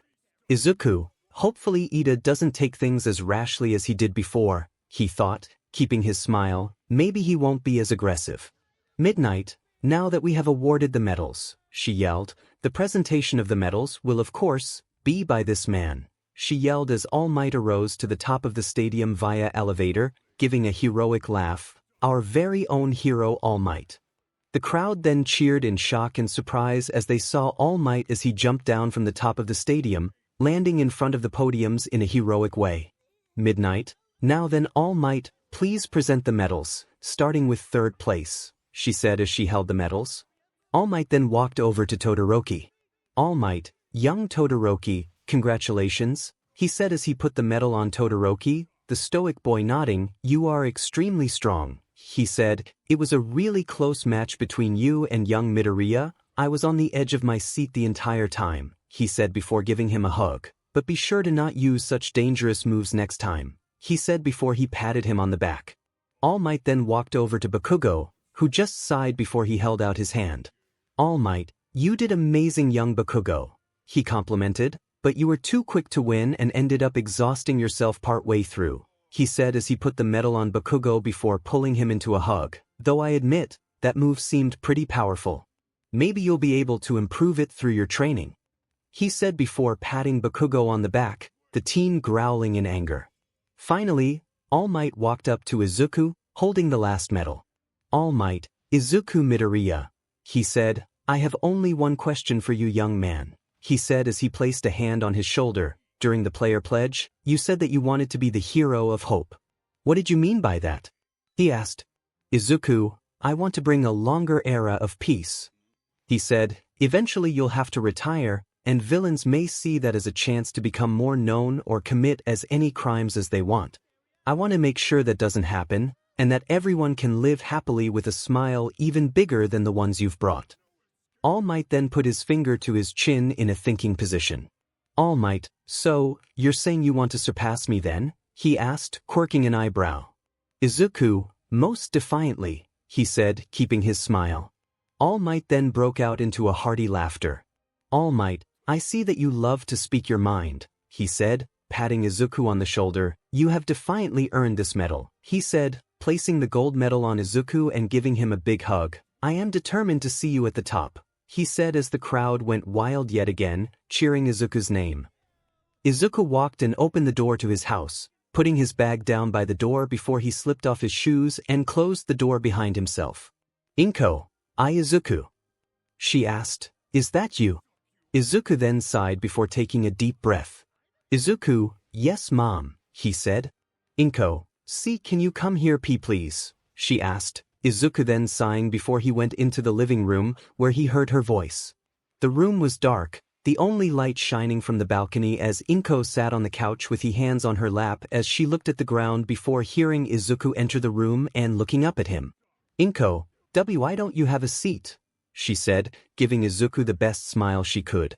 Izuku then sat in the chair that was to the left of Inko. "Izuku, is there something wrong mom?" he asked. "Inko, she said. "Well, there's a lot wrong," she admitted looking down before taking a deep breath. "Izuku, I'm putting you into therapy," she forced out. Izuku, huh? "What?" he said shocked. "Why?" he asked. "Inko, because I seen everything," she admitted. "You always go out at night to do whatever, even after I told you not to after you came with a giant hole in your arm," she yelled, now crying. And now you're putting duct tape over your mouth to stop yourself from screaming in the night. Why you're not well Izuku?" she said, looking at him with pleading eyes. Just please go for me," she begged. Izuku had a look of uncertainty as he held his head. He didn't know what to do. He was already worried about how his talk with his mother would have gone, but now he has to worry about the talk he needs to have with the past users and possibly some therapist. Izuku, I need to think for a bit, he said, getting up and walking out of the living room. Inko, Izuku, she said as she watched him walk out, feeling even more distant than she ever did before, so helpless, so weak, so useless. She didn't want to feel like this. 𝗬𝗧𝗵𝗲, she said, quickly getting up from the couch, tripping over the coffee table and falling to the ground before scrambling back to her feet and rushing to Izuku's room. Though when she went to his room, she saw no sign of him, just an open window that blew in the cold air from outside. Inko's face was filled with shock as she feared the worst, her collapsing to her knees as she cried even more, even harder as she felt so distant, so helpless, so weak, so useless. 4. Izuku caught the hand of a man as he tried throwing a punch at him, before he punched him in the gut, air fleeing his lungs as he gasped for air for but a moment. Before falling to the ground, unconscious. Izuku was in his vigilante gear, gadgets and all. As he stood in the middle of a small crowd's worth of bodies on the ground, he then looked around before seeing a small case that seemed like it was thrown to the side. He then picked it up and opened it, seeing a small and familiar red bullet. Izuku, look like they're getting started, he muttered, looking back at the men he now labeled as Yakuza members. Sick BSs, he said under his breath before he looked up and used Black W to pull himself off the ground and onto a small building. I got to get rid of this stuff, he said to himself as he looked at the bullet in his hand before putting on the ground and breaking it, a splatter of BLD coming out of the shell. Izuku then looked up at the bright city, as he thought about his mother before pushing the thoughts down. Izuku, where is the crime when you need it? He muttered before he looked to his right, leaning back before something went flying past him, slamming into the building, dust shooting upward. If you're going to attack, then at least do something less obvious. Izuku then jumped back in shock as he saw someone he wouldn't have expected to see. Rumi, Eraser was right, you're pretty squirmy for a vigilante, she said before she jumped at Izuku again, the teen quickly dodging again. Izuku, why is she here? He thought as he used Black W and pulled himself upward, going into the bustling city. Rumi then jumped, leaving a crater, chasing after Izuku. Izuku quickly swung from building to building, dodging Rumi as she tried relentlessly to tackle him to the ground. Rumi, you goanna keep running, she yelled as she jumped up again. Izuku, she's not goanna give up, is she? He thought as he swung around a corner, Rumi standing close behind. I need to knock her out. He thought before he cancelled his swing and landed in the middle of the street with a loud thud. Rumi then landed a few feet away from him. Rumi, are you finally going to stop running? She said, smiling. The sound of cars screeching to a halt and muttering filled the streets as people pulled out their phones and started recording the rare sight of a day hero working a night, and that person being 𝗵𝘃𝗀 of all people. Izuku just stared at her for a moment before he took a deep breath. Izuku, don't think, he muttered to himself as he raised his right arm. Rumi then got into her fighting stance, getting ready to attack before Izuku suddenly disappeared from her view, just as when the world seemed to be fading to black. Izuku then sighed as he heard Rumi's body drop to the ground. One Izuku, don't, he continued to say as he heard the screams from the crowd as he walked over to Rumi's unconscious body and picked her up bridal style. He then squatted and jumped up into the air, above a few buildings, before using float and landing on air. Don't, he tried saying as he looked at Rumi, his face being so peaceful as she slept. He said as he began crying, the painful memories filling his mind. Izuku's breathing quickened as he was going through a panic attack. Though the room didn't spin, or at least not to the point he noticed as his eyes focused on the one last thing he needed to happen to him, the end of a repeating cycle that he before couldn't break out of. Rumi's body laid slumped up against a destroyed wall. Her limbs, or what limbs she had left, were torn off and casted aside along with her rabbit ears. Her eyes were rolled into the back of her head and her hair was stained red in some areas. Izuku then fell to his knees as he felt weak, breathing even harder. Izuku, Izuku then came back to his senses, breathing in sharply and stopping a scream from escaping from his mouth. Izuku, I need to get back home, he muttered as he headed over to the police station. 𝗍𝗄𝗧𝗃 flipped through a bunch of papers, looking at a few possible sightings and whatever small information they could get out of the new vigilante's victims.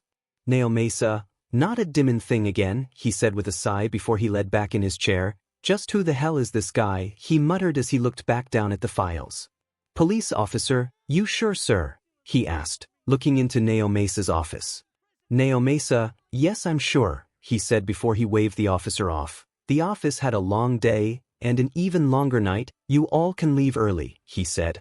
Police officer, all right then, he said before he quickly ran out, seemingly going home. 𝗍𝗄𝗧𝗃 then sighed before he turned in his seat, getting up and facing the window, looking outside at the city as cars went past and people walked by. Izuku, am I interrupting something? He asked, 𝗍𝗄𝗧𝗃 quickly turning around and seeing Izuku standing across from him, holding Rumi in his arms. 𝗍𝗄𝗧𝗃, what do you want? He asked, looking at Izuku with a glare as he remained cautious. Izuku, don't worry, Izuku said placing Rumi down in a chair that was in front of 𝗍𝗄𝗧𝗃's desk. I'm only here to drop her off somewhere safe, he said. 𝗍𝗄𝗧𝗃, who are you? He asked, still a little bewildered. Izuku took a moment to answer as he looked at the papers on 𝗍𝗄𝗧𝗃's desk before looking back at 𝗍𝗄𝗧𝗃. One Izuku, the vigilante you're looking for, he said before leaving the office without another word. Izuku laid back in his bed as he sighed, looking up at the ceiling before closing his eyes and falling asleep. Izuku then awoke in the mindscape, looking around for a moment and seeing most of the past users standing around him. Izuku, hello, he said as he looked to the ground. Banjo, hello Izuku, he said looking at the green-head Izuku. Where's Nana? He asked, glancing up ever so slightly and not seeing her usual yellow cape. She's isolated herself, he said, looking away for a moment. The mindscape was then filled with an uneasy silence as an uncomfortable air filled the room.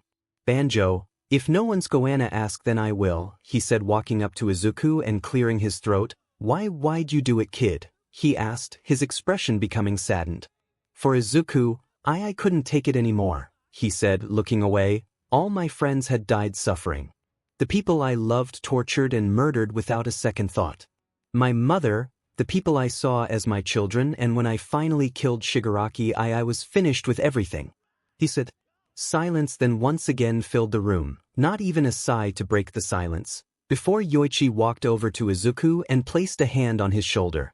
Yoichi, I think I can understand, he said. When my brother first tried taking over the world so many years ago, I rebelled against him, as you know, he explained.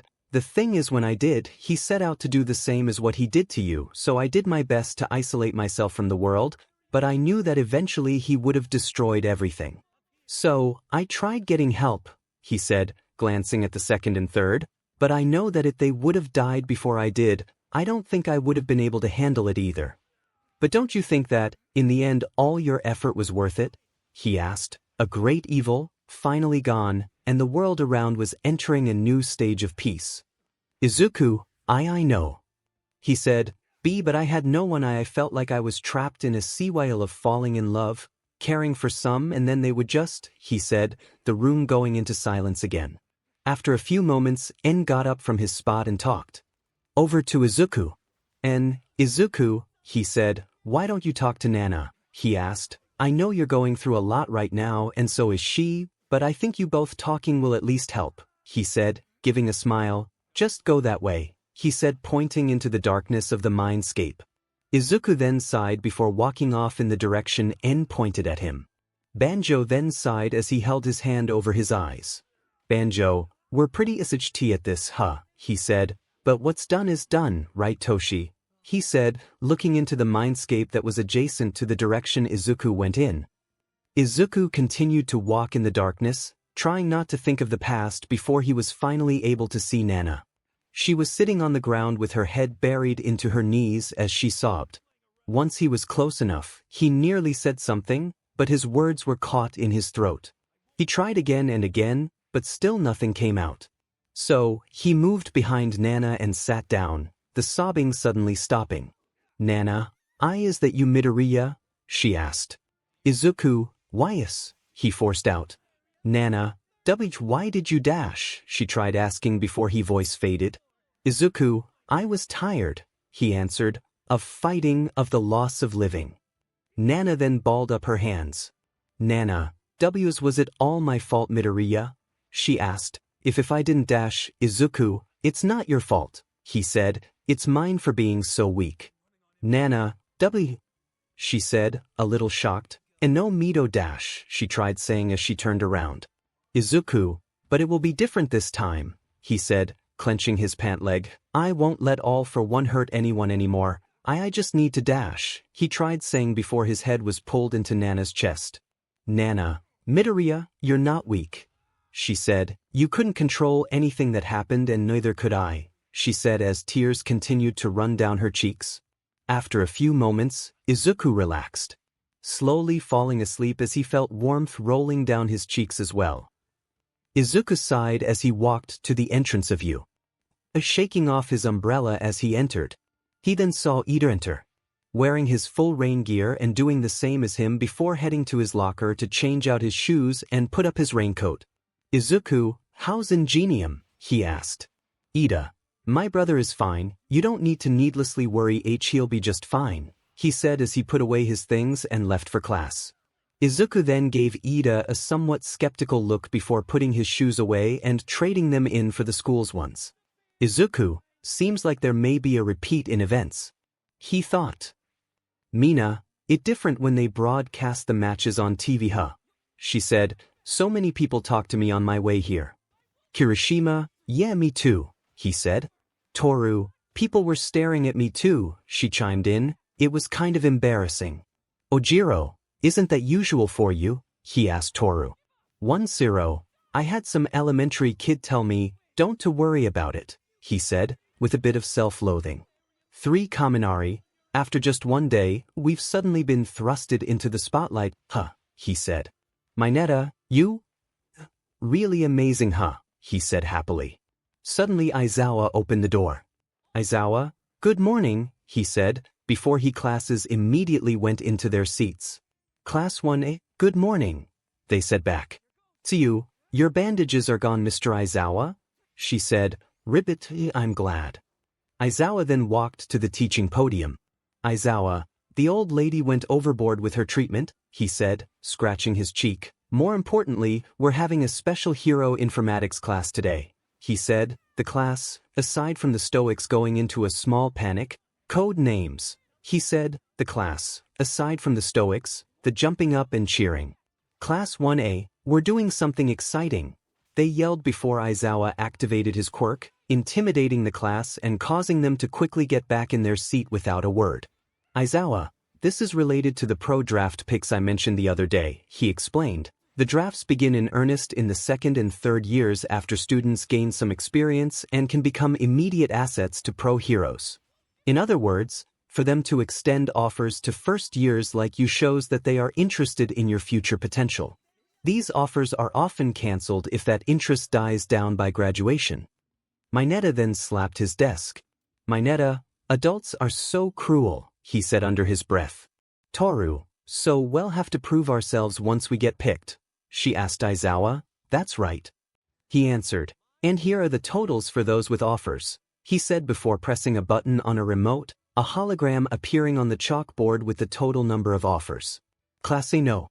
Of offers equals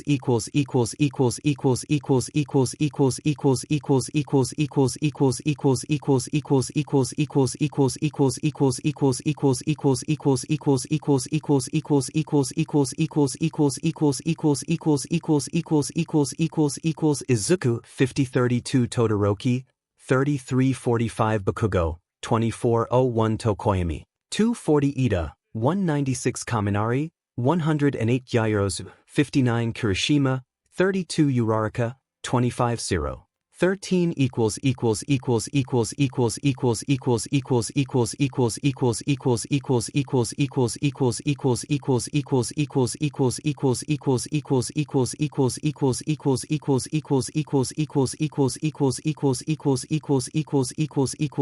Aizawa.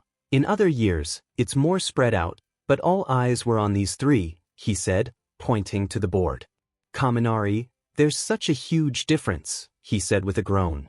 Aoyama, Those heroes don't know a good thing when they see one, he said with a glamorous pout. 𝗵𝗃 then sighed before turning to Todoroki. 𝗵𝗃, you're amazing, she said with a defeated look. Todoroki, they're probably all because of my dad, he said, emotionlessly. Aizawa, keeping these results in mind, whether or not anyone asked for you, you'll all be participating in internships with pros, he reassured. At the U.S. You've already got to experience real combat with villain, more that I would have liked you to, he said, glaring at Izuku, but it will still be meaningful training for you to see pros at work firsthand. He explained. Sato, so that's what the names are for, he said, realizing. Achiko, this just got really fun, she said. Aizawa, well, those hero names are still temporary, but if you're not serious about it -midnight, you'll have hell to pay later, she said, interrupting Aizawa as she walked through the door, some of the men gawking, because a lot of hero names used by students become recognized by society, and they end up becoming professional hero names, she explained. One Aizawa, well, that's how it is, she said as Midnight walked up to the podium, so Midnight will make sure your names are okay. I can't do that, he said. When you give yourself a name, you get a concrete image of what you want to be like in the future and get closer to it. That's what it means when they say, names and nature often agree, like All Might for example. Midnight then placed a stack of whiteboards on each front desk, the person in front passing them down. As soon as Izuku got his whiteboard, he wrote down his hero name that he chose before. He wasn't lying when he said held sentimental value. No, it was more than just that, it was a name that his friends would call him by, and what villains would try their best to avoid. It was him, through and through. It was now Izuku's turn to present.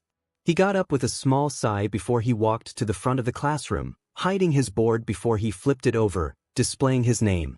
Izuku, I'm the hero of hope, Deku, he said, smiling as he saw Momo gain a shocked expression.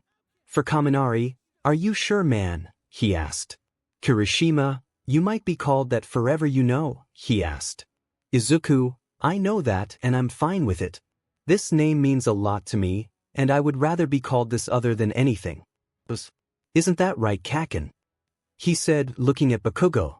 Bakugo, go F yourself, you demon Deku, he said, still a little made his first hero name was denied. 3. Izuku stood in the hallway, with Momo as she out her hand to her forehead. 1 Momo, so you're Deku the Deku? She asked Izuku. Yes, I am Mrs. Yaoyorozu, he said in a slightly mock voice. Momo, I can't believe you go to this school, she said with a small groan. Izuku, well, it's a lot of people dream to get into you. And I'm pretty strong, he said with a smile. Momo, as well as sneaky, she added, crossing her arms. Izuku, I had no other choice at the time, he said. Momo, what did you even use the suit for? She asked. You didn't wear it for your hero costume. Izuku then turned back to the classroom door. Izuku, that's a secret, he said, but don't worry. Either you'll find out, or I'll tell you when the time is right. He said, walking back into the call, leaving Momo behind as she looked at him skeptically. Izuku sifted thought his hero offers, sorting them into piles based on ranking and overall power, before he pulled out a name that surprised him, Mirko.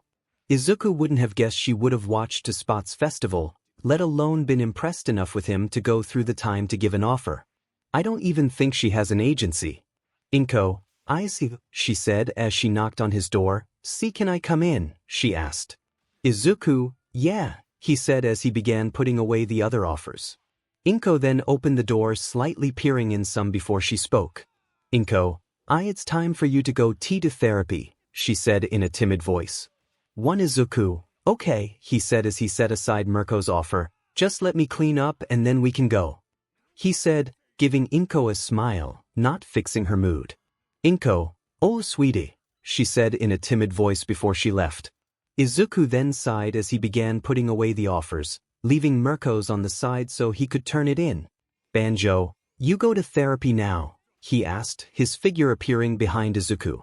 Izuku, I'm only going because she thinks I'm unwell, as she put it, he explained. Banjo, well, she's not too far off. He said, maybe therapy will be a little helpful for you. Izuku, Maybe, he said, but I think they would just call me insane. I can't really say anything about the truth. If you can't tell the truth, then can't you just allude to it, he said, his figure appearing beside Banjo. Izuku, maybe, he said, but I'll need to figure out how to first, he said as he put away the last stack of organized offers, and to do that, I'll first need to meet my therapist, he said, getting up. Izuku sighed and laid back in the waiting room's chair. He was still tired and was trying to get at least a little shut-eye, but his mother was distracting him a lot. She was looking between him and the ground, fiddling with her fingers as she held a look of uncertainty. Izuku then sighed as he sat up and turned to Inko, about to talk before, receptionist. Will 𝗧𝗵𝗲, the therapist will see you now, she said as she continued to do whatever she was doing on her computer. Inko was now looking at Izuku, a look of worry and hesitation on her face as she contemplated her decisions. Izuku then sighed before he stood. Izuku, it's okay, Mom, he said, looking at her. It'll be fine, he said, trying to reassure her before he walked to the door, taking a small breath before opening it. Mayu? Hello, 𝗵𝗃, she said, why don't you have a seat? She said, gesturing to the couch that was adjacent to her chair. Izuku then nodded and walked over and sat on the couch, leaning back into it and resting his arm on the armrest. Mayu? Hello, it's nice to meet you, I'm Mayu Narumi, she said, putting out her hand, Izuku taking it. Izuku, 𝗧𝗵𝗵𝗃, he said with a smile as he shook her hand. Cliffhanger, for a little spice face-savoring food 9. Izuku looked down at his phone, walking to the location that Rumi had sent him. It was a bit of a pain he didn't have any specific meeting point, but she could make do with it. Though there was some good to this, it was right in Hosu. Izuku looked around and saw that he was in a pretty vacant area. Not that many people, but there were a couple buildings and small family-owned places. Izuku, just where is Dash? He started before he felt danger sense go off, quickly turning and blocking the overhead attack and seeing the familiar chocolate complexion of a certain rabbit quirk wielder. Rumi, quick reactions, she said aloud before jumping off of Izuku's arm like a springboard and getting into her fighting stance and jumping at Izuku. Izuku quickly blocked another attack from Rumi, then ducking before making a move to sweep her legs, the rabbit jumping in response and performing a lunar kick down on Izuku, who jumped back. Izuku, hold on, he yelled before throwing his briefcase, holding his hero gear, onto a nearby bench. Okay, Dash, he then dodged again, jumping back and narrowly avoiding Rumi's lunar pummel and its multiple kicks. Rumi, villains won't give you the chance to do Jack SHT, she scolded. If you want to be with me, I'm going to need you alert and able to handle yourself. Izuku, I'm more than capable, he said, and no, that's not me being too prideful unlike you. He finished, jokingly as he saw a vein on Rumi's head pump. Rumi, you got a death wish or something? She asked, agitated. One Izuku, no, just saying, he said with a smile. Rumi then gained an unsettling smile and pounded her fists together. Rumi, I'll just have to beat some respect into you, she said. To Izuku, I'm ready, he said, getting into the same stance as her. Week later, Izuku sighed as he sat on a ledge donning in his full hero costume, swords and all, looking out into the city. Izuku, not tired yet? He asked, looking behind and seeing Rumi standing over a villain. Rumi, I should be asking you that, she said, walking over to him. I figured you would have been pissing yourself nagging me about how tired you are, but you seem just fine, she pointed out. Izuku, well, I did pass with the highest score for the entrance exams, he said with a smile. Rumi, you and I both know that mean Jack SHT in the real world, she said. You've got skill, and a lot of it. I doubt all you did before coming to you, was train, and what you did after that is anyone's guess. Izuku, thank you for the compliment, he said with a smile before Rumi punched him in the shoulder. Rumi, don't get Dash, she tried saying before a loud explosion rung out. Finally, she said jumping onto the ledge, a fierce smile on her face. I thought tonight would have been a pain in the butt. Izuku, guess they still couldn't settle their differences, he thought as he looked at the fire that resulted from the explosion. Rumi, and it looks like there's more than one, she said, looking at the Nomu that were quickly starting to wreak havoc in the city. Izuku, hey, he said, getting her attention. "Rumi, what? Don't tell me you're tired or someway," she said, crossing her arms. "Izuku, no, it's just that those things aren't human," he said.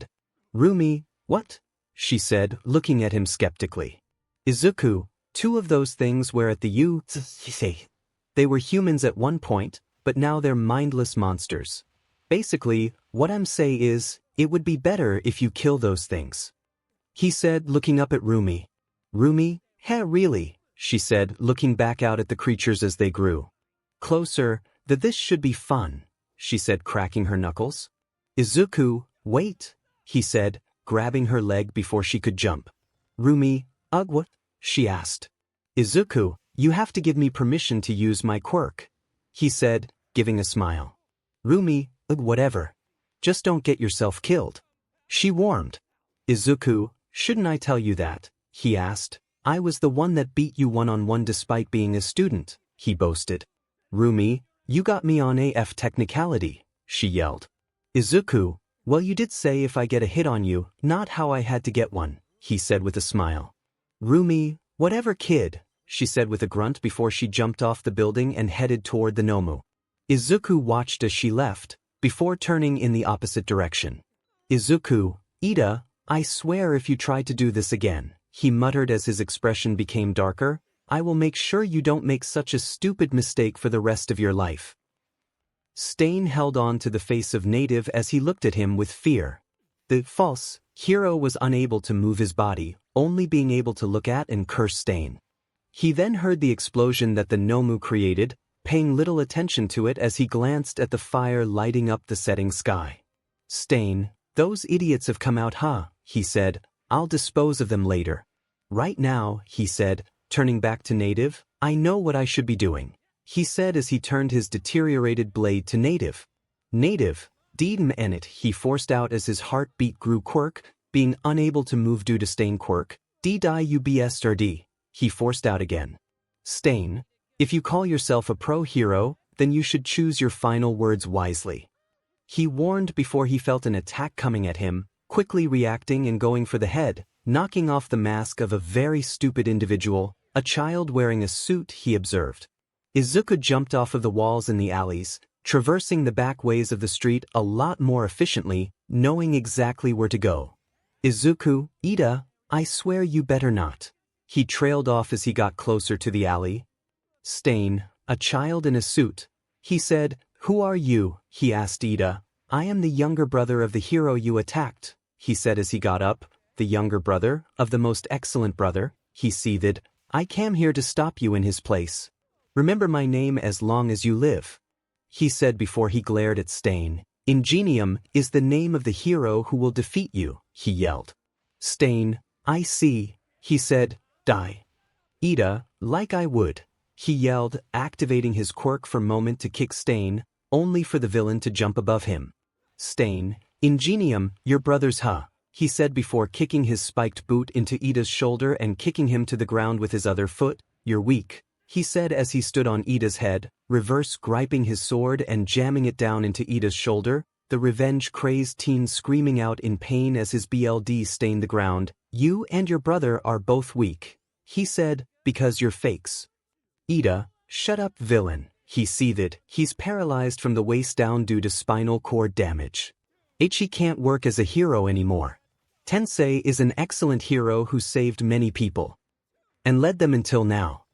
There's no reason for you to crush him," he said as he tried forcing himself off the ground. "He was an excellent hero who gave me a dream," he said as tears flowed down from his face. "I won't forgive you. I'll kill you." "One Stain, save that guy then," he said, pointing to Native. "Reflect on yourself and save others. Don't use your powers for yourself, being taken in by the hatred before you and trying to fulfill your own desires. That's the furthest from what a hero should be," he said, removing his sword from Ida's shoulder and putting it near his mouth. "That's why you'll die," he said before he licked the BLD on his weapon, paralyzing Ida before he aimed his sword over Ida's heart. "Goodbye. You're an offering to a more just world." "Ida, shut up. Shut up," he seethed as he cried. "No matter what you say, you're the criminal that hurt my brother," he yelled. Stain then made the move to stab Ida, before he felt resistance. Izuku, Ida, you're such an idiot, he said with a sigh as he blocked Stain's sword with the divots in his serrated sword. 3 Ida, Izuku, he said, shocked. Izuku, I came to save you, he said, though I wouldn't need to if you would have listened to a word of what I tried to teach you, he said with a sigh before he feinted an attack on Stain with his other sword, causing him to jump back. Ida, 𝗵𝗃𝗲 𝗬𝗧𝗵𝗃𝗧, he asked. Izuku, because I knew that you would try something like this, he said with a groan before he walked in front of Ida. His quirk should wear off in a bit, so when it does, I want you to take native and run, okay? He said, looking down at Ida. Ida, no, he yelled, don't get involved. This has nothing to do with you. He yelled. Stain, your friend came to save you, he said, a great line isn't it? But I have a duty to kill him. If we clash, of course, the weaker of us will be culled. Izuku, I know that, he said, but I won't be culling you, you're going to the pros to atone for your crimes. Ida, stop it, he yelled, run away. I told you, didn't I? This has nothing to do with you. Izuku, no, he said plainly as he got into Stain's sword stance. It is All Might said, meddling when you don't need to, is the essence of a hero, he said with a smile. Stain then looked shocked for a moment before a psychotic smile of pleasant surprise took over his face. Izuku then quickly lunged at Stain, forcing the villain to block and then dodge as Izuku began a small flurry of attacks, keeping Stain away from the 2 injured and keeping his main focus on him. Izuku then jumped back and onto the alley wall, barely raising and jumping at Stain, dodging his forward slash and punching him into the adjacent wall.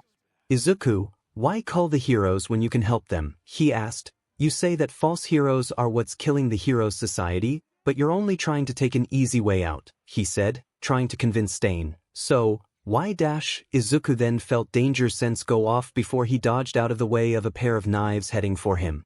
Stain, the world is infested, he said as he climbed up from the rubble. The false heroes spread their poison through the generation, and then those further infect the next generation.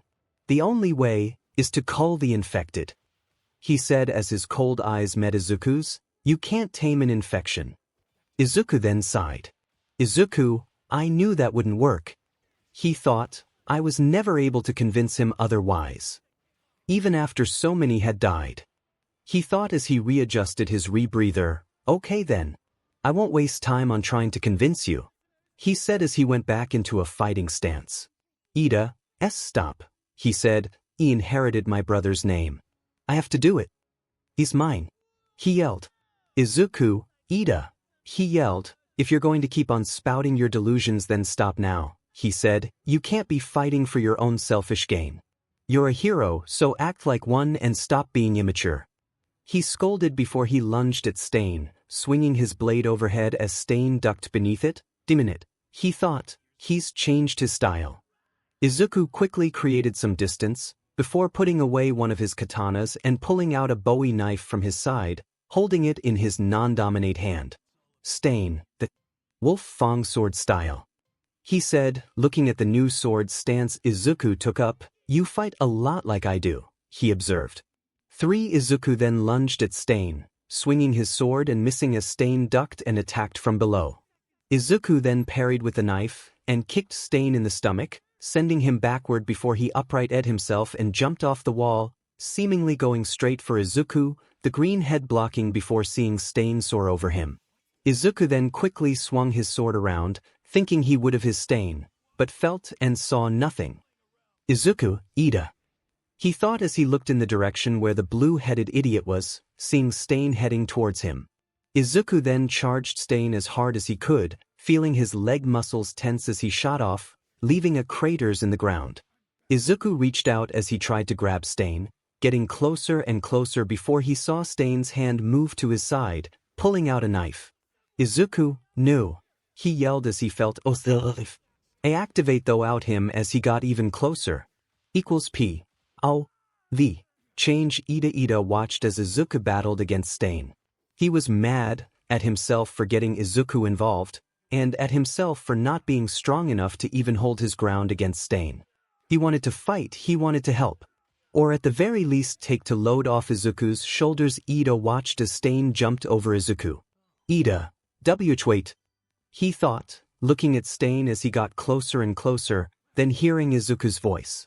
Izuku, nu, he yelled as Stain threw a dagger at him. Ida watched in fear and anguish as the dagger drew closer and closer, spinning in the air, as in careened for his head.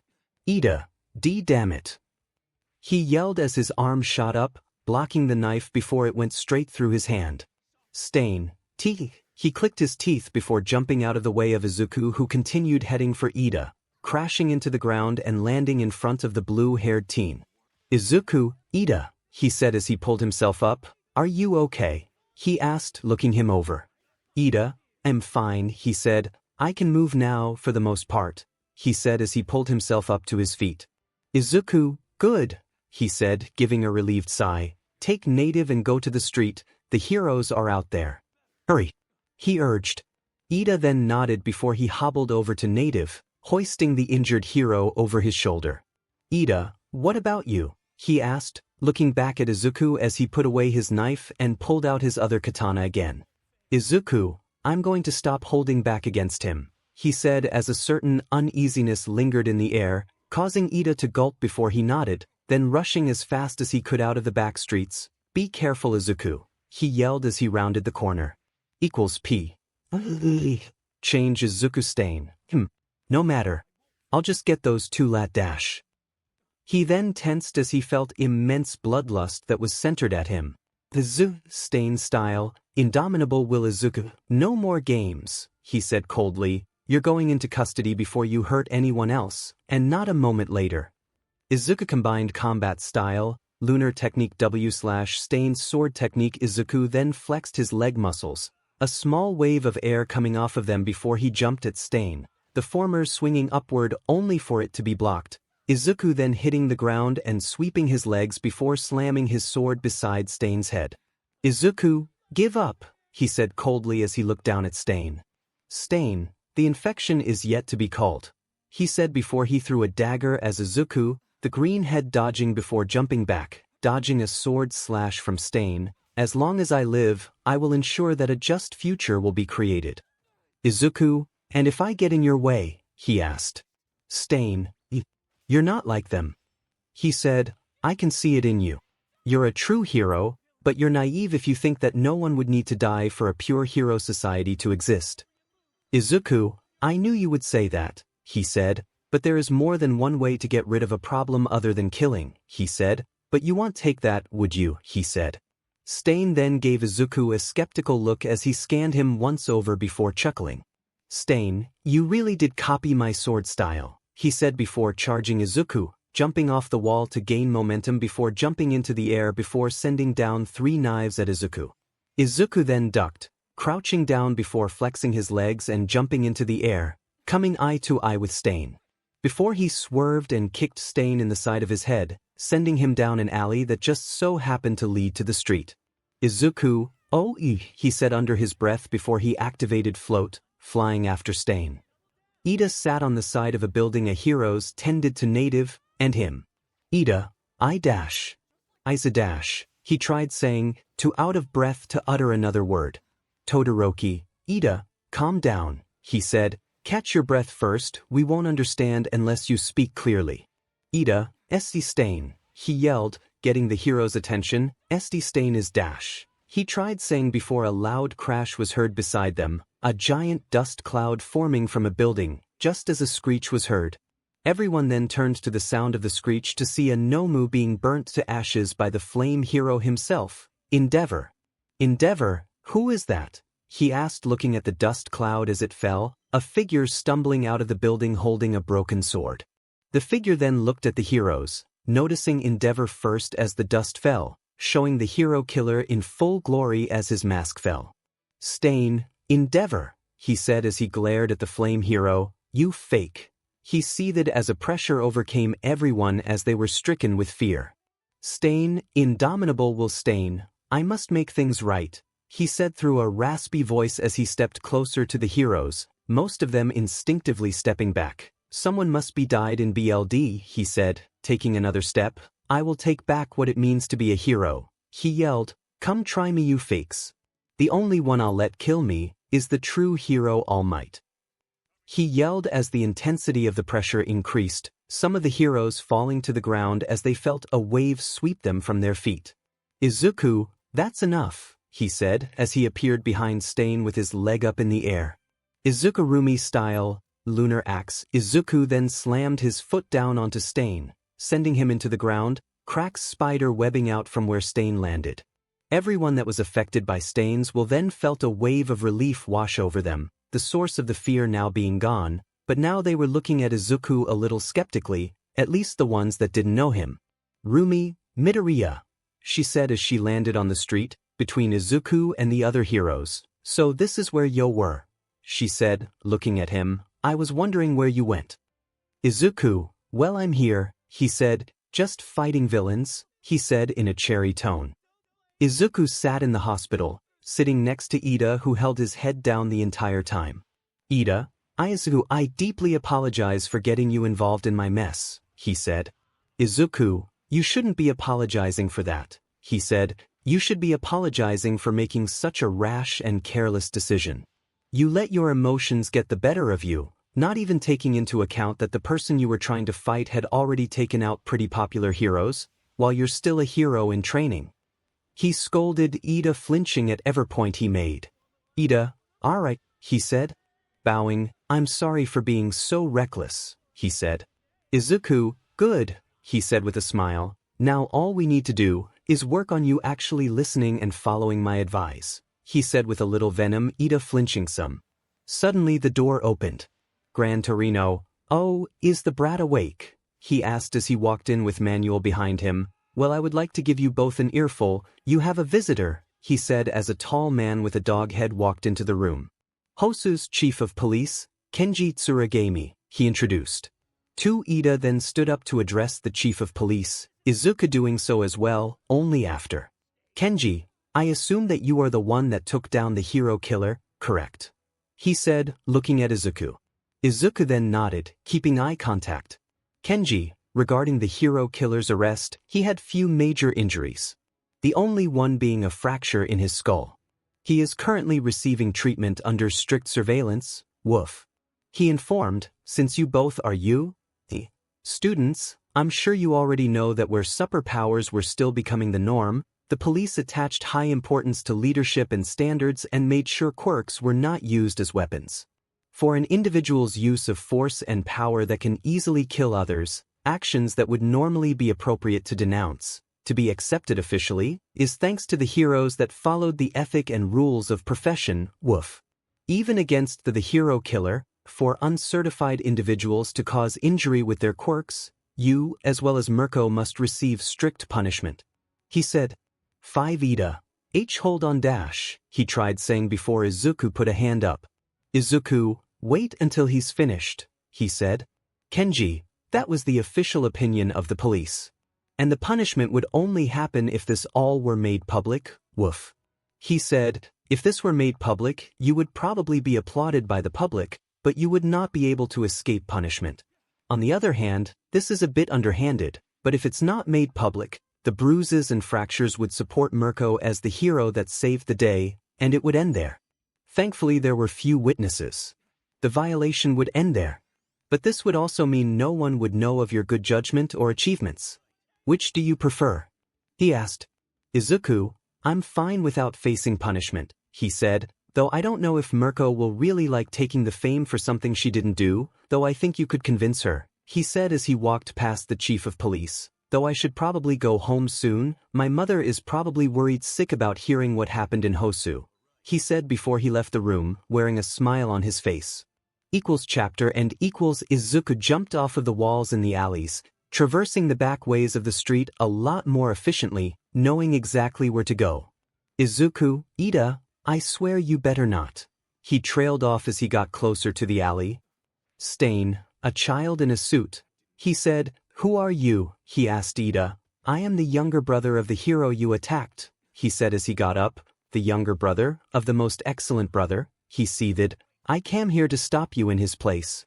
Remember my name as long as you live," he said before he glared at Stain. 𝗵𝗃𝗵𝗲 is the name of the hero who will defeat you, he yelled.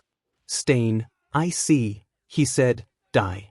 𝗧𝗪𝗏, like I would, he yelled, activating his quirk for moment to kick 𝗧𝗵𝗲, only for the villain to jump above him.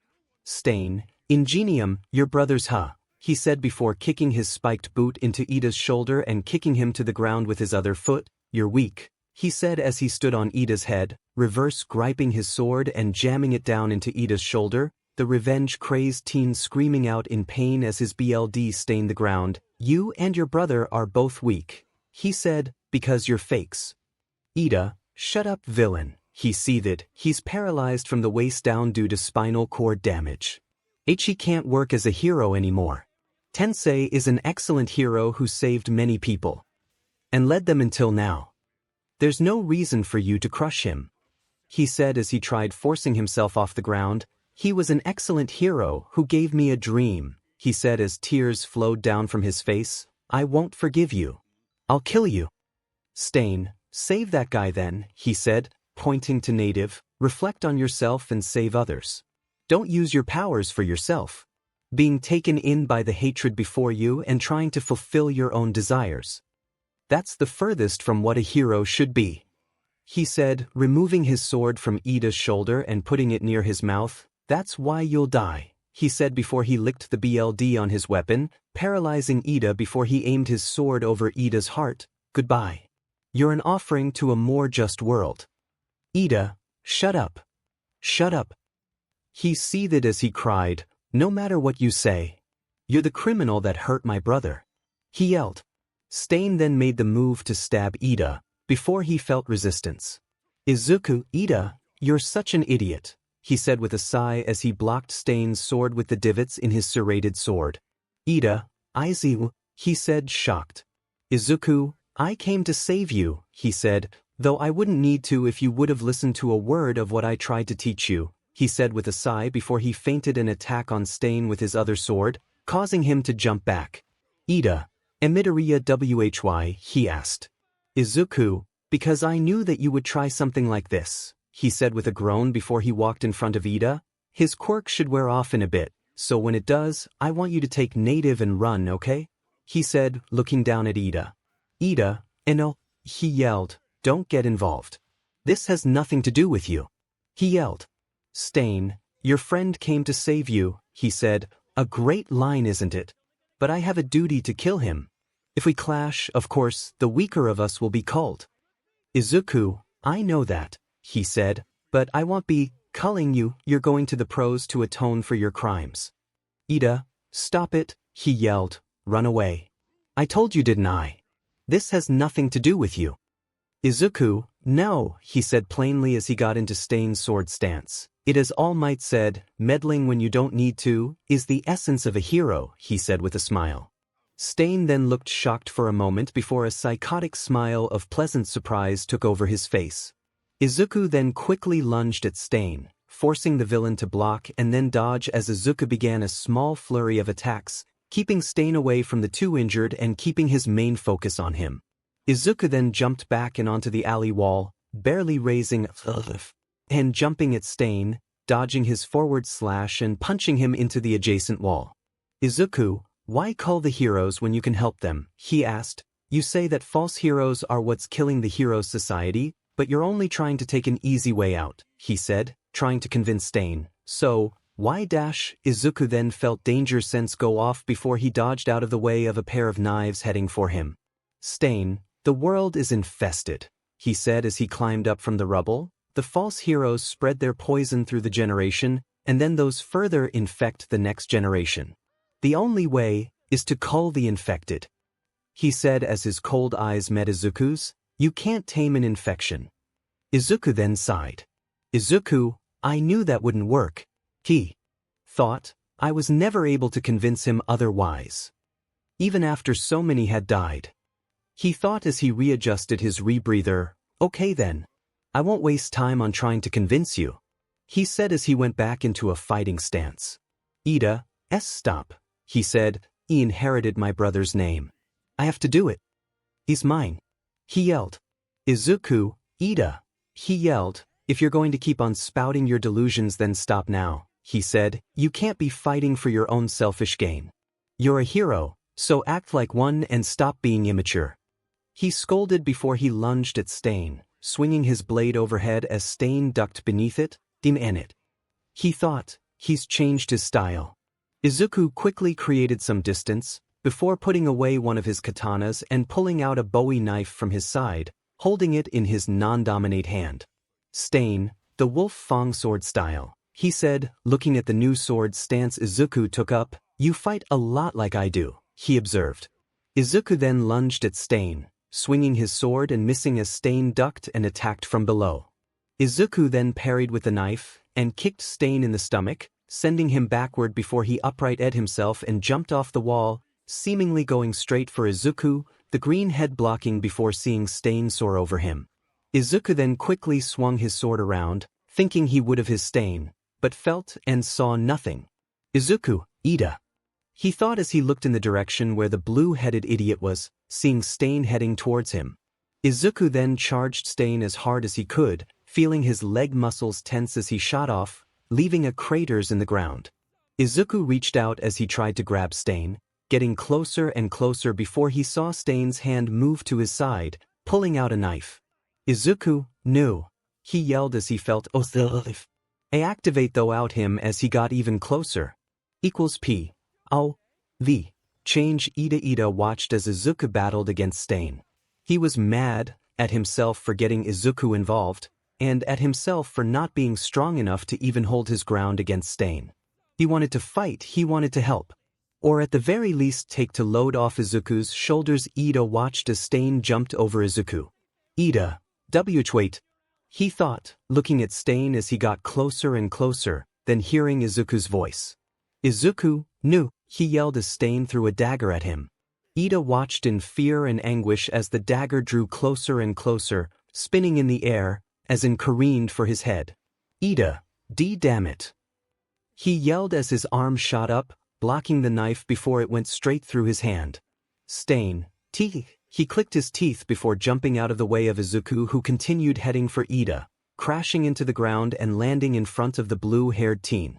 Izuku, 𝗳𝗍𝗍, he said as he pulled himself up. Are you okay? He asked, looking him over.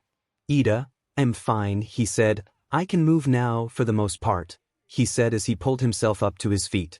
Izuku, good, he said, giving a relieved sigh. Take native and go to the street, the heroes are out there. Hurry, he urged. 𝗳𝗍𝗍 then nodded before he hobbled over to native, hoisting the injured hero over his shoulder. 𝗳𝗍𝗍, what about you? He asked, looking back at Izuku as he put away his knife and pulled out his other katana again. Izuku, I'm going to stop holding back against him, he said as a certain uneasiness lingered in the air, causing 𝗳𝗍𝗍 to gulp before he nodded, then rushing as fast as he could out of the back streets. Be careful, Izuku, he yelled as he rounded the corner. =P. Change Izuku's 𝗧𝗵𝗲. No matter. I'll just get those two lat-dash.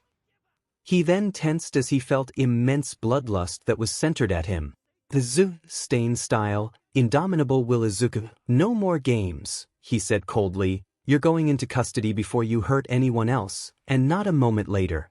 Izuku combined combat style, lunar technique 𝗬/𝗧𝗵𝗲's sword technique. Izuku then flexed his leg muscles, a small wave of air coming off of them before he jumped at 𝗧𝗵𝗲, the former swinging upward only for it to be blocked. Izuku then hitting the ground and sweeping his legs before slamming his sword beside 𝗧𝗵𝗲's head. Izuku, give up, he said coldly as he looked down at 𝗧𝗵𝗲.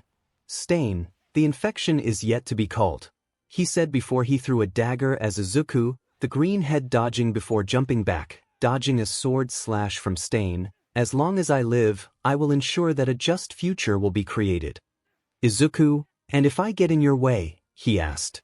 𝗧𝗵𝗲, you're not like them, he said. I can see it in you. You're a true hero, but you're naive if you think that no one would need to die for a pure hero society to exist. Izuku, I knew you would say that, he said, but there is more than one way to get rid of a problem other than killing, he said. But you won't take that, would you, he said. 𝗧𝗵𝗲 then gave Izuku a skeptical look as he scanned him once over before chuckling. 𝗧𝗵𝗲, you really did copy my sword style, he said before charging Izuku, jumping off the wall to gain momentum before jumping into the air before sending down 3 knives at Izuku. Izuku then ducked, crouching down before flexing his legs and jumping into the air, coming eye to eye with Stain. Before he swerved and kicked Stain in the side of his head, sending him down an alley that just so happened to lead to the street. Izuku, oh, he said under his breath before he activated Float, flying after Stain. Ida sat on the side of a building a heroes tended to native, and him. Ida, Iza-, he tried saying, too out of breath to utter another word. Todoroki, Ida, calm down, he said, catch your breath first, we won't understand unless you speak clearly. Ida, Esti Stain, he yelled, getting the hero's attention, Esti Stain is dash. He tried saying before a loud crash was heard beside them, a giant dust cloud forming from a building, just as a screech was heard. Everyone then turned to the sound of the screech to see a Nomu being burnt to ashes by the flame hero himself, 𝗵𝗃𝗏. 𝗵𝗃𝗏, who is that? He asked looking at the dust cloud as it fell, a figure stumbling out of the building holding a broken sword. The figure then looked at the heroes, noticing 𝗵𝗃𝗏 first as the dust fell, showing the hero killer in full glory as his mask fell. Stain, 𝗵𝗃𝗏, he said as he glared at the flame hero, you fake. He seethed as a pressure overcame everyone as they were stricken with fear. Stain, indomitable will Stain, I must make things right, he said through a raspy voice as he stepped closer to the heroes, most of them instinctively stepping back. Someone must be died in BLD, he said, taking another step. I will take back what it means to be a hero. He yelled, come try me you fakes. The only one I'll let kill me is the true hero All Might. He yelled as the intensity of the pressure increased, some of the heroes falling to the ground as they felt a wave sweep them from their feet. Izuku, that's enough, he said as he appeared behind Stain with his leg up in the air. Izuku style, lunar axe. Izuku then slammed his foot down onto Stain, sending him into the ground, cracks spider webbing out from where Stain landed. Everyone that was affected by Stains will then felt a wave of relief wash over them, the source of the fear now being gone, but now they were looking at Izuku a little skeptically, at least the ones that didn't know him. Rumi, Midoriya, she said as she landed on the street, between Izuku and the other heroes. So this is where you were, she said, looking at him. I was wondering where you went. Izuku, well I'm here, he said, just fighting villains, he said in a cheery tone. Izuku sat in the hospital, sitting next to Ida who held his head down the entire time. Ida, Izuku, I deeply apologize for getting you involved in my mess, he said. Izuku, you shouldn't be apologizing for that, he said, you should be apologizing for making such a rash and careless decision. You let your emotions get the better of you, not even taking into account that the person you were trying to fight had already taken out pretty popular heroes, while you're still a hero in training. He scolded Ida, flinching at every point he made. Ida, alright, he said, bowing, I'm sorry for being so reckless, he said. Izuku, good, he said with a smile, now all we need to do is work on you actually listening and following my advice, he said with a little venom, Ida flinching some. Suddenly the door opened. Gran Torino, oh, is the brat awake? He asked as he walked in with Manuel behind him. Well, I would like to give you both an earful. You have a visitor, he said as a tall man with a dog head walked into the room. Hosa's chief of police, Kenji Tsuragami, he introduced.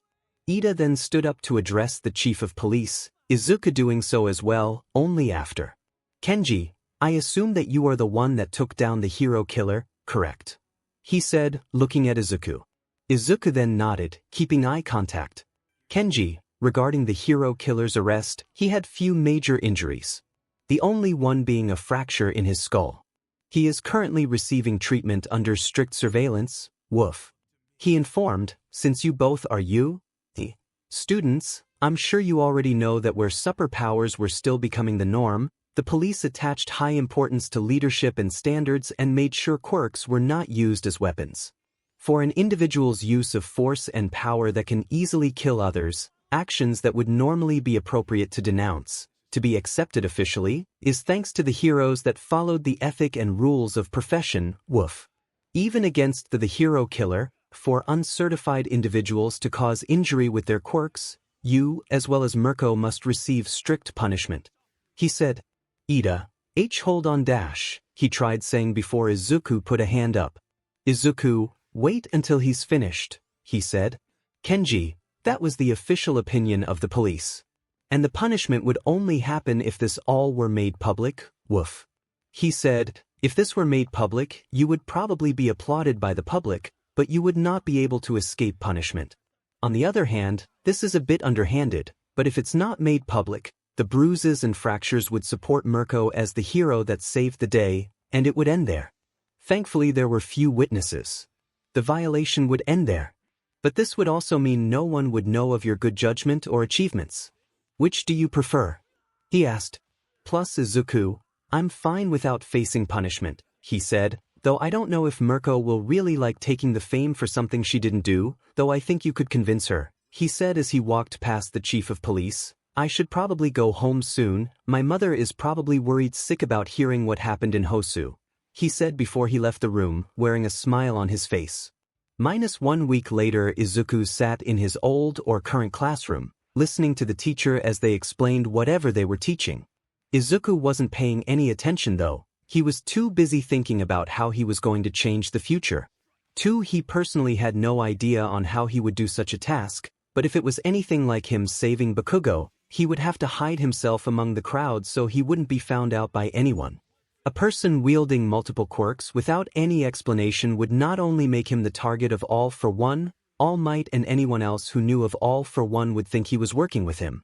So not only would he need to hide himself as he works behind the scenes, he would have to create a facade to cover up what he was doing to avoid any suspicion from the wrong heroes. So basically, he needs something to cover himself as he works, and he needs to. Izuku then grabbed something that was about to hit him. For Izuku, he said, looking around before he saw that he was holding the teacher's hand. Sorry. He said, letting go of the teacher's hand. I was muttering again, wasn't I? He said, rubbing the back of his head. Teacher, yes you were. I would appreciate it if you paid attention to the class. He said, retracting his hand back to him before he continued teaching. He would also need to stop his reactions to avoid suspicion, or at least until he graduated. Izuku arrived at home, taking his shoes off at the entrance and leaving his bag on the table. He then was hit with the smell of katsudon, his favorite. He then went to the kitchen, seeing his mother as she plated the food. Inko, hey sweetie, she said in a warm tone, sit at the table, I just finished cooking. She said as she set the food on the table. Izuku, okay, he said as he walked over to his seat, soon saying thanks for his food before he began eating. Inko seemed to watch him as he did so, looking almost worried, like she was wondering if she had done something wrong almost. Inko, she asked, still looking strangely worried. See, can we talk about what happened last week? Please. Izuku quickly stopped eating. Now it made a bit more sense as to why she made his favorite. She usually only made it for his birthday or when he had thrown a tantrum when he was younger so he would calm down, though such an occasion was rare. It still made him think why she had made it. Izuku, I'm sure, he said before he put his chops. Inko, okay, so why did you come home so late? She asked. Izuku, there was a villain attack and I wanted to write down some stuff, he said. Inko, but why did it take so long? Izuku, she asked, her expression changing to something more along the lines of sadness. Izuku, the police had wanted to get information from everyone and there were a lot of people there because a new hero showed up, he said before putting on an ecstatic smile. He was so strong, he was able to take out the villain with a single punch. Inko, okay Izuku. Thank you for telling me, she said, giving him a smile that stuck with Izuku, for whatever reason, a little too much. Inko sat in her room, on the ground as she called Mitsuki. Tears were streaming down her face as she did before Mitsuki answered. Inko, Mitsuki, she said, his voice wavering. I think there's something going on with Izuku, and he won't tell me. Mitsuki, what do you mean Inko? She asked. Inko, Mitsuki, I had asked him about last week and he lied to me about going to school and taking notes about a villain attack. He left his stuff here and even his notebook so he couldn't have taken any notes. She said, sniffling. Mitsuki, he said, shocked. Are you sure? I don't think Izuku would be the type to lie. Especially to you of all people. 𝗵𝗃𝗁, why yes I'm sure. He left his journal in his room that morning, along with his school clothes. He told me that he had left them at school, and I couldn't help but look for myself. She forced out. Mitsuki, well, I'm sure it's not anything major as you're trying to make it 𝗵𝗃𝗁. I promise he probably just got caught up trying to buy some All Might figure or some merchandise or something. You're worrying over nothing, I promise. She said, trying to soothe 𝗵𝗃𝗁 at the very least. 𝗵𝗃𝗁 then paused for a moment before asking a question that had been bothering her for the longest time. 𝗵𝗃𝗁, Mitsuki, she asked. Mitsuki, yes 𝗵𝗃𝗁. 𝗵𝗃𝗁, do you think I'm a bad mother? She asked, her tears flowing down even more. Mitsuki, what? She yelled over the phone. 𝗵𝗃𝗁, you know just as much as I do that, you're an amazing mother. You care for Izuku more than anyone else ever could, and you overall try your best to be there for him whenever you can. If anything, you much more of a mother than me. She said, trying to reassure 𝗵𝗃𝗁. 𝗵𝗃𝗁, I know B, but I can't stop thinking that I've done something wrong. I caused something bad to happen to him. I just don't know what to do, she said as she cried even harder. 11.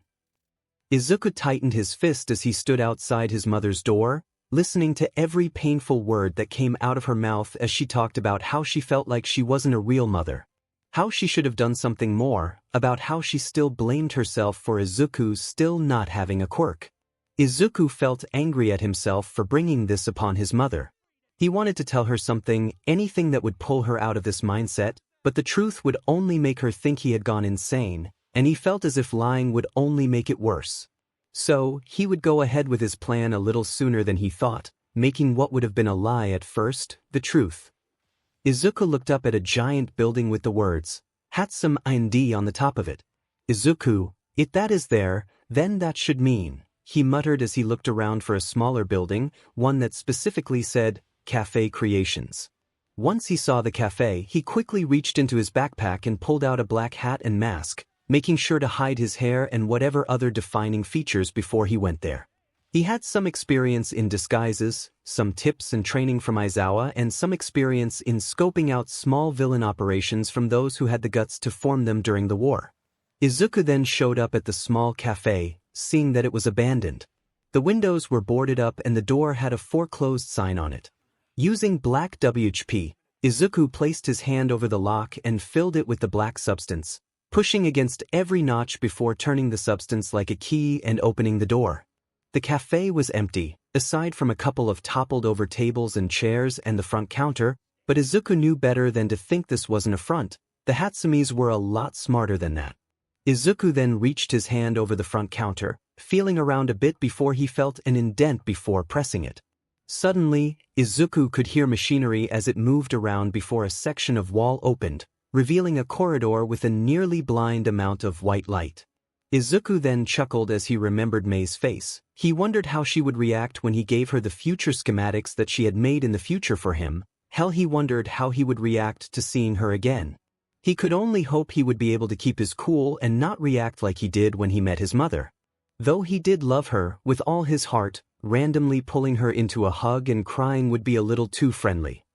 Mei watched as sparks flew from her invention. She was welding a few pieces together for the paneling that would go around it when she heard machinery working above her. 19 Mei, that's probably Dad again, she thought as she stayed focused on her welding, probably coming to tell me the time again, and how I should go to sleep, but how could I when I'm almost finished? She thought. Suddenly the sound of her door opening could be heard. Mei, sigh Dad, I already told you I'll be back tomorrow, I'm so close to finishing this, she said, stopping her welding for a moment before she continued. She then heard the door close again. Mei, guess he went back already, she thought as she continued welding. Izuku was sitting on the counter in the room, swiping through his phone as he waited for 𝗳𝗵𝗵𝗃 to finish her project, thought she would probably be bone-tired by the time she finishes and too tired to work on the schematics immediately like she usually would have. Izuku thought it would be a good time to abuse her habit of being unaware to look around at some of the stuff she made before she blew up the building like she did before school had started. There were tons of failed machines all around with only a few that seemed to actually work, probably due to 𝗬𝗵𝗲's way of putting things together from random ideas and trying them out no matter how crazy they may have seemed. "May, and finished," she yelled as she took off her welding mask and picked up her invention. It looked like a heavy-duty blaster of some sort. Though it was a little large for a regular arm, for someone of his size at least, now all I need to do is test it, she said as she moved the invention in front of a target, putting it on pedestal and setting the power to low before she pressed a button, a small beam of energy shooting out of the end and marking the middle of the target black. "May, yes, it worked," she said ecstatically. "Now, let's try the maximum setting," she said, putting the machine to the maximum setting, and Izuku then felt his danger sense go off the moment before May pressed the button. Everything around him felt like it was slowing down before he almost appeared next to 𝗬𝗵𝗲, grabbing her hand before she made a grave mistake. "Izuku, don't do that," he warned, May now looking at him shocked. "May, who are you?" she asked, her large yellow eyes with crosshairs now focused on him. Izuku, 𝗵𝗃𝗏, he thought. It wasn't supposed to be like this. He didn't want to be as close as this, but at least he wasn't going through a crisis because he was so close to her. Her tendency of getting up in people's faces probably helped with that. Izuku then sighed before he spoke, or tried to. His voice didn't seem to want to come out, no matter how hard he tried.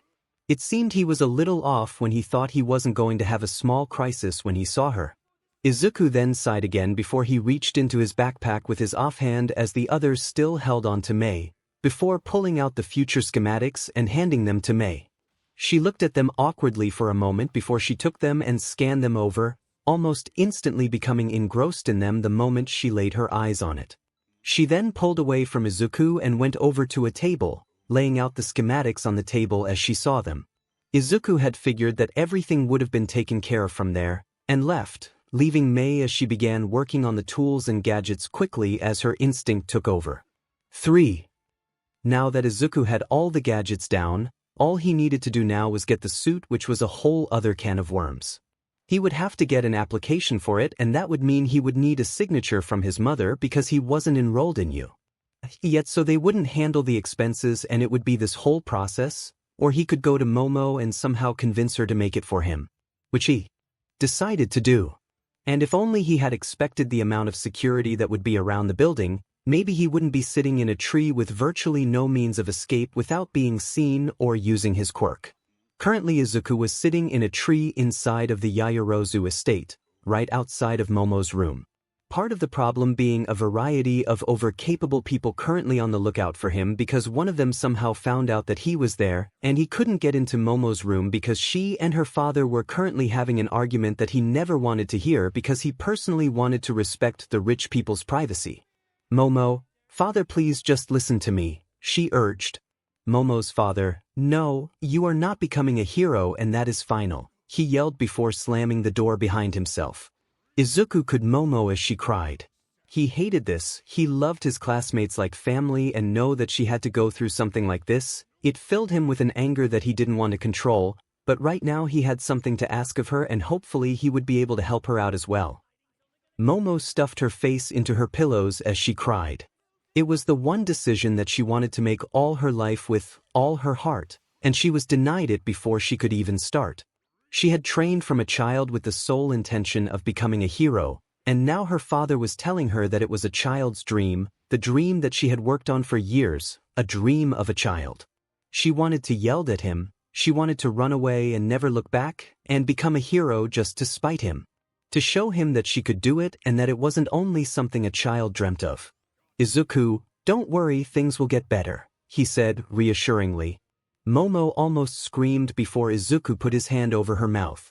"Izuku, hold on, he said. "I'm not here to hurt you or kidnap you or anything," he said, putting his other hand up dismissively before he pulled out a page from his backpack. "I just need you to make something for me," he said, showing her the page. It was a design for a costume, with exact measurements from top to bottom, with even the arms holes had diameter and circumference written down. It was overall a perfect schematic for her to use her quirk. Izuku could tell that she wanted to speak, so he removed his hand. "Momo, who are you?" she asked, looking at him skeptically. "Izuku, a fellow hero in the making," he said with a smile. I just need the costume, and I can't really get one because I don't have the money for it, but then I heard about your family and their quirks and I figured I should give it a shot," he said, giving her a smile. 𝗵𝘃𝗲, that still doesn't answer my question," she said, her look still skeptical. Izuku then sighed. Izuku, of course she's still level-headed. He thought, my name doesn't matter, but can you help me please, he pleaded. Momo then took a moment to think it over in her head.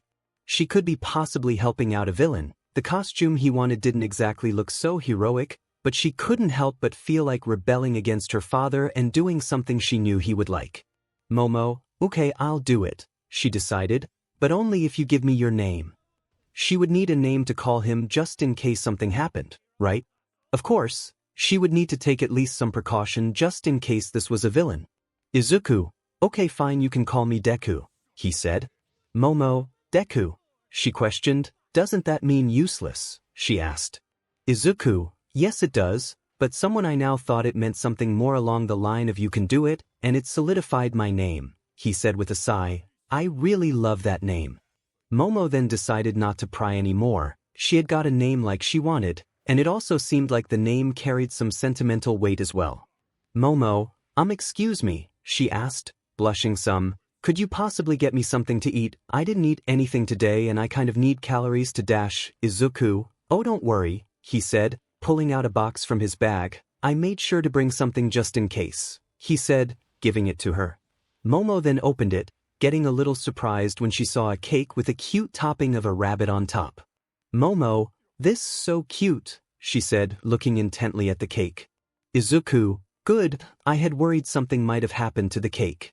You know that your butlers are frighteningly overqualified for this job, he said, shivering. One of them almost hit me with a metal spike. Momo, well they're obviously not qualified enough if they haven't caught you, she said, creating a fork in her hand before indulging in the cake. Maybe we should increase their training, she pondered aloud. Izuku, still as critical as ever. He thought, if you do that, I don't think I'll be able to come back. He said, Momo, you thinking of coming back? She asked, a little surprised. Izuku, well of course, he said plainly. I doubt my costume will last forever. Momo, I guess that is true, she said. Then it will be great training for the butlers, she said happily. Izuku, dang it, he thought. 3.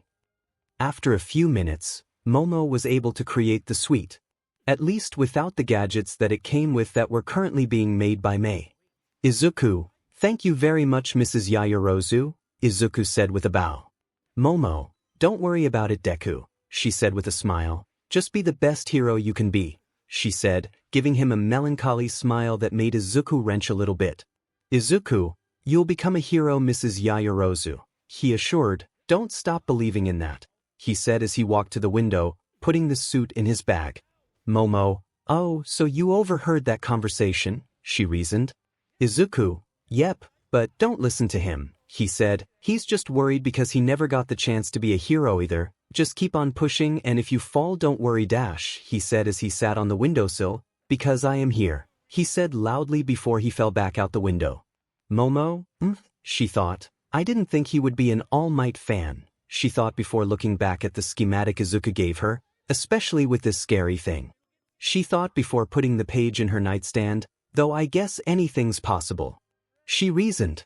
For -1 month later Bakugo sat in class as he stared into holes into the back of Izuku's head. The nerd had been avoiding him for the longest and it was starting to get on his nerves. He even stopped calling Kaken, not like he cared but it was weird that he suddenly stopped calling him that when he was so reluctant to not call him that for years. Suddenly the bell rang, marking the end of the class. Teacher, and that marks the end of the dash. Before the useless teacher could finish, the sound of 2 chairs getting pushed back could be heard as Bakugo and Izuku bolted out of their chairs. Izuku then ran out the classroom, Bakugo following as close as he could behind him, Bakugo's lackeys scrambling after them, stumbling over each other as they tried and making a fool of themselves. Bakugo and Izuku bolted down the halls, pushing past everyone that got in their way as Izuku tried to escape from Bakugo and Bakugo tried to catch Izuku. Soon the two were at the stairs, Izuku hopping over the railing before Bakugo did the same. It was the route they usually took, and by this point people had learned to not stand in that stop when school ended unless they wanted to get yelled at or possibly beaten by Bakugo for stopping him from catching Izuku.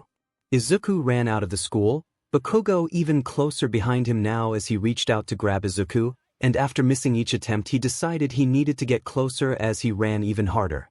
Izuku then turned into an alley, usually the final stop before Bakugo would lose him somehow, but now Bakugo was more determined than ever to catch Izuku.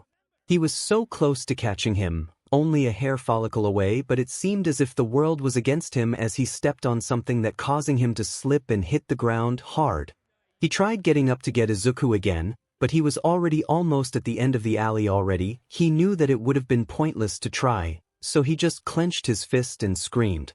"Bakugo, why are you avoiding me?" he cried, causing Izuku to stop in his tracks and fall flat on his face as well, but Bakugo didn't see. He was still looking at the ground. "What did I do to an IT?"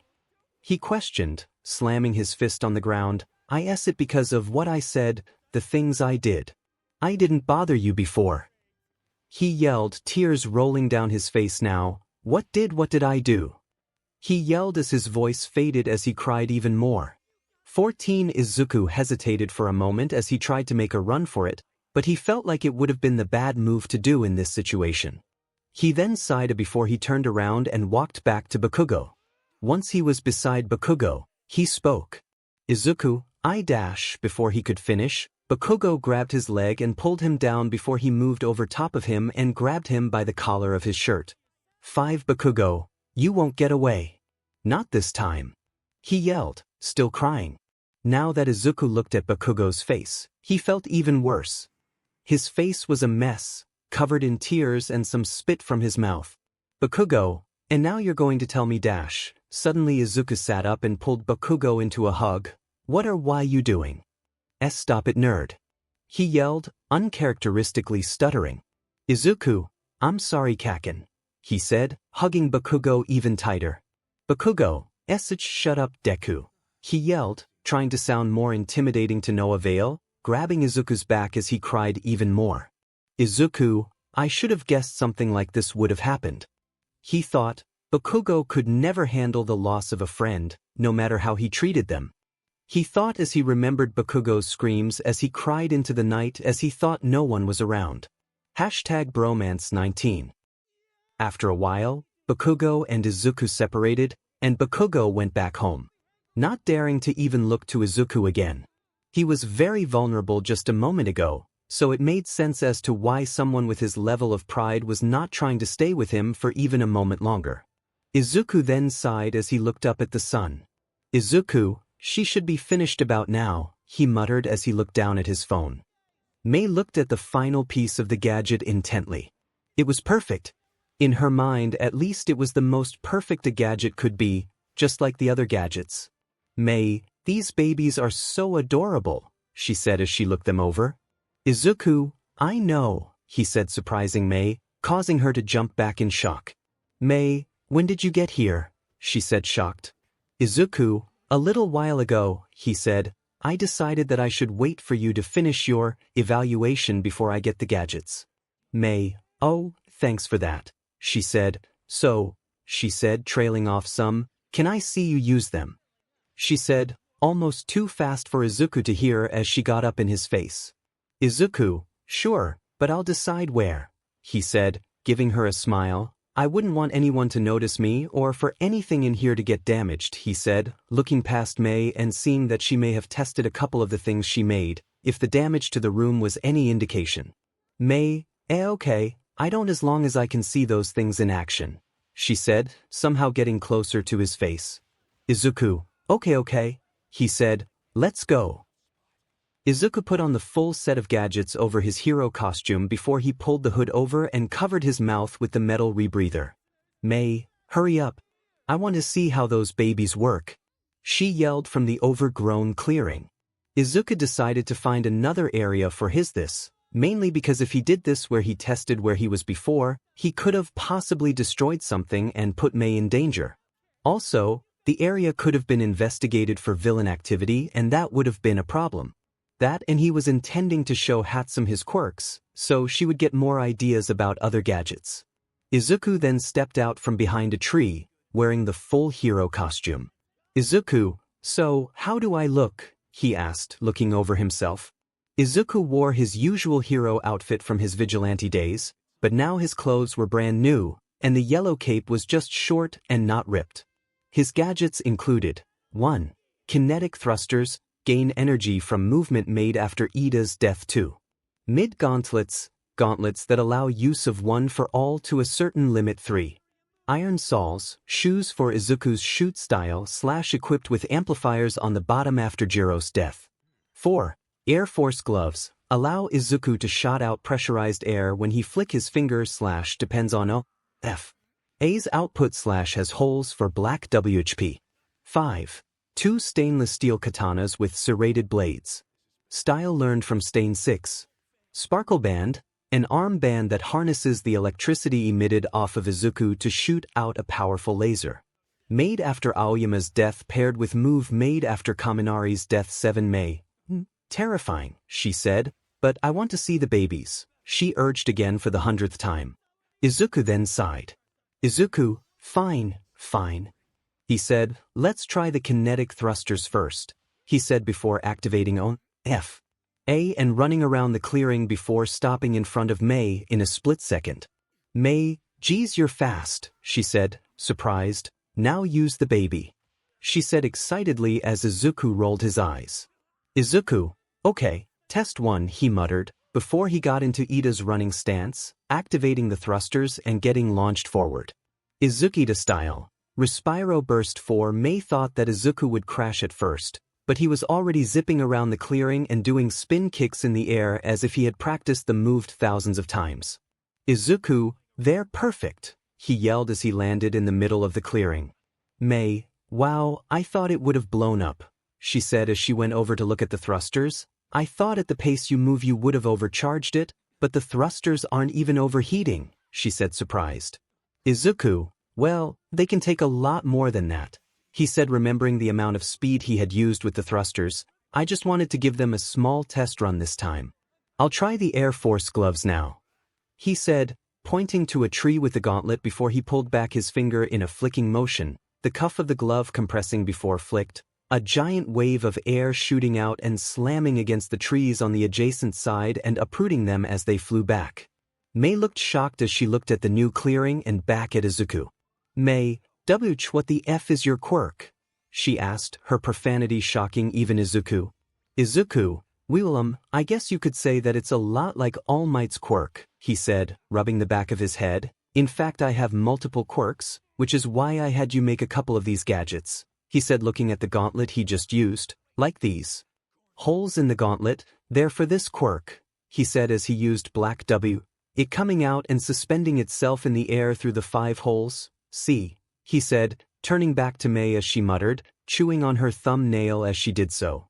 3 Izuku, so, do you want to see the other gadgets or do you dash? May, of course I do, she said, stopping her muttering. I was just a little shocked. I still want to see the babies in action, she said, bouncing back from her mood before.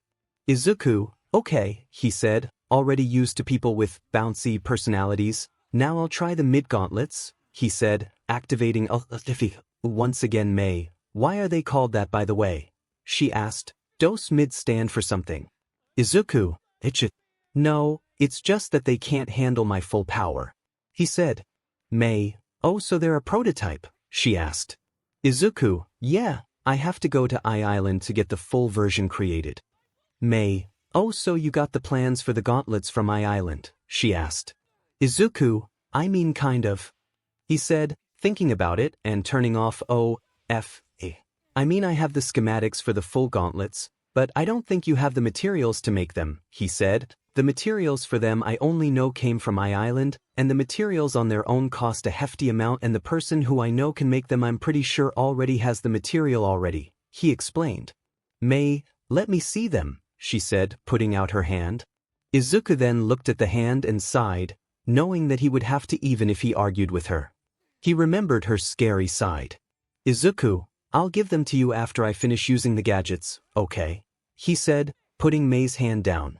May, oh, that's probably a good idea, she said. I probably would get too engrossed in them to pay attention to the babies, she said. Speaking of, she said before she inspected the Air Force gauntlets, and seeing that they were still intact and seemed like they would work even with a bunch more uses.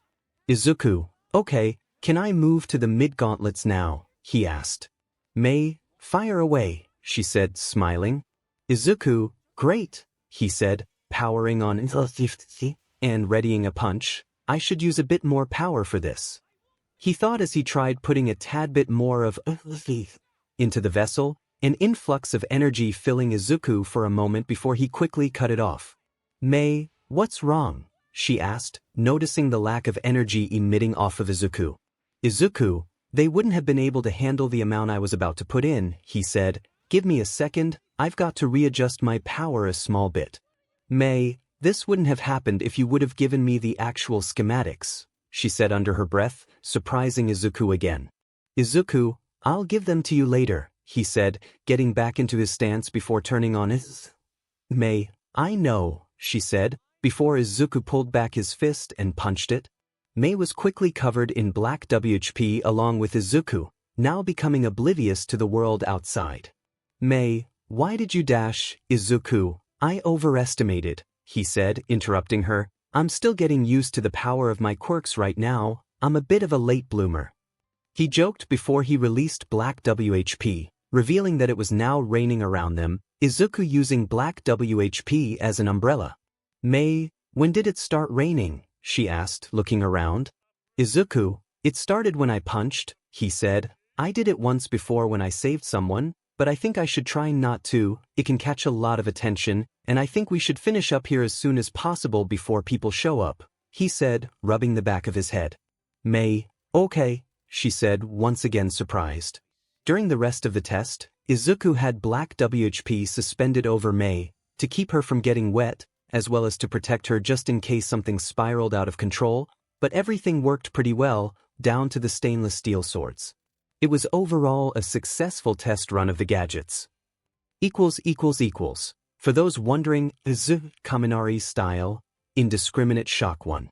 3 million volts made with body 𝗧𝗵𝗲 style, supernova stain style, sword play 𝗧𝗪𝗀 style, unable to carry out as of now and sadly, many others. 7 May looked over the schematics as Izuku dried off his hair with a towel that she had provided.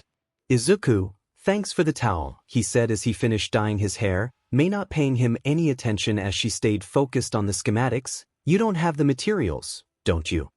He said, crossing his arms. May then sighed. May, I don't have the materials, she said as she put the schematic down on the table. Can't you just get me the materials? She asked.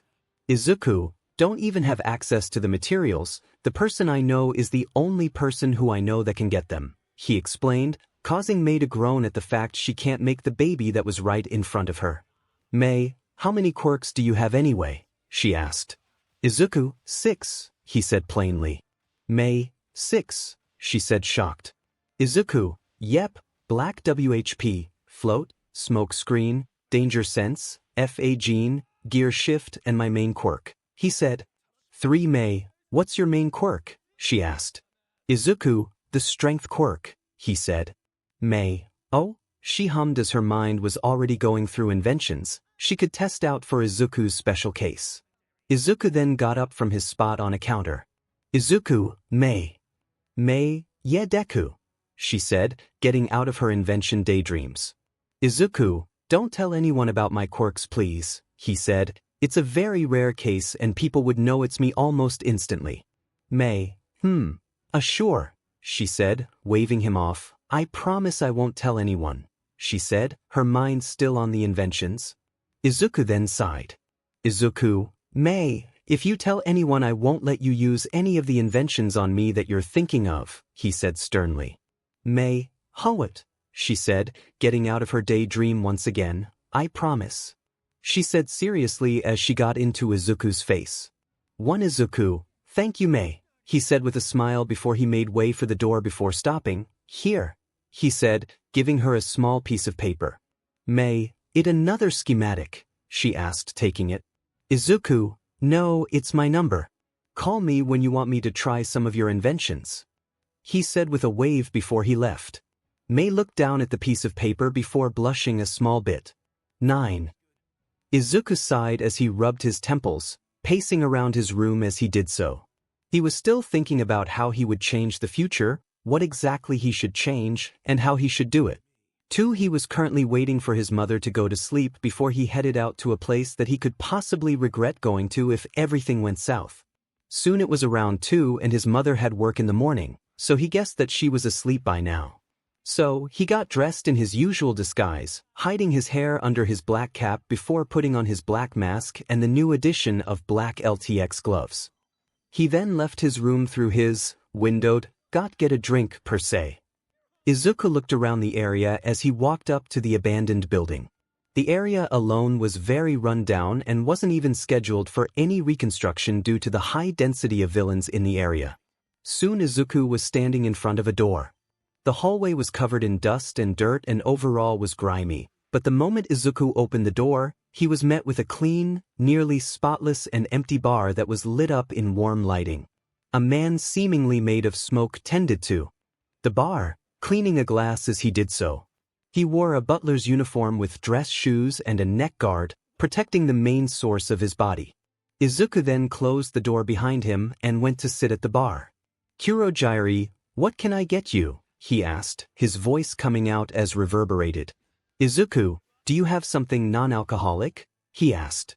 "𝗬𝗪𝗢𝗬, we have water, fizzy fruit juice, version Bloody Mary, version Pina Colada club soda and lime, and gin-free Tom Collins," he said.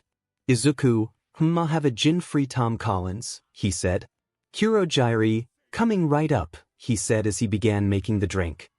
Izuku sipped the drink, feeling the fizzy lemonade concoction, it leaving behind a sweet taste as he swallowed.